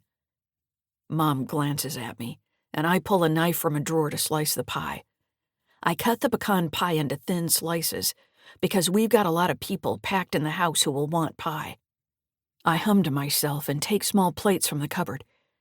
Mom takes Bernice over to the sink and says in a low voice, I didn't tell you yet, but the city is messing with my building permit by adding steps to the process. It's totally ticking me off. They glance at me, and I shrug, sliding a piece of pie onto a plate. Clearing my throat, I say, I could help you navigate that. Just ask and I'll help. Mom nods to me. I'll think it over. She says to Bernice, We'll talk later. They hug, and Bernice strides out of the room. She calls, Bye, Dusty. Bye, I say, and in my mind give her the finger for ruining my well-thought-out plans. She's enemy number one in my book, and I'll have to think of ways to screw her up. But right now, I'm focused on winning my mother over to achieve my ultimate goal. I can't be distracted by side issues and skirmishes of lesser importance. Get Mom to give me the company, then even the rest of the scores, starting with those who tripped me up, like Bernice and Fred. I smile to myself and slide a piece of pecan pie onto a white plate. Tonight is the perfect opportunity to execute my plan. Chapter 38. Jacqueline. Mary and I bustle around in the kitchen making coffee and setting out cookies, while my son dishes up pie at the kitchen table. He glances at me a few times as he works, and hairs on the back of my neck stand on end. Wind barrels down, shaking the house and rattling window panes. A branch hits the roof and clatters to the ground. I look out the kitchen window at snow covering my flower beds, garden, and lawn. Mary takes drink orders and comes back in the kitchen. I say, "What happened to the rainy Christmas we always have?" She shrugs. "Guess we got lucky this year with the white Christmas." Dusty clears his throat. It gives us more time to spend together. I bite my lower lip and swallow words better off not voiced. "Coffee?" he says. Sure, I'll take mine with amaretto, if you have it. Mary grins. "Same for me." I shake my head. "I don't have amaretto, but how about Bailey's?" Mary nods. My son says, Works for me. Would you like me to serve pie in the living room or the dining room? His body language looks relaxed, and the knots in my back start to loosen. But then I notice his dark brown eyes are cold and flat, and I remind myself of who he was when I was most vulnerable as a recent widow. Fear sweeps over me, reminding me of when I fought for my life in frigid water after escaping from a secure ward on an island. He's acting kind, and I can't trust him. My husband bought into our son's twisted truth, but I won't. Mom? Dusty says. Earth to Mars. Are we eating pie in the dining room or on our laps in the living room? I force out a chuckle. Two can play at this game and pretend to be someone we aren't. I'll catch him off guard when he's least prepared and teach him a lesson in humility. In the living room, we'll be cozy by the roaring fire. Mercury pops in the kitchen, tugging on his mustache. We're running low on firewood and need more. Where do you keep it? Outside, on the far side of the garage. He tromps out, and wind whips inside before he closes the door with a thud. Dusty carries forks and napkins to the living room. I measure out ground coffee and dump it in the basket. Mary leans over and says in a low voice, "He's trying to make peace with you. You know that, don't you?" I nod and pour water in the coffee maker. Sure, I've noticed. But he's pretending. It's an act. I bet he has more tricks up his sleeve, like he did after his dad died. I wouldn't be so sure about that. Maybe he's learned his lesson. Dusty comes in the kitchen. Shall I hand out slices of pie, or would you like them to come to the kitchen and get them? Mary gazes at me and nods, as if proving her point. Pressing the brew button on the coffee maker, I say, "Let's wait until Mercury comes in to pass out dessert." The front door bangs open and slams shut. I trot out to see what's going on. Mercury pulls off a brown knit hat and shrugs out of his jacket, hanging it on a hook. We're fresh out of firewood. We can light candles for atmosphere and rely on the furnace for warmth. I put my hands on my hips. But I bought firewood a few weeks ago. Mercury opens his hands. Maybe someone took it? No one does that around here. It's a quiet neighborhood where nothing ever happens. Max jumps up from the dwindling fire, where coals are glowing red. "I'll light candles." "We'll light one together, and I'll do the rest." I put a hand to my forehead. What happened to the firewood I bought? I go over to the living room window and cock my head when I see smoke coming out of the chimney next door. But I'm sure my new neighbor wouldn't take my firewood. No one would stoop that low, would they? Someone knocks hard on the door, and I flinch, hurrying over to peer out the peephole. Bernice and her friend are shivering on the front porch. I fling open the door and gesture inside. Back so soon? Bernice comes in, stamping her feet, and her friend joins us. It's cold out there, and my car got stuck in the snow. I'm afraid we'll be here all night. I hope that's okay with you." I swallow and wonder how it'll work with so many people cooped up together in a storm. I open my arms, giving her a hug. "You're welcome here any time. Come in and make yourselves at home." Fred stands from the sofa. "You can have my seat. If you couldn't drive out, we'll have to leave our car here and walk home." Mary says, "We can't leave yet, not before midnight." Bernice points to the window. "Mary and Fred, there's no way you're walking home in this tonight. It won't be safe. There's a layer of ice under the snow, and you could slip and fall." Fred shrugs. "We'll be fine." Mary goes over to him, tugging on his arm. "We're staying. Bernice is right." He folds his arms and frowns as a gust of wind batters the house. "Fine." "I'll bring out more camp chairs," I say. "I'll help you, Grandma," Mac says. "Mom says you shouldn't work so hard." I glance from him to Rose, who shoves her hands in her pockets and looks down, and I say, "Thanks, but I can handle it." Rose touches my arm as we walk in my study. "Sorry, Mom. You don't need to be babied. Just don't push yourself too hard with this new building project. I worry about your health." I kiss her cheek. "No need to worry about me. I'll be fine." We walk in the study, followed by Max, and stop in our tracks. My son is rummaging through my desk drawers and didn't hear us. He says to himself, "Now where would she have hidden her checkbook and the papers where I signed over stone construction? I need to get my hands on those now." I clear my throat and he turns. His jaw drops and he says, "What are you doing here?" Max runs over, wraps his arms around my son's leg. "Surprise!" I unfurl my clenched fists and want to scream, but I won't, not in front of my grandson. I force out a fake laugh. "What am I doing here? I live here. The question is, why are you going through my papers? Just as I was thinking I might trust you again. Shame on you, Dusty. Go on, get out of my sight." "I was just checking to make sure your personal papers are safe. I care about you and want to protect you." I cock my head and can't help but glance up at a heating vent in the ceiling above my desk. I look him directly in the eyes and say in a firm voice, "Give me a break. That's a load of crap if I ever heard it. The documents are stored away from prying eyes in a safe place, and right now, it seems the only thief I'm in danger of having in my home is you." Rose chimes in, "Yeah, Dusty, stay away from her stuff." Dusty acts as if he's done nothing wrong. He says, "Watch out for identity theft and scammers when you're on your computer. They can get to you if you're not careful." I shake my head. I'm not an idiot. I haven't had my head in the sand. Rose touches my arm. "Mom, he's probably right. Just be careful." I arch an eyebrow. "This reminds me of when you two ganged up on me before." Max says, "What did they do?" "They sent me to a retreat center that turned out to be a locked room." Max looks up at me. "They sent you to that place on the island, Stony Lodge. I knew you wouldn't like it there." "You were right. I didn't like it one bit." Dusty waves a hand as if it's no big deal. "But that's all in the past." I frown. "It feels very real to me now, with you rummaging through my room. I can't trust you at all."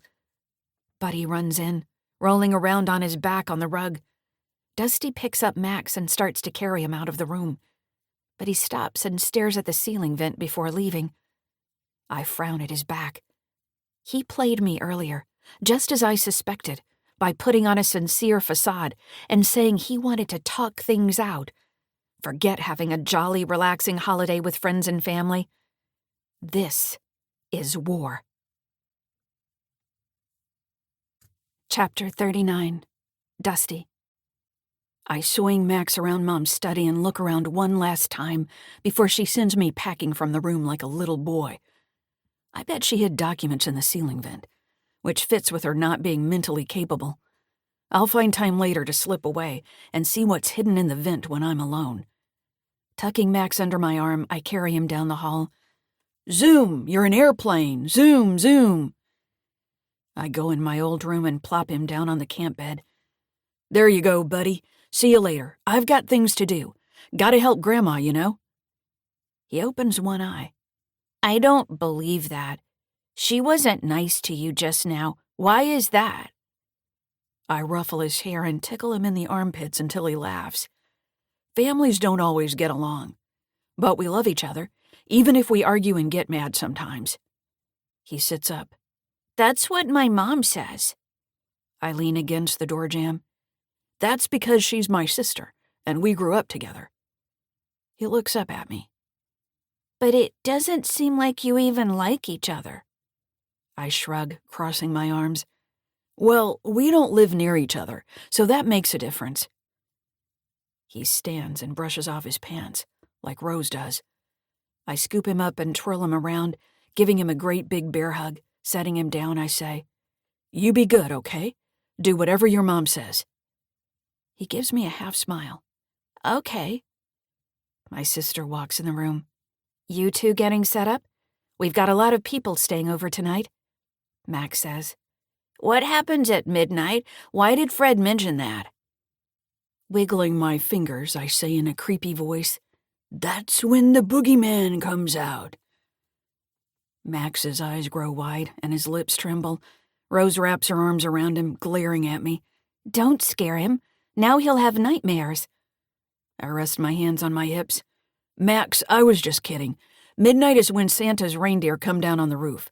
If you're lucky, you might get a gift tomorrow, like an orange or a candy cane. Max brightens. Or a Beamer One remote control monster truck? Rose taps a toe. Don't get his hopes up. I won't be running errands in this weather. Chapter 40. Kelly. Granddad drives south on I-5 through snow, and windshield wipers whip back and forth, groaning with the motion. I can barely see through the fogged glass. He wipes a cloth over the windshield in front of him and hunches over, staring ahead and clutching the wheel.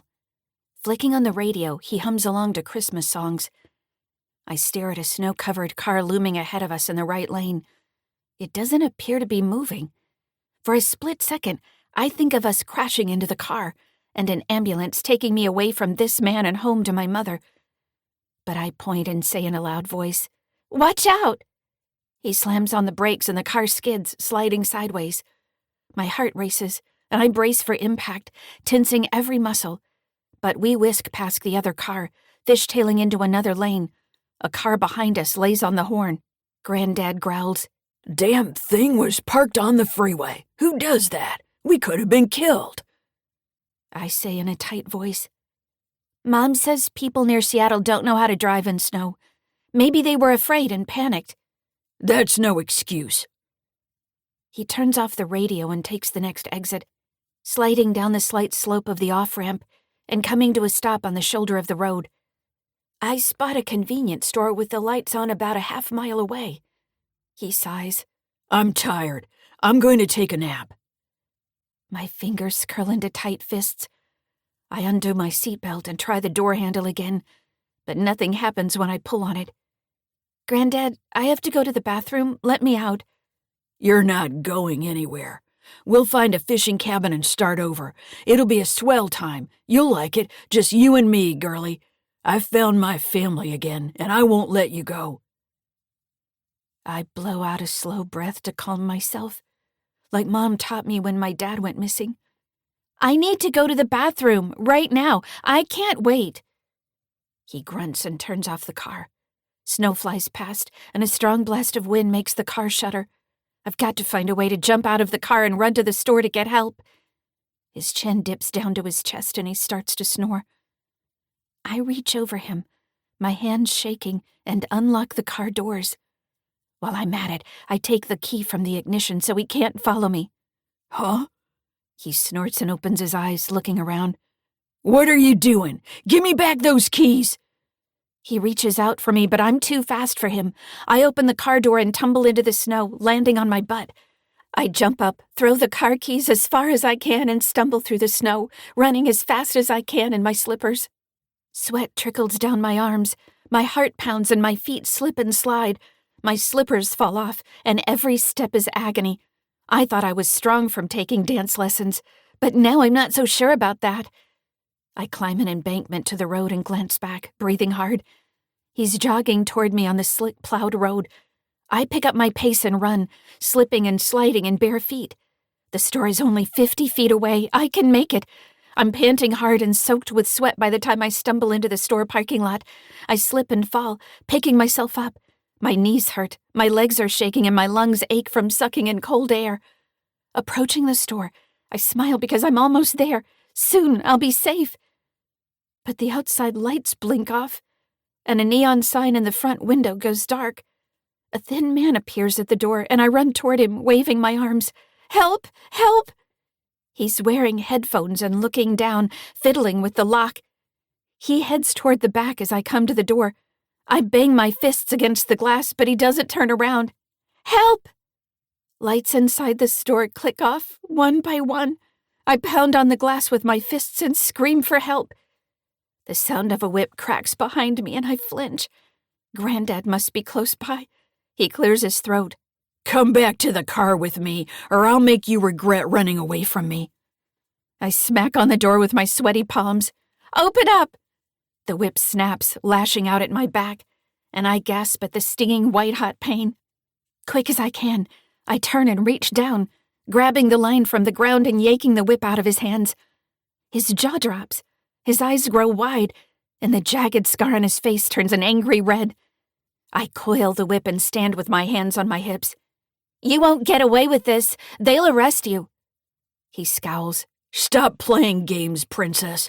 Let's get out of here. You'll like living by the river. No, I want to go home. You can't make me go with you. He hisses. The river calls. He stretches out his arms and lunges for my neck, but I jerk away and run around the building to the back door. I turn the cold metal knob, but it's locked. Pounding my palms against the window and the door, I kick at the wood panel until my bare feet bleed and sting, but no one comes. Granddad comes around the corner, leaning against the wall, breathing hard.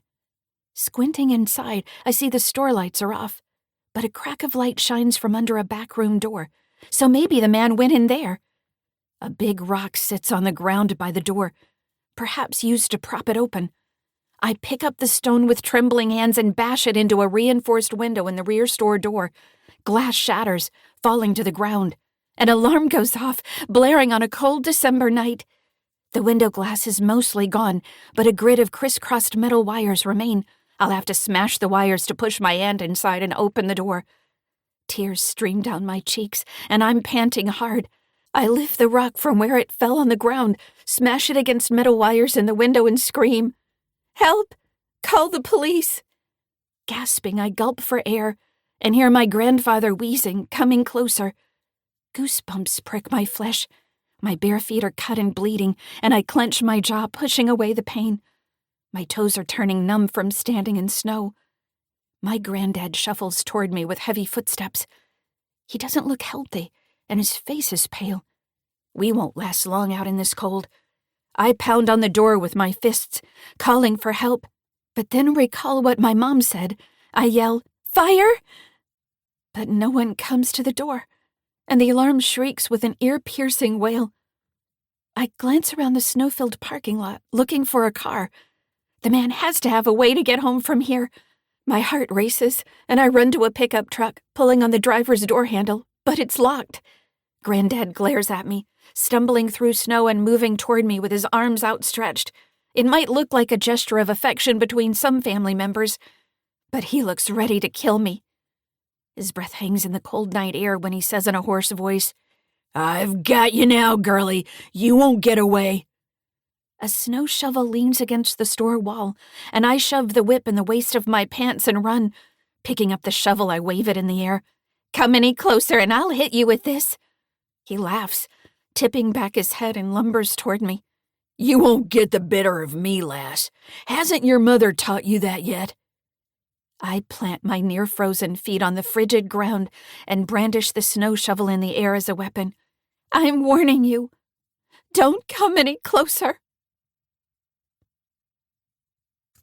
Chapter 41. Irina. Gritting my teeth, I drum my fingers on the kitchen table and mull over what to do next. I've got to do something to bring Kelly home. Taking a chance I might see my dad's car on I-5. I checked the Washington State Department of Transportation traffic cameras along the freeway online, but don't see a gray sedan. Snow obscures my vision, making it difficult to see vehicles in the blizzard. It's all a blur. An alert dings, and I check social media. Kelly's friend Plum posted, "Has anyone seen Kelly? I think she went with her grandfather somewhere this afternoon. Call her mother if you've seen her. She doesn't know where Kelly is." Within minutes, people pile on the post with comments. "Is this a joke?" And, "I get it, it's a game, like Where's Waldo?" An anonymous poster says, "If she's with family, she's fine. Don't worry about her. Mind your own business." My eyes fill with tears and I wipe them away, but I can't stop staring at the screen. Another person's post pops up. The mother is to blame. She should know where her daughter is. Where was she when this happened? The last post hits me hard, and I break into bitter tears.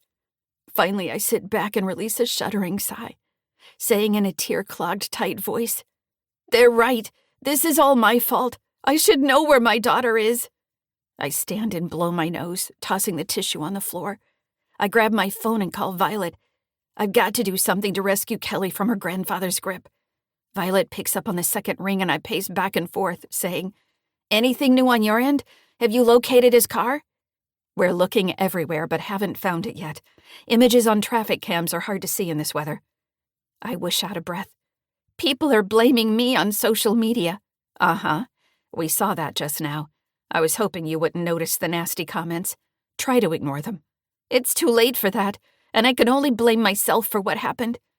"Try to think of something else, and let us do our job. We need to focus on finding her." I puff out a breath. "You're right. My calling you isn't helping. You guys need to work without distractions. Hold on. Mimi's got something." I hear voices on the other end of the line and try to listen in, but can't make out what they're saying. Violet comes back on the line. "We may have something, but it's tenuous at best. Don't get your hopes up." I grip the phone. "What? What is it? Tell me." "It might be nothing. It's too soon to know. Wait for the FBI to call you." I stamp a foot on the floor. "I want to know everything that might have to do with Kelly, real or not." "Fine. Police are responding to an alarm going off at a convenience store near I-5, and they're heading there now. A man who works there says a girl is screaming outside, and an older man is trying to take her away with him." "I'll go see if it's her. Where is it?" "We don't know for sure it's Kelly. It could be someone else." "I need to help her. Tell me where they are." "I shouldn't have mentioned it and gotten your hopes up. Sit tight and I'll call you when we know for sure." I say in a loud, clear voice, "Which town is it? Which store?" "It wouldn't be right for me to tell you. Police are heading to the scene now."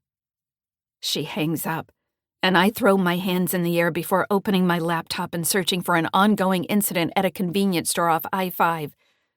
Finding nothing, I shake my head and mutter, "I knew Dad was dangerous, but never guessed he'd go this far." An idea occurs to me, and I post on social media, saying if anyone knows about an incident going on in Western Washington near I-5 with a girl at a convenience store, to let me know where it's happening. I stand up and start pacing the kitchen floor. The wall clock ticks as seconds slowly pass, but my pulse pounds in my ears. We've got to stop my father before Kelly disappears forever. Chapter 42. Dusty. While everyone gathers in the living room, hanging out by a dying fire, I jump on my chance to sneak back into Mom's study. I tiptoe down the hall and enter the room, letting a smile spread across my face. She thinks she can outsmart me by hiding precious papers, but I'll show her. I take a dime from my pocket and raise my arms, loosening some of the screws holding the metal ceiling vent in place. Warm air from the furnace blows in my face, and I sneeze from inhaling dust. One of the screws is stuck, and I glance around the room. Grabbing my dad's rolling office chair, I push it under the vent and kneel on it to get more purchase. I reach up and push on the stubborn screw, but the chair scoots out from under me. I land on my back, flat on a fancy rug Mom bought after I did her a favor and cleared out her place. I groan and roll on my side. Mom comes in the study and cocks her head, studying me on the floor. "Need some help?" I clench my jaw and get up off the floor. I'm fine. She crosses her arms. We're both fine and looking out for ourselves, aren't we? I rest a hand on my aching back, which was injured when I fell off a ladder on a job site, and say, "Whatever. You're always right. In your mind." She glares at me, her blazing blue eyes boring a hole into my heart, exposing my vulnerabilities and wounded feelings. I stumble out the door, blinking back tears as I head down the hall to the kitchen, and frown when I see someone stole my piece of pecan pie that I set aside on the counter. Max runs up to me with Buddy by his side. I had 2 pieces of pie. It was really good. I pretend to be stern with him. You ate my pie, so now I'll gobble you up. I growl and reach for him, and he squeals, running down the hall with the dog in his wake. I lumber after him and let out a sigh. What I wouldn't give to have a home like this and a family of my own, and my old life back. But my mother ripped my possibilities away. When I follow Max into the study, Mom looks over from her desk. Go on. Find somewhere else to play, you two. She points to the hall. Anywhere but here. I glance up at the ceiling, eyeing the vent. I've got to get time alone in this room tonight to see what she hid inside the vent. Mom and I lock eyes, and a shiver runs through me. Max and Buddy trot out of the study, and I lean against the wall in the hall, crossing my arms and watching my mother come out and close the door, locking it. She puts the key in her pants pocket and pats it before walking up to me. Dusty. Mom? We eye each other in the tight space. There's barely room for 2 of us to stand. Recalling she has claustrophobia, I pull myself to my full height and lean over, trying to tower over her so she'll cower. But she just steps by and shrugs. As she walks away, I say, "Why'd you lock it? You never do that." Tonight is different. I have people under my roof who I'd rather not have meddling with papers in my study. I tilt my head. But we need space for people to sleep. Without the study, we'll be too crowded with everyone staying over and snowed in. She comes back and pats my shoulder, like she did when I was young, and I bristle inside. She may think it's a loving gesture, but I find it condescending. She says, "It's not your concern. I'm in charge, and this is my house." I follow her around for a while, hoping to see where she might put the key to the study. But she just pats her pocket from time to time and doesn't stop gabbing with her friends in the living room. I slink back into my old room and sink onto the floor, resting my head in my hands. My whole world was turned upside down when Dad died. I get an idea and pull off my boots, setting them aside and walking softly down the hall toward the study. A floorboard creaks, and I freeze in place, heart thudding. When no one comes, I hurry the last few steps and stop by the study door. I pull out my phone, use the flashlight app, and inspect the doorknob. When I was growing up, and Rose locked herself in the bathroom after we had a fight, she was weeping and wailing on the other side of the door. And my dad, who was home at the time, like he often was compared to Mom, he showed me how to open the door. He was good with tools and encouraged me, not like Mom, who was obsessed with their garden store. I frown. Who cares about another begonia? What about your son, pining away for love at home while you're working? Voices murmur in the living room, and I nod to myself. I'll find a tool and, when everyone is asleep, pop this baby open, slip in the study, and get inside the ceiling vent. And if I'm lucky, I'll find her checkbook tucked in a file cabinet. I'll rip out 2 or 3 checks for my use and forge her signature. The hall overhead light flicks on and I flinch. Mom clears her throat. "Just what are you up to?" I cringe, caught red-handed, like when I was little. She could always sense when I was up to no good, except for after Dad died. "Nothing much." She pulls out the key, dangling it in the air. I can't help but stare at it. I'd love to grab it and barge into the room to find whatever she's hiding. But I whistle and look up at the ceiling. She smiles. "Bet you'd like to have this, wouldn't you? But that won't be happening. Not tonight or on any other night. Just forget it." A pang of grief stabs my chest, and I bend over. I must not cry in front of her. A few lines of a fresh poem run through my mind. Wounded when a mother's love is cast aside, he wept for days, struck down in his youth, unable to advance. I slap a hand on the wall for support. I don't know what you're talking about. Stumbling into my old bedroom, I pull on my boots, shrug on my jacket, and slap a hat on my head. I weave my way through the pack of partygoers in the living room and reach for the doorknob. Behind me, Mom says, "Where are you going?" "Just out for a smoke." "If you see any firewood," Mercury says, "bring it back with you. I didn't see any when I was out there." Chapter 43. Jacqueline. As I put on my jacket to follow my son outside, Mary says, "Where are you going?" Zipping up my coat, I pull on my black knit hat. "To check on the firewood situation. I bought a bunch of it before, but now it's missing, which frosts me mightily." She stands. "I'll go with you." I wave her off, wanting to creep around quietly to see what my son is up to outside.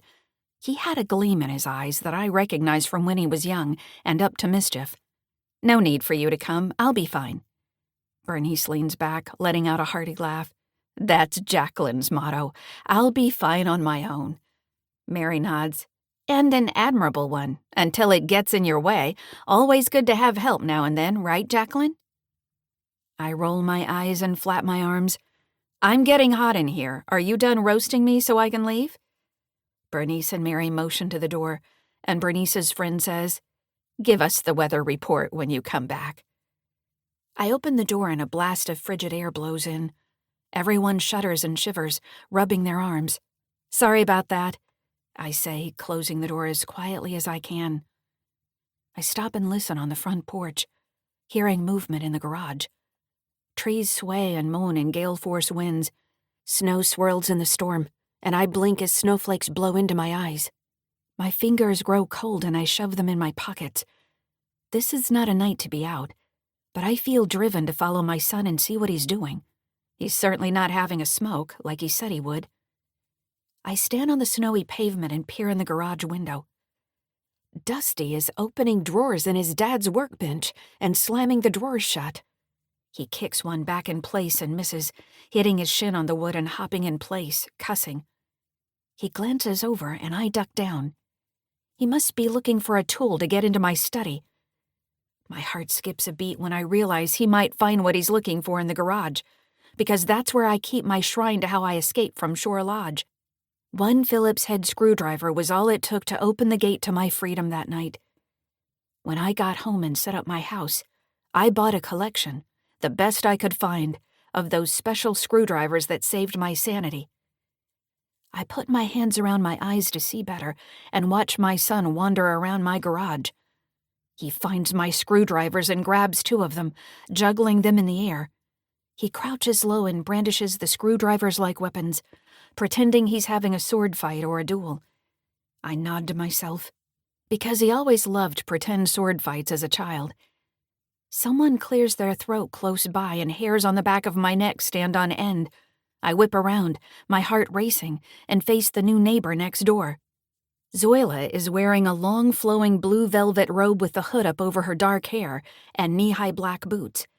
Resting my hand on my heart, I say, "You scared me, sneaking up like that." She breaks into a smile. "I wasn't sneaking around. You were hiding. What are you doing out on a night like this?" I glance at the garage window and she says, "Can I look too?" I put a hand to my forehead and wish I hadn't come out to skulk around when I have guests to entertain. What kind of mother follows her son and waits to pounce when he does something wrong? I gesture to the window. Have at it. Dusty comes to the window and waves, grinning at my new neighbor. I frown because I opened the door, and now I bet he'll be over all the time to see her while trying to wriggle his way back into my life. Dusty says, "I'll come out and join you." I glance at the spot where I left a stack of firewood by the garage and say to my neighbor, "My firewood is missing. Might you know where it went?" Zoila rubs her long fingers together and grins. "It was just about on my property, so I moved it. I'm using it now and having a fire. Want to come over?" I ball my hands into tight fists and bite back words I might regret later. "No, I don't. Please bring back my wood. I bought it fair and square and left it here, right in this spot." She tilts her head. Kirk told me I could use whatever I wanted. He said it's a neighborly place. I stifle a groan and realize her world and mine are light years apart, and we'll never see eye to eye no matter how much I try to straighten her out. Kirk isn't king. You might consider how you'd feel if it was your wood and someone took it. She giggles, putting her hand over her mouth. I'd say have at it. Share and share alike. Nothing belongs to any one person anyway. I snort and shake my head. I've had enough nonsense tonight, so I come right out and say my truth. That's a bunch of baloney, and I call it stealing. She waves a hand like it's no big deal. Whatever. Coming around the garage corner and striding up to us, Dusty stops and shoves his hands in his jean pockets. He flashes a shy smile at Zoila. Nice to hear laughter on a holiday. Where's the party? I'm in. I purse my lips and swallow a snarky remark. These two deserve each other. At a glance, they both seem like me, my, mine kind of people who take with little concern for others. She laughs and plays with her hair, and I step back. My feet are cold from standing on snow-covered ground, and my shoulders are sagging. My muscles ache, and I'd like a long hot shower and a sound night's sleep. But I won't have any of that tonight, not while Dusty is under my roof. She smiles, eyeing him up and down. He bends to look her in the eye and says, I'm Dusty, and you are? Zoila, and I'm your mom's new neighbor. Mind if I look at your place? Haven't been in there for a long time. We could use some firewood, too, if you've got it to lend to us. She tilts her head. Lend? I'd never lend firewood to a neighbor. I'd give it to them. Isn't that right, Jacqueline? I release a heavy sigh. Good night. I'm going inside. Dusty, bring the firewood, will you? He nods at me and sneaks a glance at Zoila. These two are as thick as thieves, and they've only just met. Good grief. Sure, Mom. Whatever you say. Snow mixed with sleet stings my face, and I watch them walk away together. A wave of longing for my departed husband washes over me, and I stand alone in the snow, tears trickling down my cheeks. A new day is hours away, and I have much to do as the clock ticks down to daybreak. Chapter 44. Kelly. An alarm shrieks, giving me a horrible headache. Snow flies past, and slivers of pain shoot through my feet from standing on freezing pavement. My palms throb from bashing a big rock against the reinforced window, and my fingers are bleeding. My grandfather frowns a few feet away. He's breathing hard and wheezing. I hold the snow shovel up in the air, gripping it tight, and say in a shaking voice, Stay away from me! Mom was right. You're not family. You're a monster. His brown eyes narrow, and his hands clench. You're a spoiled brat. My heart races. A trickle of sweat drips down my arms. Every nerve in my body is on alert, and I raise the shovel higher, bracing for impact. Granddad lunges for the snow shovel, but I bring the blade down on his back. He collapses on the ground, moaning.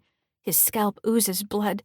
He fingers the wound and gets up, eyes blazing, reaching out and trying to grab the shovel. I leap away, like I learned in dance class. Get away from me! He bends over with his hands on his knees, panting and eyeing me. You're coming with me, right now. You'll do extra chores at the cabin as punishment for this. I shake my head. You don't have a cabin. You only have a bad temper. I don't want to be near you, and I don't want to live by a river. I don't want to have anything to do with you ever again. Leave me alone. He opens his arms, coming toward me. Come with me and don't make trouble. I brace my legs and scream with all my might. With the alarm going off, someone's got to arrive on the scene and help me. I can only hold him off for so long. A thin guy in a dark hoodie and jeans runs out the back door, looking around. His eyes are wide, his mouth is open, and he holds a broom like a weapon in his shaking hands. I had headphones on. What happened? Holding the shovel, I say. My granddad abducted me. He's threatening me. Granddad smiles. It's not like that. Not at all.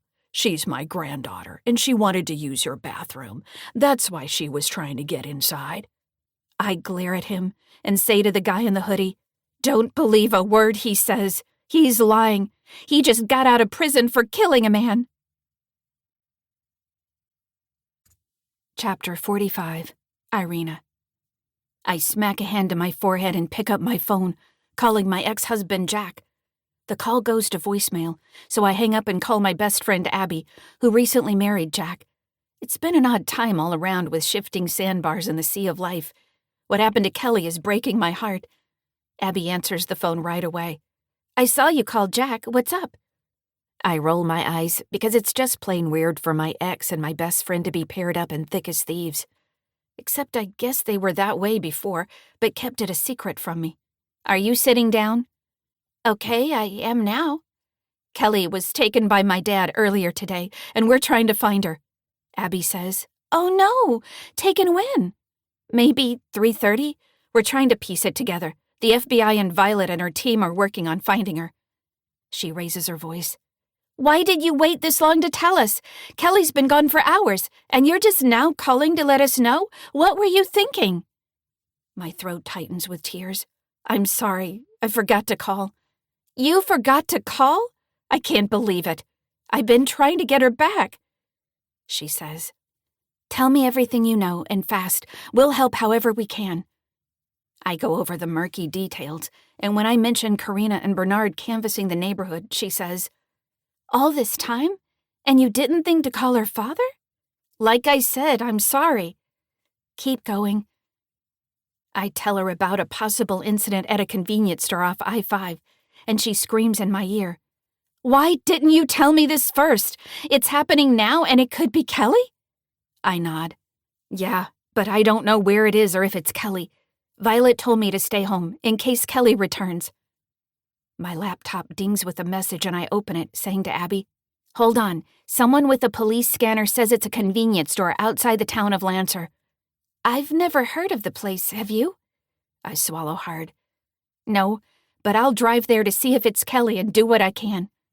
Abby says, You can't leave, in case she makes it home and the kid at the store isn't her, but I can go. I'll bring Jack to your place and the dog too, and leave them with you while I drive there. She's my goddaughter after all. I cock my head and wish I was the one running to the rescue instead of her. Can your car handle the snow? It's coming down hard and the freeway looks bad. It'll be fine. Stay there and we'll be over soon. I sigh, resting a hand on my thigh and groan. I'm not used to being the one sitting around waiting. I'm the one who runs to the rescue. Maybe it's time you learn to live on the slow side of life. It's not so bad. I snored. Not likely to happen. I'll see you soon. Chapter 46. Jacqueline. Dusty walks off with Zoila, and I frown, rubbing my hands together for warmth. Fat snowflakes coming down are chased by the wind. A tall fir tree in the front yard groans and sways, branches burdened with a thick layer of snow. I take in the still, silent neighborhood and shake my head. The world is in a sorry state if you can't trust your neighbors, who steal from you. I'll have to keep an eye on my new next-door neighbor. Pushing against the wind and stomping through snow, I step into the garage to take a look around. I shiver in the cold and can see my breath. My son took 2 screwdrivers from the workbench, where I arranged them in order of size, and left the rest in disarray. One dropped on the floor, and I bend over to pick it up. At a sound of a door opening, I bite my lower lip and look around. No one is there. Being in close proximity to my conniving son is making me paranoid. Next thing I know, I'll see Sasquatch lumbering down the street in a snowstorm. The wind moans, and a branch lands with a loud thud on the garage roof.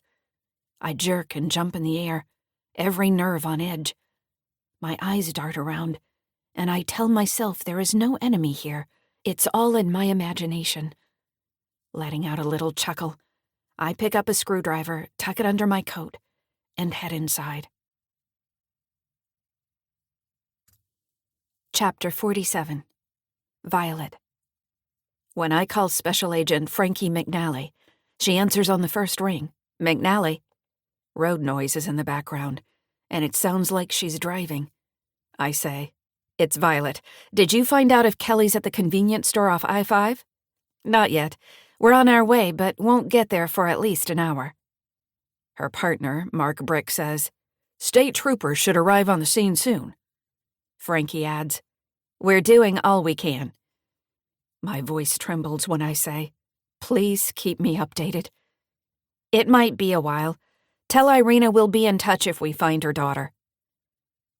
I hang up and stride to the bullpen. Flora and Mimi are bent over laptops, tapping on keyboards and staring at computer screens. I clear my throat. The FBI agents don't know yet if Kelly's at that store, or if some other unfortunate girl is fighting with an older man. We whoosh out our breaths and return to work. This will be a long night. Chapter 48. Kelly. The store alarm shrieks, and a siren in the distance is coming closer. My cheeks are wet with tears, and my teeth are chattering. I just have to hold out a little longer. Help is on the way. Granddad steps toward me, but I move over to the store guy in the hoodie, who frowns. You both have to cool it. The cops should be here any minute. I point at Granddad and burst into tears. He kidnapped me, and he should be arrested. I want to go home. Granddad smirks, shoving his hands in his pockets. She's family, and she wanted to go for a ride. It's not my fault. My hands clench. You're lying. You locked the doors and wouldn't let me out. Mr. Hoodie shifts his weight from side to side and looks at his truck. My head throbs with a headache.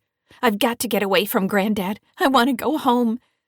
Sirens grow louder, giving me hope it won't be long until I'm rescued. I count the seconds and tightened my grip on the shovel, glaring at Granddad.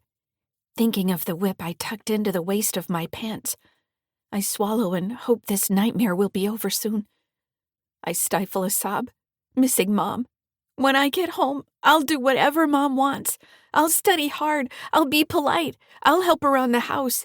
I'll go out on her boat whenever she asks, and I won't complain. Granddad says to me, Come on, this is our last chance to get away. He reaches out to grab my arm, but I run to the other side of Mr. Hoodie. Don't come any closer. He points a tattooed finger at me. We've got to go. I shake my head, and Mr. Hoodie goes over to check the broken window. Granddad lunges for me, but I step aside, spinning away like I learned in dance class. Granddad falls flat on his stomach in the snow. I grimace and pull out the whip, cracking the air. Stay away from me. He slowly rises to his knees and narrows his dark eyes. You're trouble, like your mother was. You'll learn not to mess with me, Missy. A white Washington State Patrol squad car with flashing lights comes around the corner and pulls to a stop, turning off the siren and lights. I coil the whip and tuck it in the waist of my pants. My teeth chatter. My feet throb and my hands hurt. Needles of pain jab at my toes. 2 troopers climb out of the car and come over. Granddad tiptoes along the side of the building, looking about to bolt. But an officer who is about my dad's age, in his 40s, says in a gruff voice, Don't move, stay right there. Granddad gulps, and his Adam's apple bobs up and down. A sheen of sweat covers his forehead. He leans back against the cement block building and wheezes, coughing to catch his breath. He shoots me a shifty side glance, but I look away. I used to feel sorry for him, but that disappeared many hours ago, when he forced me in the car. My throat closes tight with tears. I recently gained a grandfather, which I thought was great, but tonight I lost him and the fairy tale family I created in my mind. An older trooper pushes his cap back, revealing a receding hairline, and rests his hands on his hips. What's the problem here? I jab a finger at Granddad. My grandfather kidnapped me. He locked the car doors and wouldn't let me out. I want to go home to my mom. Granddad plasters a wide smile across his face. Don't mind her and what she says. She's just acting up like teenagers do. You know how they are. This is a private matter between family members, and I apologize for airing our dirty laundry in public. We'll be on our way. I turn to the troopers and rub my arms, shivering. Will you please put me in your car? My feet are getting numb and I'm really cold. Mr. Hoodie says, I came out and they were arguing. She broke the window. Granddad points at the back door. I'll pay for the window, no problem. She's my granddaughter, and she's got a temper, like her mother. Women, you know." A younger trooper hitches up his belt. "We have a report of a kidnapping, and you two match the descriptions." My body quivers with rage, and I say in a loud voice, "Please protect me from him and let me go home." The older trooper eyes me. "How'd you end up in the car with your grandfather?" I swallow. "He threatened me with a knife and made me get in his car." The younger trooper says, "We need to verify your names and addresses." The troopers talk to Mr. Hoodie, and Granddad sidles up to me and whispers in my ear, giving off a stench of bad breath and stale beef jerky. "Listen, kid, it's now or never. Run to the car with me or you're headed to jail." I tilt my head. "I'm not the one going to jail. You are." He rubs his whiskered chin. "You broke the window. You told me you wanted to run away. You lured me into all this. I'm the victim." My mouth drops open. He's twisting the truth. But I can't let him get away with it. He waves to the troopers. "Hey, over here. We have something to tell you." The troopers turn, and I shake my head. He's making up stories. He kept me in his car and wouldn't let me out. Granddad opens his hands. "She came up with the idea to run away. This whole trip was her idea." My pulse races. Don't believe him. He just got out of jail. He's lying. The older trooper studies my grandfather and rocks back on his heels. "Is that true? Were you recently released from jail?" Granddad rolls his eyes. "That's not the point here. I kept her safe when she wanted to run away. Instead of being on the streets, I took her with me. Being with her granddad is far better than her being alone and vulnerable. Wouldn't you agree?" The older officer says, "Your story could be plausible, but we've had a report of a kidnapping, and she matches the description of the missing girl." He turns to me. "What's your name?" "Kelly Fishbone, and this is my grandfather, Leonard Pickle." Granddad says, "We're having a vacation and quality time together, even if she isn't enjoying the ride as much as I'd hoped. Isn't that right, darling?" I clench my fists. He's making it up. I never wanted to run away. It's a lie. You can call my mother and she'll tell you the truth. The younger trooper arches an eyebrow. "Where was your mother when you left your house with your grandfather? Why didn't she stop you from leaving with him?" I release a slow breath. She wasn't home. The older trooper turns to my grandfather. "Why were you in prison?" Granddad shrugs. "It's no big deal. I served time for something that wasn't my fault, and I'm keeping to the straight and narrow like I always do." The younger officer taps a finger to his belt buckle. "Did your parole officer give you permission to be in this area?" Granddad half smiles. "Of course. Otherwise, I wouldn't be here, would I?" The troopers step to the side, talking in low voices. I'm shivering and my teeth won't stop chattering. The older trooper says, "We need to verify your story. We'll be right back." My jaw drops. In a tear-choked voice, I say, "He tried to take me across the border into Canada. This is kidnapping. I was taken by force, and he locked me in the car. He's a liar." The trooper tugs on the brim of his hat. "Wait here. We have to check on a few things." I shiver. I want to wait in the car, where it's warm. "Okay, you can get in the back seat." I stumble to the state patrol car, slipping in snow and climbing inside. Sitting in the back seat, my pulse pounds in my ears, and my feet throb. The troopers talk and use the radio. Will they believe a criminal or a teenage girl? I never should have sent that text to Granddad. I should have believed my mother about his terrible temper. Mr. Hoodie leans in the window of the patrol car and says, "I'm going inside. Good night. Hope you work it out. I have to get some sleep before I open tomorrow." He marches inside and disappears, coming back and putting a piece of cardboard over the gaping hole in the window, where the glass is gone. Granddad shuffles toward the patrol car, extending his catcher's mitt-sized hands, and bends over the partly opened window. He coughs and says in a hoarse voice, "Kelly, I'm sorry if you misunderstood all this. Let's get out of here. The river calls." My muscles tense, ready to fight him off if I must. I scream, Go away! I'm not leaving with you! Chapter 49. Dusty. I walk arm in arm with the next-door neighbor and let out a sigh of relief. Despite snow flying into my eyes and the wind bearing down on my back, I'm out of Mom's overcrowded house. Her friends obviously don't like me, and I need to get away for a bit. Zoila glances at me. Everything okay? You seem tense about something. But I don't know you well enough to say that, do I, since we only just met? I lean over and whisper in her ear as we approach the steps to her house. Come on, we can stop pretending, don't you think? She flashes a wide smile and opens the door, letting me inside. Chapter 50. Irina.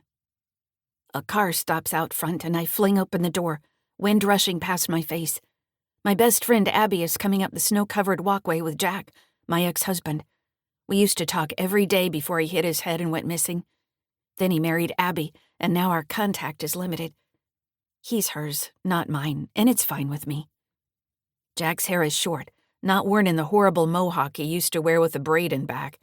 That was a terrible look, but I never told him that to his face. He's using a cane and hobbling. Happy, the dog they adopted when our friend Buzz met an untimely death, romps in the snow and rolls on his back. I say, "Sorry I didn't clear the walkway. I've been worried about Kelly." Abby helps him up the steps, and he stops at the threshold, giving me a hard look. I gesture inside. "Come in and warm up." Abby helps him sit on the sofa. Happy runs inside, shakes off and rolls on the rug by the empty fireplace. I say, "Would you like me to make a fire? Or get you a cup of tea or coffee?" No, Jack says in a serious tone of voice. I'd like you to sit down and tell me why you didn't think to tell me our daughter was taken. Abby pats his shoulder and moves to the door. "I'm off. It's the town of Lancer, right? I found it on the map, but it's not much, just a store and farmland." I jump up to hug her goodbye, but she steps back from my embrace and shakes her head. "You and I have some talking to do when this all settles down, which I hope it will, for Kelly's sake and for yours." I cringe because she's never spoken this harshly to me, and we've been friends since high school. She turns and walks out, slamming the door behind her and leaving me alone with my ex-husband. I turn to Jack, who was glowering, and open my hands. "I've had a million things on my mind, so it's easy to understand how I forgot to contact you." After a beat of silence, he says, "I'm disappointed in you." My chest tightens, and I bend to pet the dog, rubbing his belly and distracting myself from the hard truth that I messed up. I look Jack in the eye. "I'm sorry. That's all I can say. Can we talk about what's happening?" Not yet. I want you to promise this will never happen again. I nod, and notice the spot where Nurse has shaved his head is growing in with downy hair. "Yes, I promise this will never happen again, because when Kelly comes home, she'll never leave my sight. If she stumbles and skins her knees in dance class from now on, I'll call you. I'll bother you about all the things, little and big." He takes a cushion and holds it in front of him. Good. I draw a deep breath and ask what I've been waiting to ever since he was released from the hospital. "Speaking of promises, how about you paying me back for the 10 years of missing child support, starting next week?" He looks down. I'm getting my feet under me, and I can't pay you now, but I will as soon as I can. I break down and weep, and he clumsily pats my back. When I'm cried out, I wipe my eyes and gaze at him. "We were good together, weren't we? When we were young? And when we were first married?" His brown eyes fill with tears, and he looks at the dog. His grip tightens on the couch cushion. I don't remember. I wish I could, but the past is gone, except for Abby and what happened on the wharf that night. I sit back, stunned. For Jack to forget our past is like the Salish Sea draining down to a muddy mess. Swallowing tears, I say, "Let's talk about Kelly." Chapter 51. Granddad. After Kelly screams at me, I lean against the cement block wall, trying to catch my breath. I was searching for family, and to rebuild broken relationships. But my daughter wasn't interested.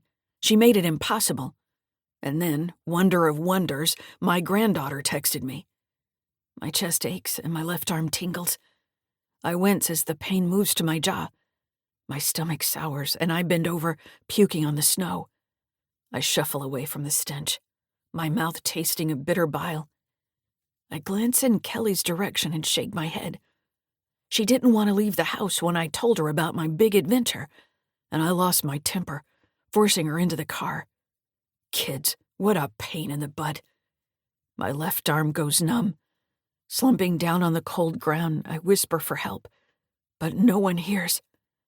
A wash of fatigue sweeps over me, and I close my eyes. I'm alone, like I've always felt, even when surrounded by hundreds of people in prison. If this is how my time on Earth ends, it'll be fine, fading away on a cold night. I wheeze and cough on the cold, hard ground. My pants are damp, and I'm not sure if it's from melted snow or if I wet myself. My chest hurts, my arm is numb, and my jaw aches. This was supposed to be the trip of a lifetime with my granddaughter, but instead, I'm incapacitated in the middle of nowhere. Help, I say in a weak, wavering voice, but no one hears me. Snowflakes fly past, carried by a stiff breeze. I close my eyes and whisper, I'm sorry. Chapter 52. Jacqueline. I glance at the kitchen clock and say to Mary, who is pouring coffee, Dusty has been gone a long time. Wonder what's taking him so long. Mary snickers. Do I have to spell it out for you? She's an attractive woman and he's a handsome man. I wince and hold up my hands. Stop right there. Don't say anything more. She smiles. Don't be such a prude. Get with the times. I shake my head. Serving coffee and after-dinner drinks, I overhear Rose chatting with Bernice about buying a house. I wish I could help her, but my son siphoned off my funds. I won't sleep soundly when we're tucked in tonight if he returns. I'll keep one eye open for his next attempt to submarine my independence. Chapter 53. Frankie. I drive down I-5, heading south from Seattle as fast as is safely possible, which means we're at a slow crawl in the fast lane, with piles of snow along the side of the road. Only 2 lanes on the freeway are open. Cars have been abandoned in the snow in the right lane and on the far right shoulder. I frown. We've got to get there to see if it's Kelly. How far is it to that town? Brick glances at his phone. 45 minutes in good weather. The way this is going, it could take 2 or 3 hours. I clench my jaw, flicking on the siren and flashing lights. We don't have that luxury tonight. It's our job to protect a missing child of tender years. Cars slowly move out of the way, but not fast enough for my liking. Brick glances over. Tender years is generally defined as a child 12 years or younger for kidnapping investigations, but I think we're making the right call by looking into this case.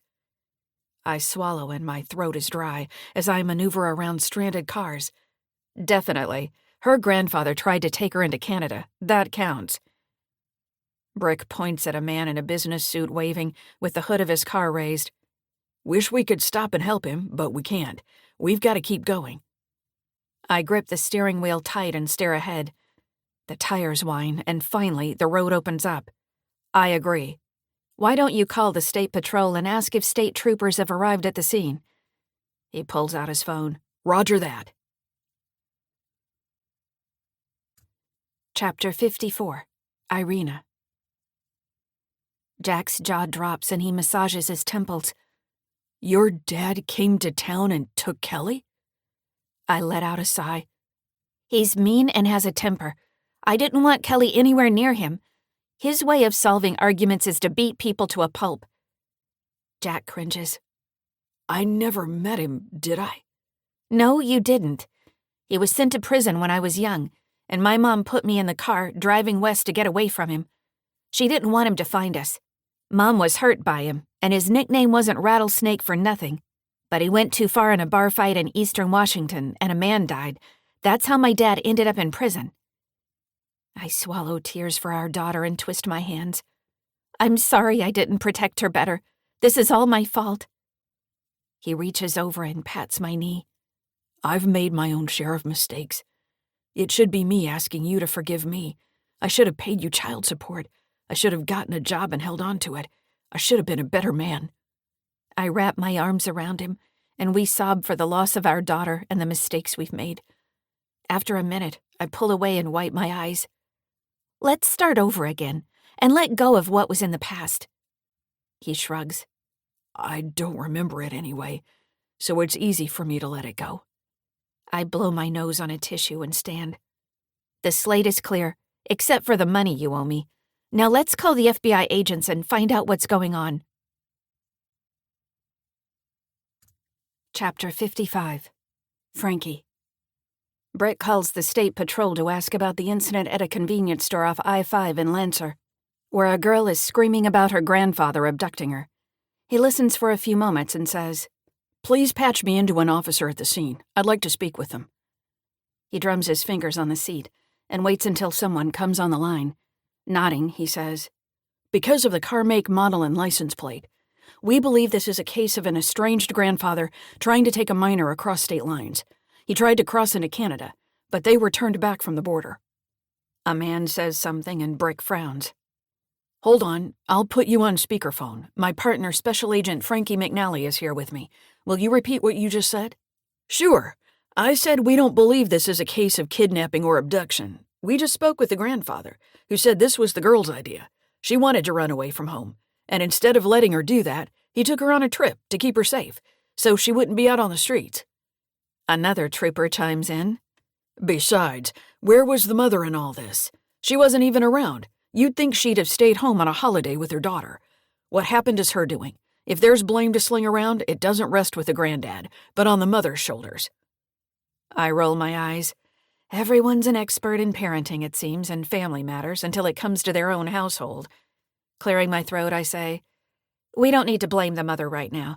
We need to keep the kids safe. Let's back up a few steps. Did you check their IDs, run their names through the database?"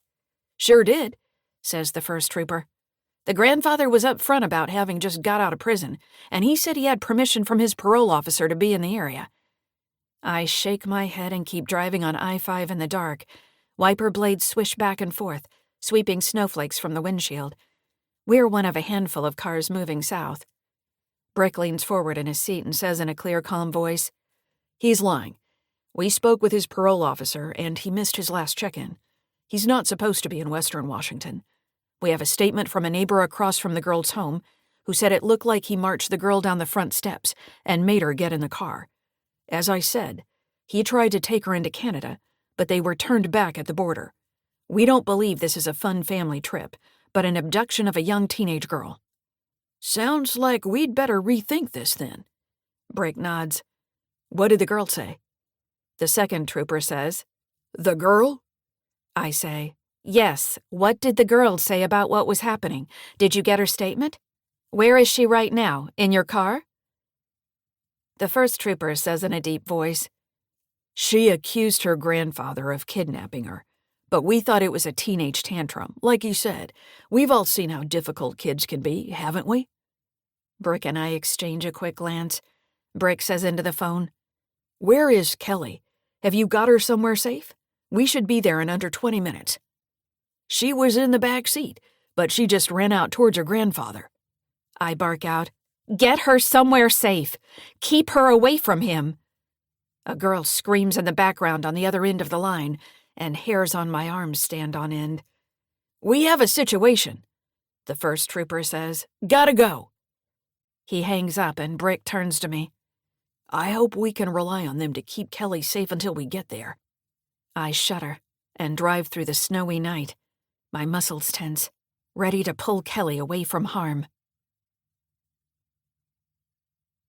Chapter 56. Dusty. At my mom's next-door neighbor's place, I sprawl out on the sofa with my boots off and wait for Zoila to bring me a drink.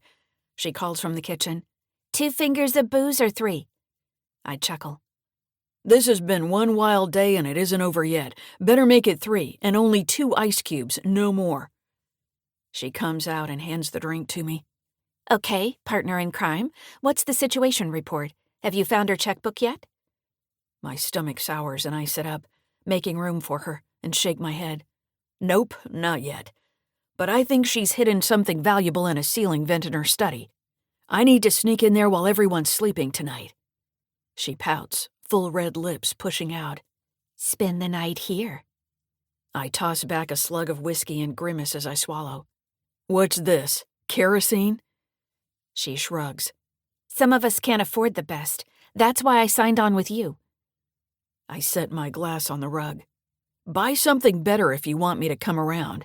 I'm a single malt kind of guy. She sips wine and eyes me over the rim of the glass. How much is your mother worth? I stand and shove my hands in my jeans pockets. I'm not telling you that. Your job is to watch her and report any suspicious activities. She screws up her face. You mean like the older guy with the long beard coming around? He strikes me as odd. Not him. He's harmless, as long as my mom doesn't include him in her will. She crosses her long legs. What then? Give me a few more examples of what you're looking for. How late is she staying up? I need to know that so I can sneak in and reclaim a few things she neglected to give me. Does she have any other new friends I should know about? Did she drive home with a brand new car or show other signs of spending her money in a flashy way? She puts down her glass and gets up, pulling her blue velvet robe tight around her waist. What's this all about, really? Bottom line is it isn't normal to spy on your mother. I rub my right cheek and grin. Let's just say she owes me for taking away my company, and I'm concerned for her financial welfare. She rolls her eyes.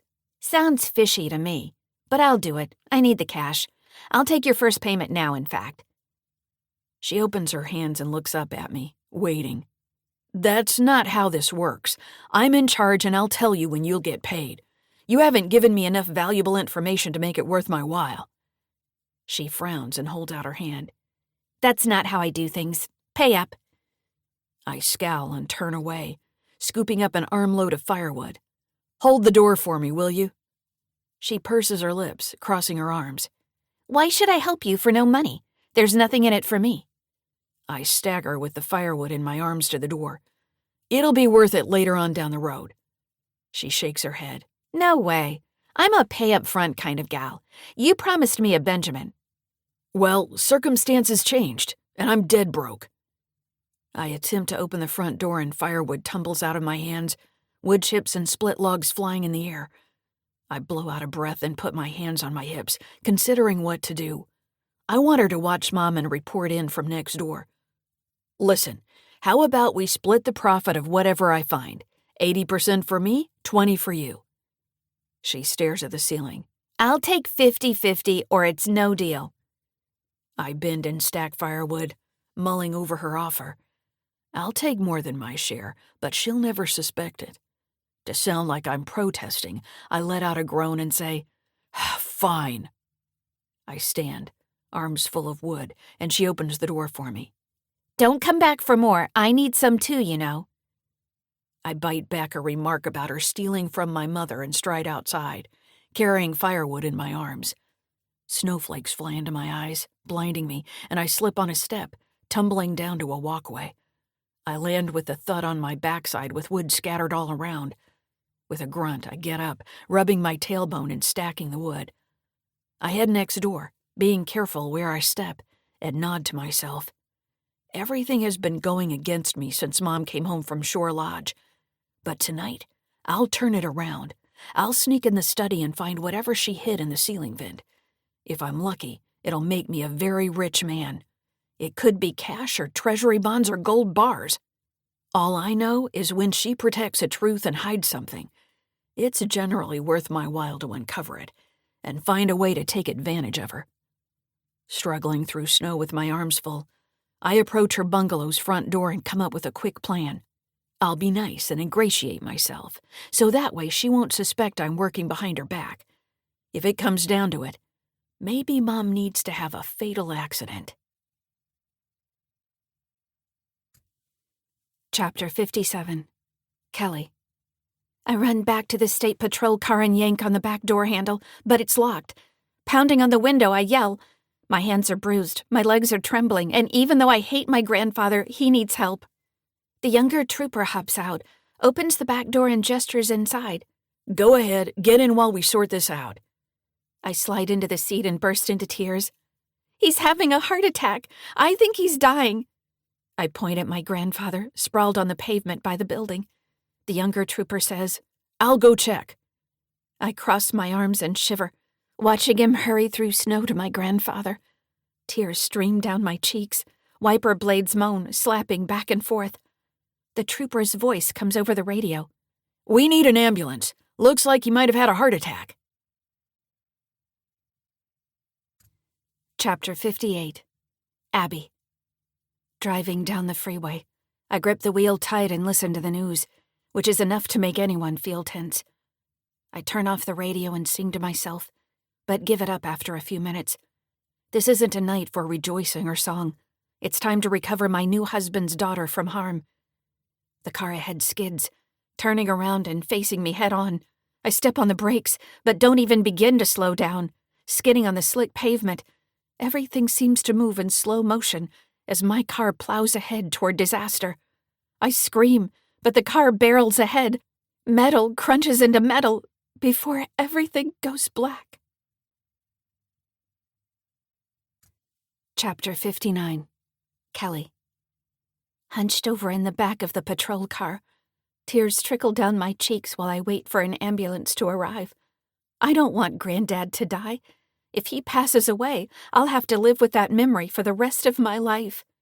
Stay here, the older trooper says, climbing out of the car. He shakes a finger at me. Don't move until I come back. He slams the door, and I'm left alone. I hate the man that he is, but I don't wish him dead.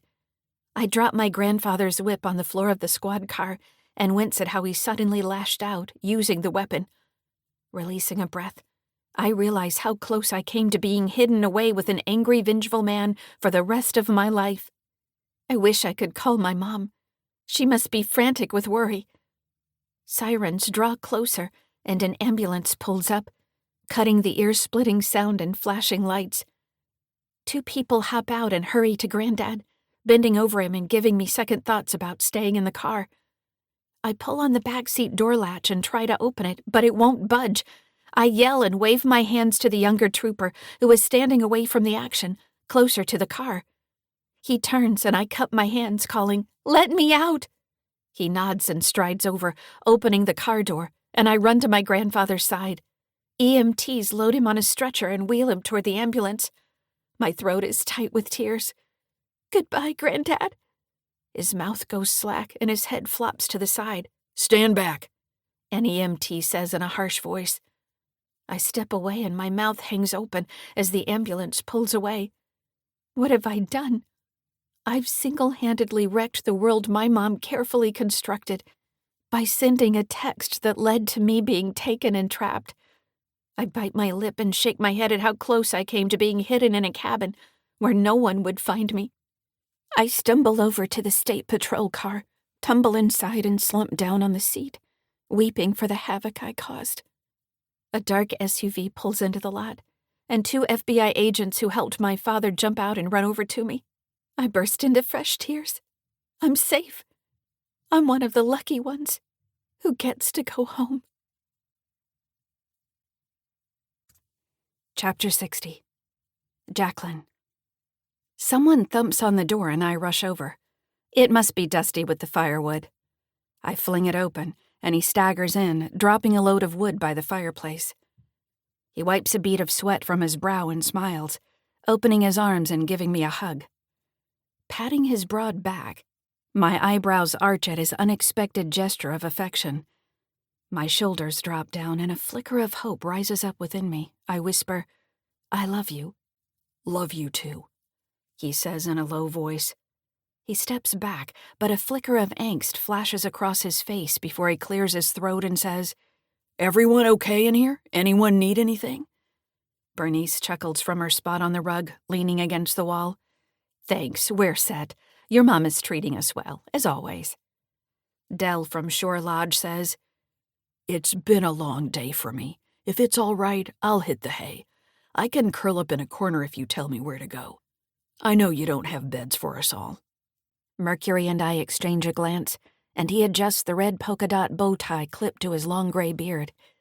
He's not afraid to be different, and we're cut from the same cloth, since I give very few figs about what others say. Mercury stands. "Sorry we didn't make it to my place, Dell. I'll find you a spot and get you a blanket." Dell yawns, covering his mouth. "Thanks. I'll be fine anywhere." Dusty bends over the fireplace, crumpling newspaper and stacking kindling. "Most of us can sleep out here." At a heavy thud outside the house, we gasp, and I flinch. Lights in the living room flicker and blink off. The house is dark. The refrigerator quits its dull humming and goes quiet. Clapping a hand to my chest, I hurry to the window and stare at a tall fir tree down across my front yard. "At least we have heat," I say, walking to the hall closet and opening the door. But the furnace shuts off, suddenly silent. I whoosh out a breath. "Sorry to say this, but the power is out. The heat's off and we're snowed in. I'll light candles and gather flashlights. Dusty will get a fire going.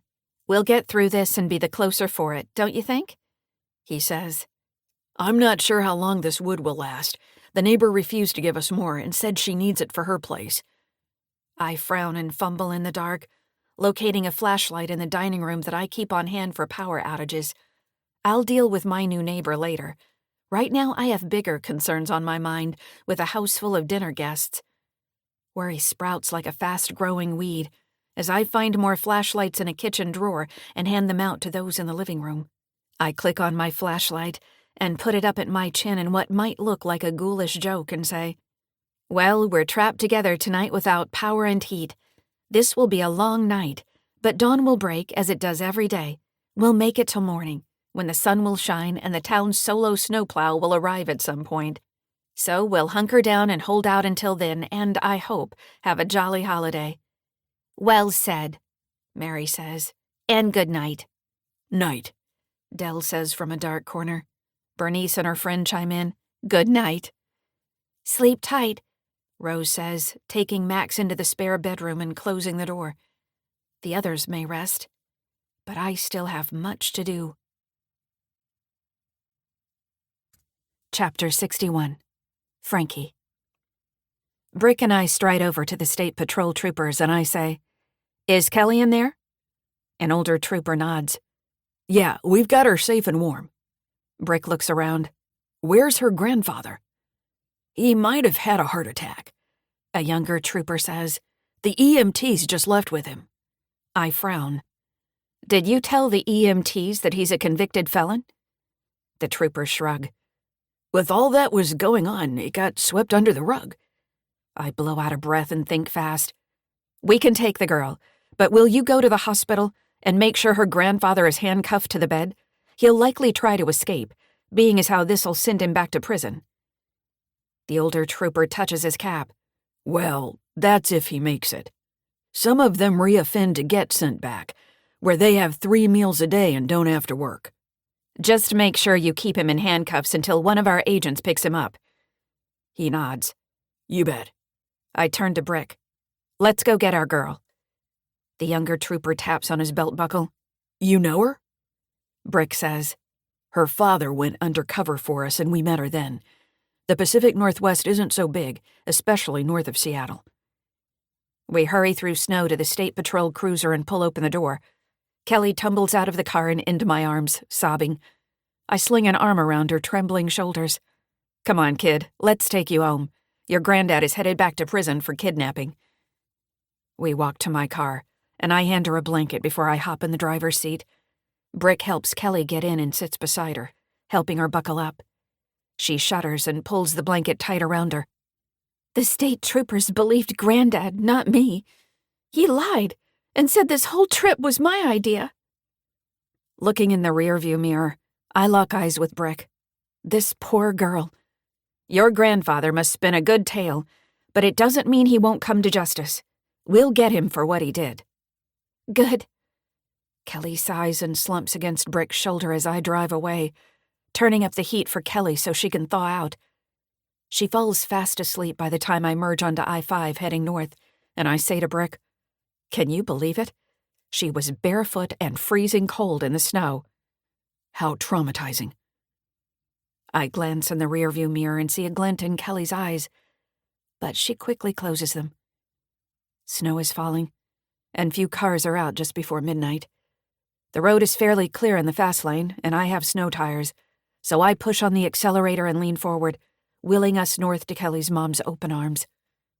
I'm lost in my thoughts when Brick says, "We better let Irina know we have her.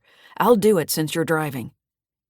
A car to my right starts to enter my lane, and I lay on the horn, honking. Kelly opens her eyes, looking around in a panic. "What was that? Is he here, coming for me?" "You're safe now, and he's at a hospital. He won't be coming after you again." "Good. I want to call my mom. Can I use your phone?" Brick pulls out his cell. "I'll dial, and we'll put it on speaker." "Okay." A moment later, Irina answers. "Hello?" "Mom, it's me. I'm safe. I'm coming home." "Oh, my love, I was going out of my mind and frantic worrying about you. This is all my fault." Kelly shakes her head. "No, it's my fault. I'm sorry I didn't listen to you. The FBI agents are bringing me home." She says to Brick, "I mean, aren't you? Or do I have to go in and give a statement or something?" "You're not a suspect," I say. "We'll take you home and get your statement there." "Mom, I'll see you soon. I love you." "Love you too, Kels, with all my heart." Chapter 62. Dusty. Mom hands out flashlights and gives a little uplifting speech, but it falls flat. The mood in the living room is as dark as the house. I run through a ream of possible ideas for how to take advantage of the situation and say, "Mom, why don't you check with the neighbors? Maybe their power isn't out, and some of us can go spend the night there and stay warm." "That's a very good idea," she says. "I'll call Bernard Fracas right now. I hope I won't wake him up, but it would be great if he has heat." Dell says, "If we have to split up, I'll go to a neighbor's place." Mom pulls out her phone. "Hold on, we'll see what he says." I stand close to her to listen in. Bernard picks up on the first ring. "Jacqueline, why are you calling this late?" "I didn't know if you're up and you noticed, but a tree fell on a power line, and we don't have lights or heat over at my house. Do you have power?" He says in a tense voice, "I'm not home. Haven't been home for hours. Have you heard the news?" I shake my head, overhearing their conversation. Mom is speaking at half speed compared to him. "Pick up the pace," I want to tell her, but I bite back the words. I've got to stay on her good side for as long as I can, so she'll trust me and won't watch while I wander around her house. Tapping a finger to my lips, I make a plan. I'll comb through her purse, check her pockets while she's asleep, unscrew the ceiling vent and search her freezer to see if she hid anything important there. When I was growing up, she'd hide stuff and forget where it was stashed. Dad and I would hunt for the missing item and make it into a game. So I have a pretty good idea of where she might hide emergency cash and valuables. Of course, since I emptied out her place, she may have picked up some new habits. Bernard's voice cuts through my thoughts. "Kelly's been taken." "Whoa," I say, letting out a low whistle. Mom says in a loud voice, "When? How? What can I do to help?" "No need to get alarmed. She's been found." I release a sigh and clap Mom on the back. She leans into me, like she used to before Dad died, and says to Bernard, "Oh my gracious, what a shock to the system. Talk about a fruit basket upset." Bernard chuckles. "I'm not sure what you mean by that, but yes, it's been very upsetting. Karina and I are over at Violet's office. We've been helping where we can, trying to track her down." The rest of the group gathered in the living room is abuzz with the news, talking in low, urgent voices. Candles flicker as Dell walks up to us. "Can some of us sleep there?" Mom repeats the request, and Bernard says in the stern, matter-of-fact tone that I remember from when he was my high school science teacher, "Sorry to say the house is locked up tight, and with this weather, we're stuck in place. I won't be able to get home tonight, and maybe not tomorrow, depending on when the town's only snowplow gets going." Mom's jaw drops. You mean the snowplow isn't out, clearing the roads? No, it's Christmas Eve, and I heard they had trouble tracking the driver down. I say, do you have a spare key we could use to get in your place? No hide a key for me. It wouldn't be safe, you know. Hope you can stay warm. We say goodbye and Mom hangs up. At least we tried. Mary says, What about your other neighbors? Mom shrugs. The rest are away for the holidays. We're stuck with our situation. Del tugs his earlobe. What about the woman next door? Let's ask her. I shake my head. I'd avoid her place. She plays drums all night. I open the door, and the crashing of snare drums drifts across the lawn. Mom says, You've made your point, Dusty. Close the door. Chapter 63. Jacqueline. Dusty closes the door, and I glance at my son, wondering how he knows my next-door neighbor so well. Are they in cahoots with each other? Rose comes over to us and says in a low voice, It's almost midnight. Will we do our toast, like when Dad was alive? I rest a hand on my heart and remember my big-hearted husband. Patting my grown children's shoulders, I say, I guess we should carry on with family traditions in his absence. Your father would want us to. Bernice pipes up. Let's sit by the fire while we have the toast. It's nice and warm here. Mercury sidles up to me. What can I do to help you? Dusty steps between us, which is rude. I've gotten to know my son's true self since his dad died, and I know the dark depths lurking below his surface demeanor. Crossing my arms, I wonder how this night will end. He's the same sneaky son who took my money. But this time, instead of cedar channels separating us, he's right under my roof and will stay here until the snowplow comes through. I wince and reflect that although I don't trust Dusty or his new facade of pretending to be kind, I'm holding out hope that he'll grow and change for the better. I release a sigh, because a thorny blackberry bush remains the same, no matter how much you want it to become a daisy. Dusty smiles at me. I'll get the party hats. Dad would want me to do that. I purse my lips and nod. Fine. He strides away, and Buddy trots after him, perhaps wanting a treat. I exchange a quick look with Mercury, roll my eyes and whisper in his ear, I don't know how we're going to get through tonight with the power out and everyone here. He pecks me on the cheek. We're in it together. I'll help hold down the fort. Thanks. I could use the assist. Soon we're gathered in the living room, some sitting on the floor with me, others on the sofa or in camp chairs. Dusty takes the one nice upholstered armchair. Elastic from the party hat tugs at my chin. Looking around the group, a lump forms in my throat, and I raise a glass of champagne. This is a special evening, and I'm glad to see you here.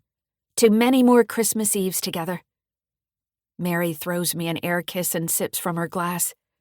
Cheers to that, Fred says from the floor, firelight flickering across his face. Letting out a sigh, I say, We'll all feel better when the snowplow comes through. Tomorrow, I hope. Rose groans. We might be stuck for days. Dusty pulls at elastic under his chin. They cover downtown before residential areas. We're down the list in terms of their priorities, and it might take a while. Bernice sips her drink and smiles. Remember that big storm that blew through in March a few years ago? I was socked because of the snow for 2 days before they came down our street. Del frowns. Does this town really only have one snowplow?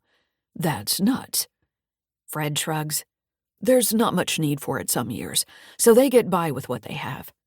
I lean against the wall, sipping chilled, bubbly champagne, and hope the stack of wood Dusty brought in will last until morning. My son stares at me with flat brown eyes, and a shiver runs up my spine. I'm not looking forward to a long night of sharing space with him, not at all. Chapter 64. Dusty. I help Mom hand out blankets and get everyone settled for the night in my new role of adoring, supportive son. Despite the dim candlelight, I see a frown flicker across her face when she sees me coming toward her. When I was growing up, she'd suddenly appear, ready to pounce on my mischievous misdeeds. One time I was drawing on the neighbor's fence with charcoal, and she came out yelling, making me scrub my artwork off with a sponge and soapy water. Now I glance around the living room and say in a soft voice, "I think that's it." She whispers, "It's as good as it's going to get, considering the circumstances." Dell snores from a corner of the living room. Bernice and her friend whisper in the dark. Mary and Fred are on the sofa, crammed side by side close together. A gust of wind hits the house, and a roof shingle skitters and falls, landing on the windowsill with a thud. I glance out at the front yard, buried in fresh snow, and whisper to Mom, who is standing by my side looking out. "Must be 2 feet of snow." "Yes, it's pretty, isn't it?" "Measuring is pretty important when you run a construction business." She rubs her arms. "I get that. I'm excited about learning on the job." I bite back a bitter remark, wanting to say how expensive that will be and how some vendors will take advantage of her innocence. Instead, I clear my throat. "Would you like to wear my coat to stay warm?" She touches my elbow. "Thanks, but I'm fine, at least for now." I head to the kitchen for a glass of water and she joins me. I turn off my phone's flashlight, and we stand at the kitchen sink staring out the window at the changed landscape. The lawn, her garden and evergreen trees are covered with snow that almost glows in the dark.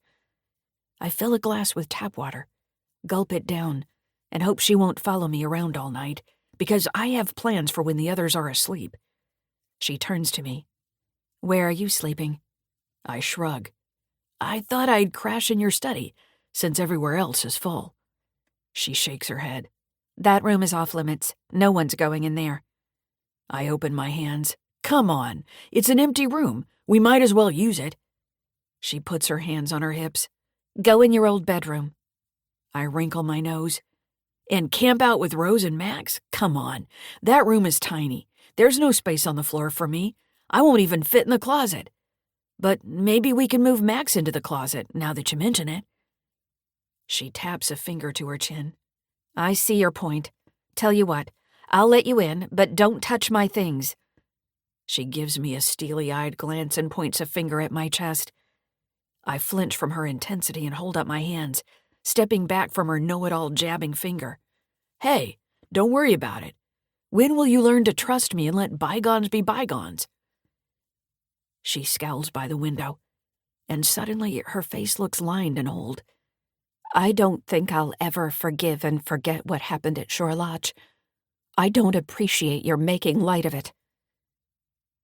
We stand gripping the cool porcelain sink in dead silence for a moment. I stay utterly still and barely breathe to have a better chance of winning the battle.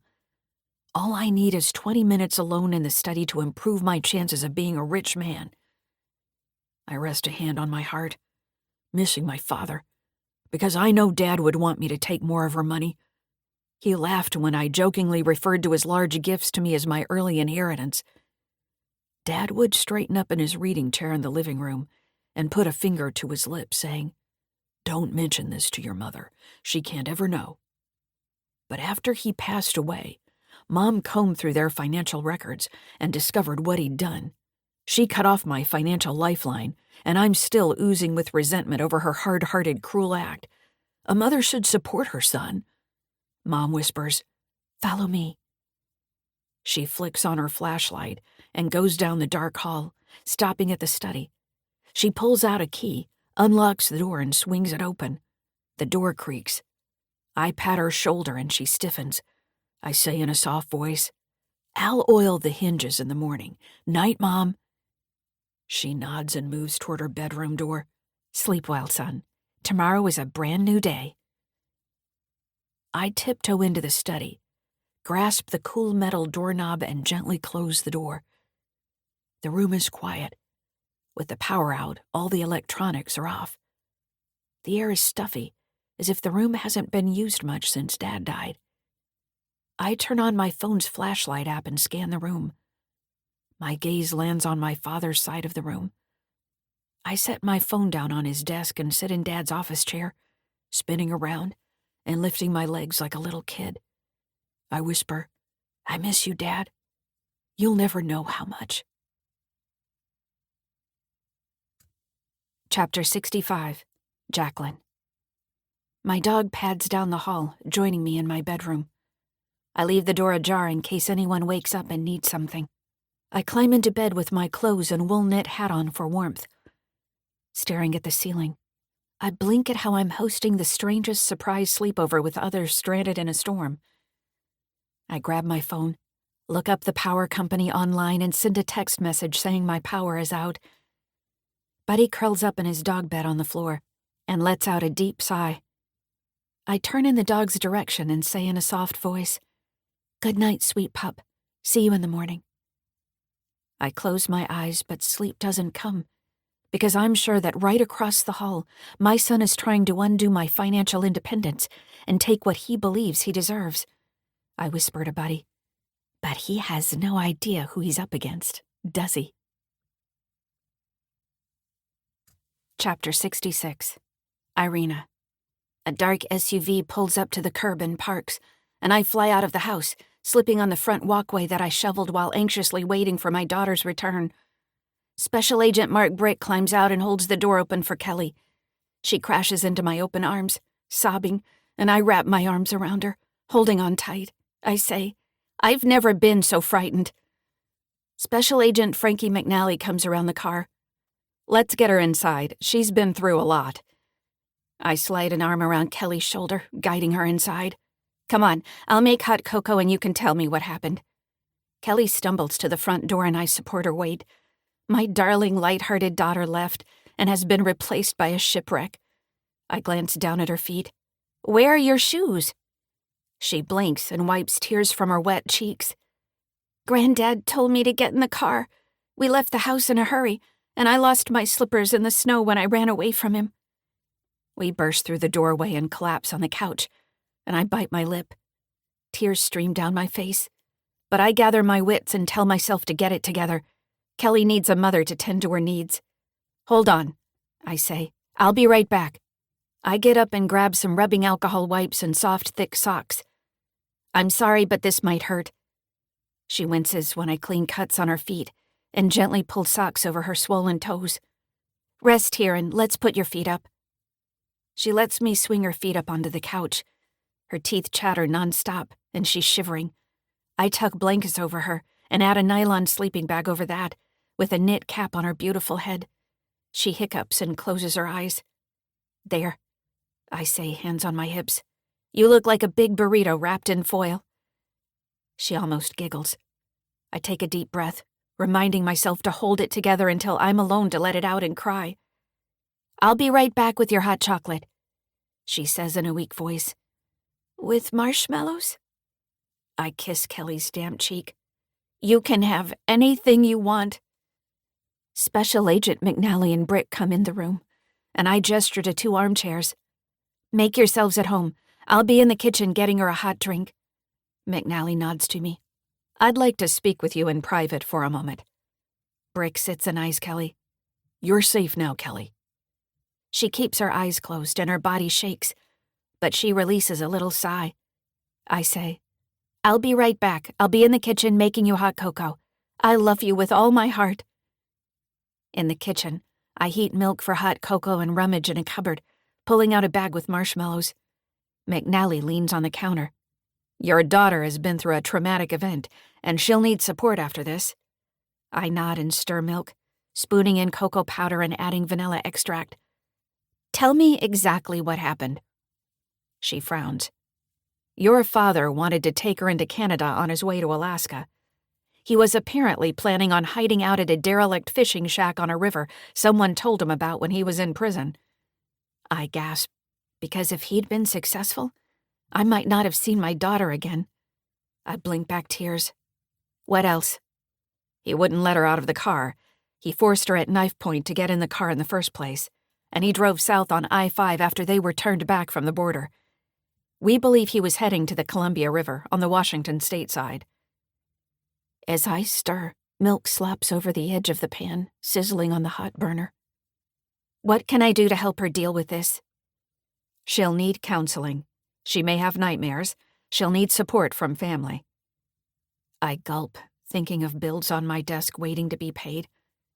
"You think I shouldn't work for a while?" I'd advise you take a week or two off to be with her around the clock. She's been through a traumatic event. I wince and whisper, "He wouldn't let her out of the car?" No, and as you saw, her feet look pretty messed up from the ordeal. There may be long-term impacts from what she experienced, physically and emotionally. I pour cocoa into a mug, adding 5 tiny marshmallows and taking a deep breath.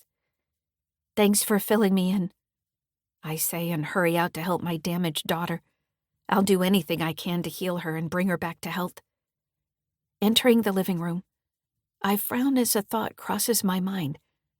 I should have asked where my father is, but I won't do that in front of Kelly and disturb her. As long as he's alive, we'll never be safe. Chapter 67. Irina. Kelly sits up and sips hot chocolate while the FBI agents ask questions about her ordeal, and she answers in a flat tone of voice. I sit beside her, rubbing circles on her back, like I did when she was little and had a skinned knee. Except this is much bigger. I clench my jaw and consider how my dad's cruel criminal act ripped away the young girl I knew, and replaced her bright eyes and bubbly remarks with dull eyes and a somber expression. My jaw drops when I hear how my dad tried to cross into Canada with her. Kelly's lips tremble. "He went crazy when we had to turn around. I thought he was going to hit me." My pulse quickens and my chest tightens with fear. I'm thrown back to my childhood and how he lashed out at my mother. I grit my teeth and release a slow breath. Kelly talks about how she fled from the car and ran for her life through deep snow. My stomach churns with acid, and I bend over, resting a hand on it. If my dad was here, I'd make him tremble with fear and wipe his smug smile off his face. I will not rest until he's back in prison for the rest of his life. Kelly sets down her half-empty mug with a thud, and I blink. She always drinks all of her hot cocoa because she loves it that much. She sighs and says, "I'm tired." I touch her arm. "You rest, and I'll be right here taking care of you." I stand and she curls up on the sofa. I pull the sleeping bag and blankets over her. Agents McNally and Brick stand, and I say to Kelly, "We'll be in the kitchen talking. You're safe now. You're home." She lets out a sob and I rush to her side, handing her a tissue. She blows her nose and looks up at me through teary eyes. "My feet hurt, and my toes are tingling." I turn to the agents. "Did a doctor examine her for injuries?" Brick shakes his head. "The EMTs were busy with her grandfather, and we wanted to bring her home so she could recover." McNally says, "It'd be a good idea to take her in for an exam. It looks like her feet took the brunt of it." Kelly's lower lip quivers. "Granddad had a heart attack, and they took him away in an ambulance." McNally nods, crossing her arms. I tilt my head. "Where is he now?" McNally says, "Medics transported him to a hospital in Centralia." I frown, imagining my father being treated kindly and fawned on by medical staff. "Did they lock him up in handcuffs?" "Yes," McNally says. "Standard procedure." I point at McNally and Brick and say in a hoarse voice, "He needs to be sent back to prison for the rest of his life and never see the light of day after what he did." My cell rings, and I pull it out of my pocket out of habit. Kelly groans. "Answer it, Mom, but don't say yes to the Coast Guard. Stay home with me." "I will, sweet girl." I answer my phone and a woman says, "Is this Irina Pickle?" "Yes." I glance at Kelly and the agents, who are listening with concern. "That was my maiden name." "I'm calling from the hospital in Centralia. He'd like to have a word with you." I grip the phone with a sweaty hand and my heart pounds. I say, "I hope you have him locked up, because he's a repeat offender and hardened criminal. He took my daughter. He was going to disappear with her. He'd like to have a word with you. Hold on." Kelly's eyes brim over with tears, and I say in a firm voice, "I don't care what he wants. I have no interest in speaking with him ever again. I'm going to hang up." My father says in a deep, gravelly voice, "Please don't. This won't take long." I roll my eyes and stare at the ceiling. Something in the tone of his voice holds me in this spot, locked between hate and childhood love, and I wait for what he'll say next. Renee, I'm sorry for what happened with Kelly. I lost my head. I've been lonely and wanted some company. Remember how we'd talk about living in a shack by a river and fishing for food? I was carrying out our dream. My health is failing, and I want you to come be by my side in my final hours. My jaw tenses and I shake my head. The fishing cabin was your dream, not Mom's or mine. You're a horrible person. Don't call me again. He starts to say something, but I hang up on him. Silence fills the room, and I say to Kelly and the FBI agents, "Don't feel sorry for him. He's a master manipulator, and he knows how to apologize and alter the truth to get his way. If bludgeoning doesn't work, he's probably making it up." Kelly furrows her brow. "I think he's telling the truth. He looked pasty and sick when they took him away." McNally and Brick nod and stare at the floor. McNally says, "You're not going to have to worry about him. After this, he'll never get out of prison." I say, "I'm not going to feel sorry for him. Now we'll let you rest, Kels. See if you can get some sleep." Kelly says in a soft voice, "Love you, Mom. I'm sorry."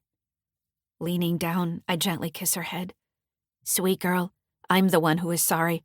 Get some rest and know that you're safe now. Try not to think about what happened." Kelly eyes me and snorts. Kind of hard to do when I was just abducted.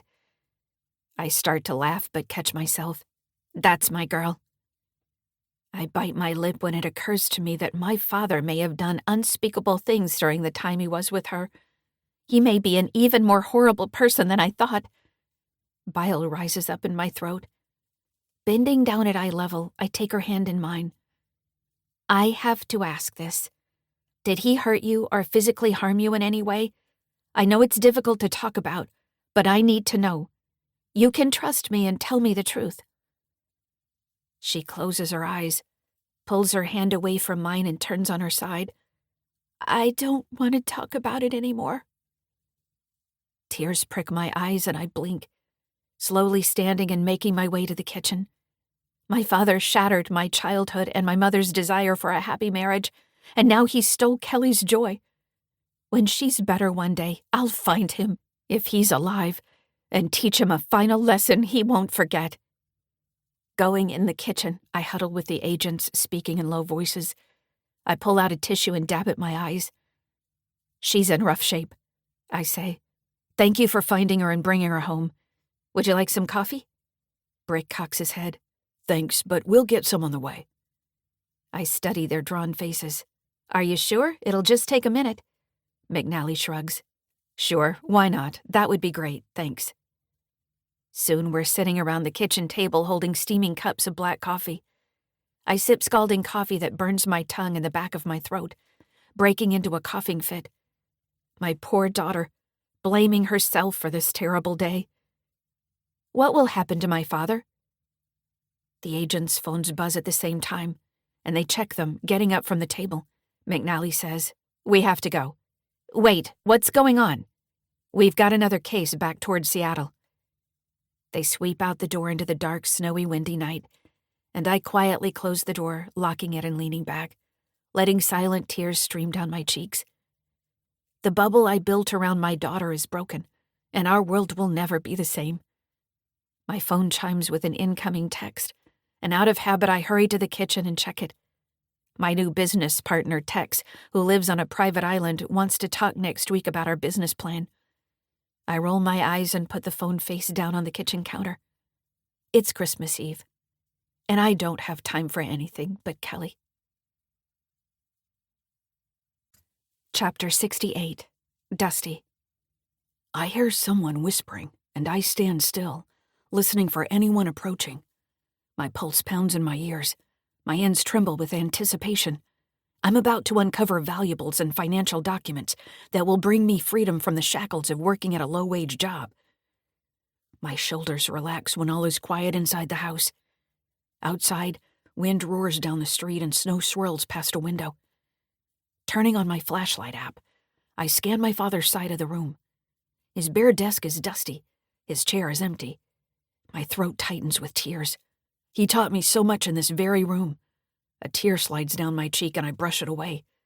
I grab a tissue, blow my nose as quietly as I can, and tiptoe to my mother's side of the room.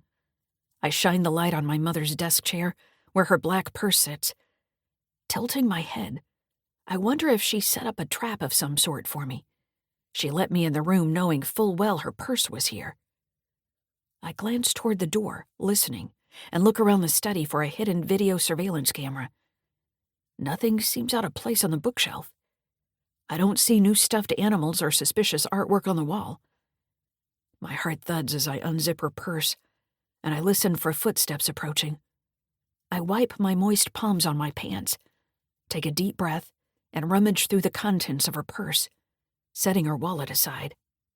I scowl and study blank scraps of paper from the purse, illuminated by the phone's flashlight. I shake my head. She got me, and she got me good. I half smile, because this is the kind of practical joke my dad would have enjoyed.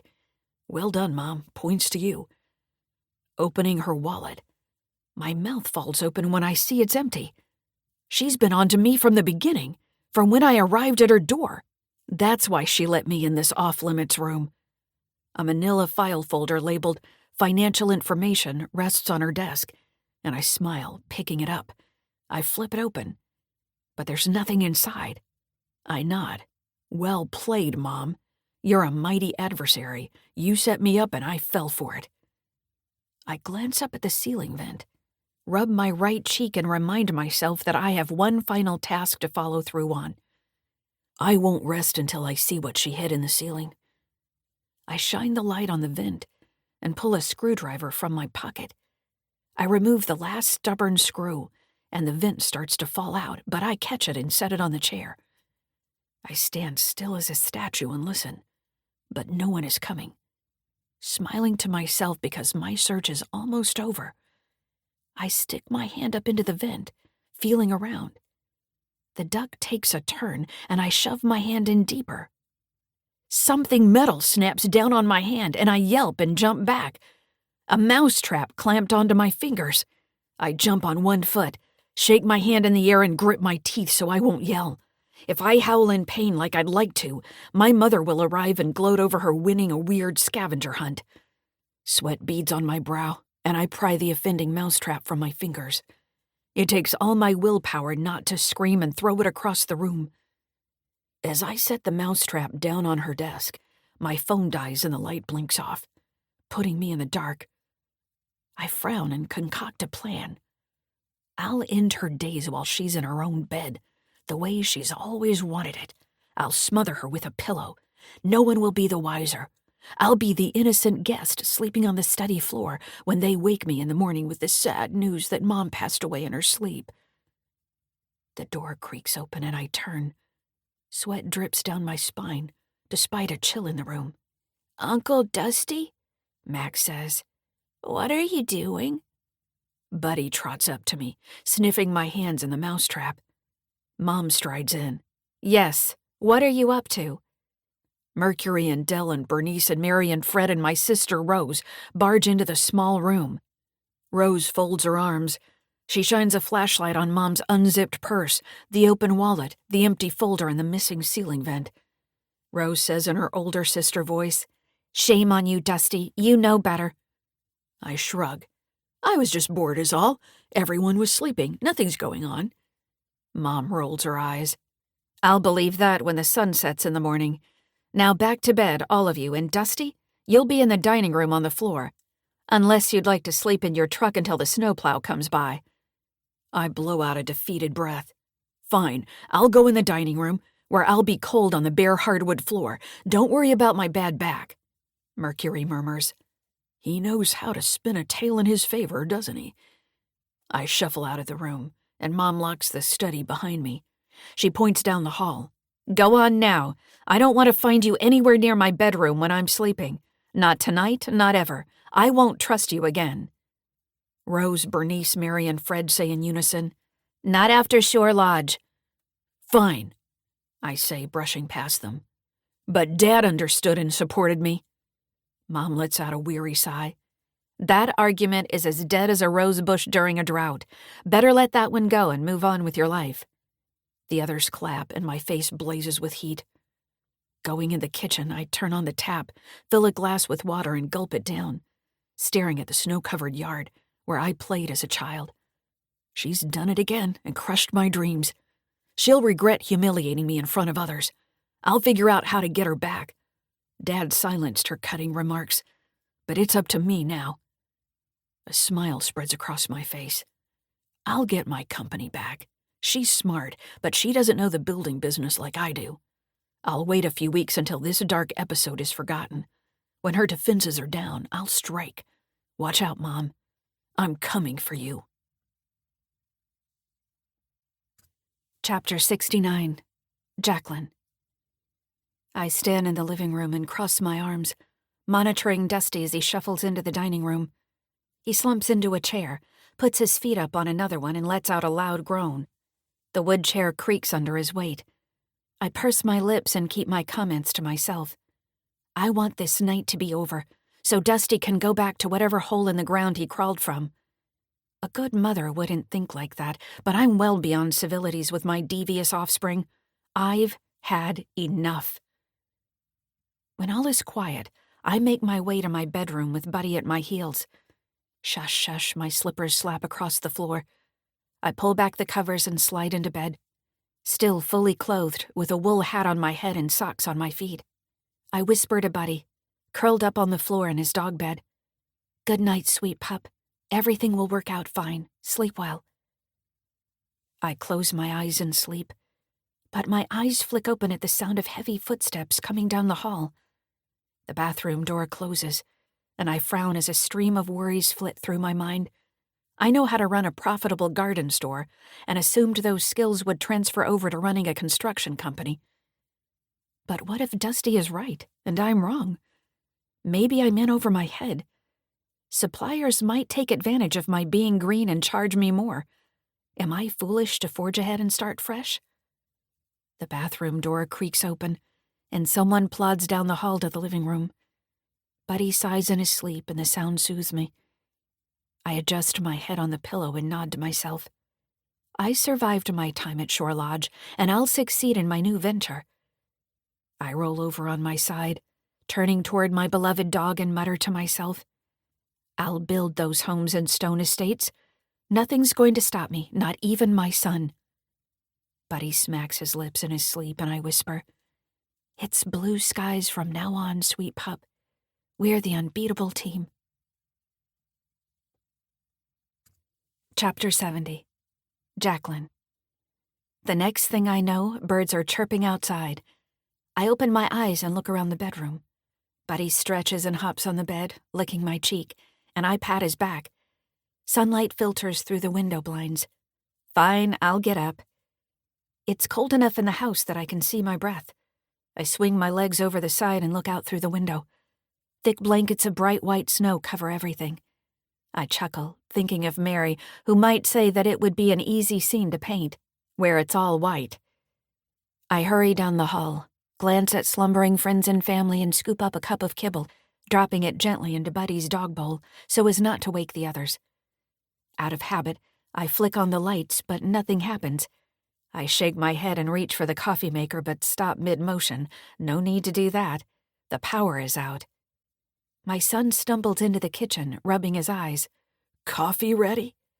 I shake my head and vow to be kind enough to melt his hard heart and help him begin a new life. Not yet. I'll have to make it on the camp stove outside. I go over to him, and despite my qualms and fears from his devious deeds last night, I open my arms and give him a hug. He stands stiff at first, and then he melts, wrapping his arms around me. I soak in the moment, because I know this won't last. I step back and say in a low voice, This is a warning. We need firm boundaries from now on between us, and if only one of us can survive in this business and win, it's going to be me. He blinks, hands hanging at his sides, and stands there a moment, gazing outside. He turns and goes in the dining room, sitting down and tugging on his work boots. He gets up and says to me in a low voice, See you in a bit. I'm going outside for a smoke and to check on the neighbor next door. I'll be back. He goes out, and Buddy runs after him, leaping through the snow. Cold air rushes inside, and I close the door.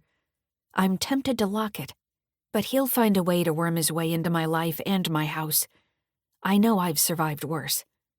Dell stands and stretches. Mercury groans. Bernice says in a bright voice, "Good morning, campers." "Morning," Mary says, standing and yawning. Fred stumbles off to the bathroom. Rose and Max must still be asleep. I smile at my friends and found family. I'm going outside to make coffee on a camp stove. "And hot water for me," Mary says. I knock on my son's old bedroom door and tiptoe in, taking the camp stove out of the closet. Just as I reach the door, Rose sits up. "What are you doing?" "Getting ready to make coffee on the camp stove." She smiles, holding up her phone. "The power just came back on. My phone is charging." I set the camping stove back in the closet and whisper to her so Max won't wake up. Let him sleep as long as he can. I'll get the coffee going. By the time I round the corner into the kitchen, everyone is gathered around laughing and cracking jokes about what we went through. The lights are on. Mercury has coffee brewing, and Mary is at the stove cooking scrambled eggs. Someone pounds on the front door, and Dell opens it. My son stomps inside carrying an armload of firewood. His boots leave a wet trail of snow on my rug, but I don't care. A bit of moisture doesn't matter today. He and I have bigger things to deal with. He drops the load of chopped firewood that I bought and my nervy neighbor took by the fireplace and turns to grin at me. But his smile is forced, and his dark brown eyes are flat, radiating a hint of malice with an undertone of greed. We lock eyes. The heater clicks on with a loud whine, filling the silent stretching between us, and air blows out of heating vents. We issue a collective sigh. Dusty nods to me and shrugs. "I might as well make a fire. We're stuck here until the snowplow shows up." "Excellent idea," I say. "I'll go help in the kitchen." I turn and stop in my tracks, looking back. For just a flash, I thought I saw him give me the middle finger when no one was looking. I shake my head and know that although I came out on top in our minor skirmish that happened last night, our battle isn't over. Chapter 71. Jacqueline. In the kitchen, Mary serves scrambled eggs on plates and Fred adds toast. I open the refrigerator and take out jam and a butter substitute, since we're all obsessed about our health these days. Mary sidles up to me. "Everything okay? Seems so tense between you and Dusty this morning." I nod. "Indeed it is. You could cut it with a knife, and I think it's going to be that way for a long time, unfortunately. Until I prove myself and get those homes built on the hill overlooking town." Dusty brushes past me and pours himself a cup of coffee. I inhale the rich, nutty aroma and pull out a mug. "Coffee, Mom?" he says, looking me right in the eye. I force myself to act casual, as if he didn't just rummage through my things and say, "Sure, thanks." He hands me a cup and raises the brown ceramic mug that was his father's favorite. "Cheers, Mom," he says, studying me. "May the best person win. I'm the one who should be running stone construction, not you. Dad would have wanted it that way." I arch my eyebrows. "You're not getting away with pulling a Dear Dad act this time. Your father's been gone for almost a year. It's time we both moved on and started new lives." He sips his coffee, leaning against the counter. "Stone Construction is my company. I started it." I drink coffee and it slides down my throat, waking every sleepy nerve in my body. And it was failing until I took it over. It was losing money. If you hadn't tried to imprison me at Shore Lodge, it would still be your company. Fred joins us. "That's right, and the company is hers now." Dusty eyes us. "We'll see how that turns out. You may have regrets." Goosebumps prick my arms, but I plaster a smile on my face, staring him down. I point an index finger at him. "Don't you dare try to sabotage me. I'm on to you." "Breakfast is ready," Mary says. "Come and get it." Dusty stands, sipping coffee, staring at me and not moving. Buddy scratches at the door and I stride over, letting him inside and rubbing him down with a towel. I grab a plate and join the others in the dining room. Glancing around the table, I take comfort in the circle of friends and family. even if there's a clinker in the group who is my son. I know I'll have challenges in the months ahead, but I'm determined to come out on the other side. Dusty gets up, bringing me my coffee. He sets it down and says, "Thought you'd like that with your breakfast." I look him in the eye. "Well, thanks, hun. I appreciate that." He claps me on the back just a little too hard, and I cough. The next few months will be a trial, with my enemy close at hand. We eat scrambled eggs with cheddar cheese and leftovers from last night, laughing about our crazy adventure when the power went out, a story I'm sure we'll tell for many years. Max says, "I liked all the candles. Can we do that again next Christmas Eve?" I chuckle. I don't think there will be another Christmas Eve like that one, but sure, we can light as many candles as you like and make it magical. Del speaks up. "I liked the chunks of bread dipped in chocolate for dessert." Dusty swallows and wipes his mouth on a piece of paper towel we're using for napkins. "That's my favorite part, too. Who needs the apple and banana slices? I don't." Rose chimes in. "I do. I like those the best." Mercury grins and tugs on the elastic strap of his party hat. "The party hats are the best part. I wouldn't miss this next year for the world."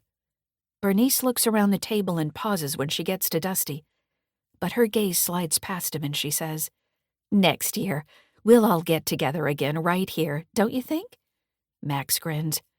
"With a giant sleepover and a special breakfast." "Yes," we all say in unison. Buddy rubs his head against my leg, and I pet his soft, furry ears. The snowplow hums, churning through heavy snow, making its way past our house. Everyone claps and cheers. Fred sets down his napkin and stands. "We're free. We can go home." Mary shakes a finger at him. "Not yet. Not until we do the dishes. We can't leave Jacqueline with a mess." "Thanks," I say, "but I can handle it." Rose gives me a look. "You don't have to do everything yourself, except the help." Mary nods. "That's what I keep telling her." Dusty says, "Me too, except the help. Listen to the experts." I bristle at his last remark, gulp down a last sip of coffee, and get up from the table. "Thanks, everyone. I gratefully accept your help. And then it'll be time for you to leave me to my quiet bungalow in peace, with my new friend and the best dog that ever lived." Mercury frowns. "I offered Del a place to stay, so I need to take him there and show him around." I smile and sigh. "It'll be a nice quiet day then, all to myself." Dusty leans over and says to me, "Why don't I hang around and we can go over the plans Dad and I made for Stone Estates? You can pay me by the hour as a consultant." I blow out a breath. Not sure I want to be linked in any way with him or let him be involved in my business. He's clearly proven he's only out for himself. "Let me think it over," I say. "It's been a long day and night, and I could use a rest." He looks down and blinks, and a twang of guilt plucks at my heart. But I won't be pulled in and manipulated again. I say, "Let's do the dishes, and you can get on with your lives. And Merry Christmas, everyone." Merry Christmas. The kitchen is filled with the din of happy voices, young and old. Laughter bubbles up, and dishes are washed and dried and put away, or stuck in the dishwasher. Finally, the dining table is cleared, the kitchen counters are clean, and Bernice says, "Group hug." I groan and put a hand to my forehead. "Please, save me from this nonsense." But Bernice gathers me in her arms and swings me around. "Come on, don't be a spoil sport. Albert would love this. Come on, everyone, gather around, team hug." Packed in with dear ones and my obstinate, thieving son, we cluster together in the kitchen, touching shoulders, arms around waists and swaying side to side. Bernice says, "Put your hands in the middle, and on the count of 3, put them in the air." We follow her orders, and I reach out, touching hands with these lovely people. My gaze catches on Mercury, and we exchange a smile. But then my eyes snag on my son's. Dusty nods to me and mouths the words, "It's not over." Bernice says in a loud voice, 1, 2, 3. We raise our hands and cheer. We sound carefree, but deep within my bones, I know trouble lies ahead, and I'll need all my strength to wade through the coming trials and tribulations of dealing with my son and learning how to build a subdivision. But I won't back down. Rose starts to gather her things, and I go over to her, resting a hand on her shoulder. I didn't mean you and Max had to go, just the others. She drops her scarf and coat and shoves her hands in her jeans pockets. Oh, good. I'd rather not drive back today. We can stay another day. What about me? Dusty says, looking hurt. You didn't ask me to stay. I pat his shoulder. You're welcome to join us. But I don't trust you enough to spend time alone with you in my house. Things will never be the same between us.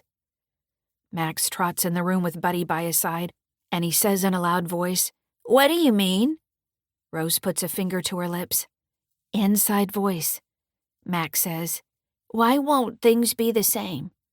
I lean down and say, Shore Lodge is why. Max nods. That makes sense. I didn't like that place either. Dusty frowns and rubs his flushed right cheek, which is never a good sign.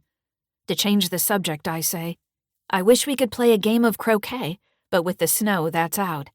Let's make snowmen, Max says.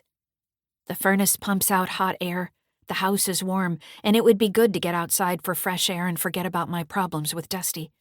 Sure, I say. Why not? I'll make a snow woman and show you how it's done. We grab our coats, except for Buddy, who was already wearing his, and race outside into the dazzling sunny day, jumping into deep snow and laughing together, forgetting our cares for one brief moment in time until the next storm blows in. Chapter 72. Rose. We're out playing in the snow when I glance at my brother, who is staring up at a snow-covered fir tree and mumbling to himself.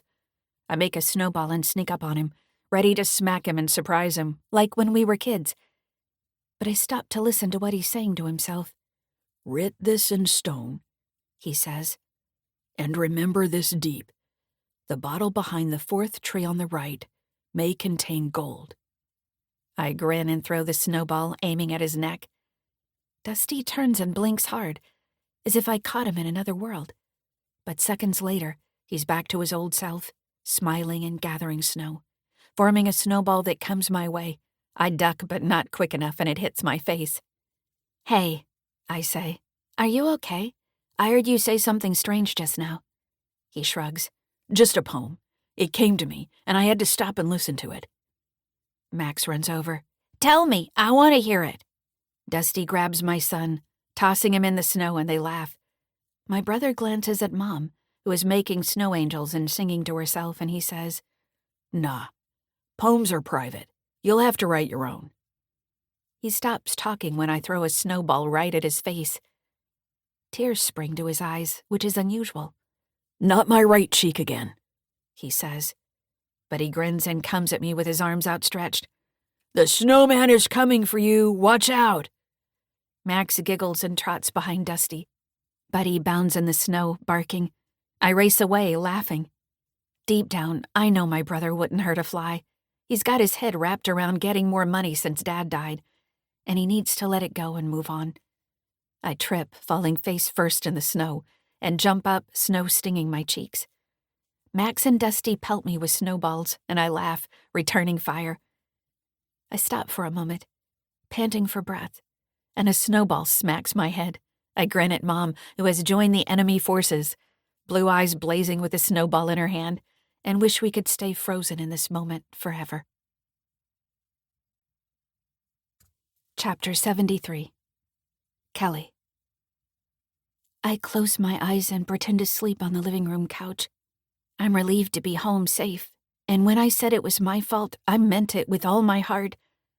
Mom and I have always been honest with each other, but this is an exception. She can't learn the truth. I told Granddad I wanted to run away. I was angry with Mom because she always puts her work and friends ahead of me. Her going out on her boat with friends on Christmas Eve snapped something inside, putting me in second place again. She always rushes to rescue others, leaving me alone in the house. I was fed up and wanted to teach her a lesson. But then things turned bad when Granddad headed for Canada and wouldn't let me out of the car. He turned the ugly shade of mean that Mom mentioned to me, but I didn't believe her. A tear trickles down my cheek, but I don't bother to brush it away. I'm ashamed of what I've done, and how I brought this disaster on myself. Guilt will eat away at my insides, but Mom must never know I wanted to run away. The Cold Night was written by Susan Specht Oram and narrated by Laura Jennings.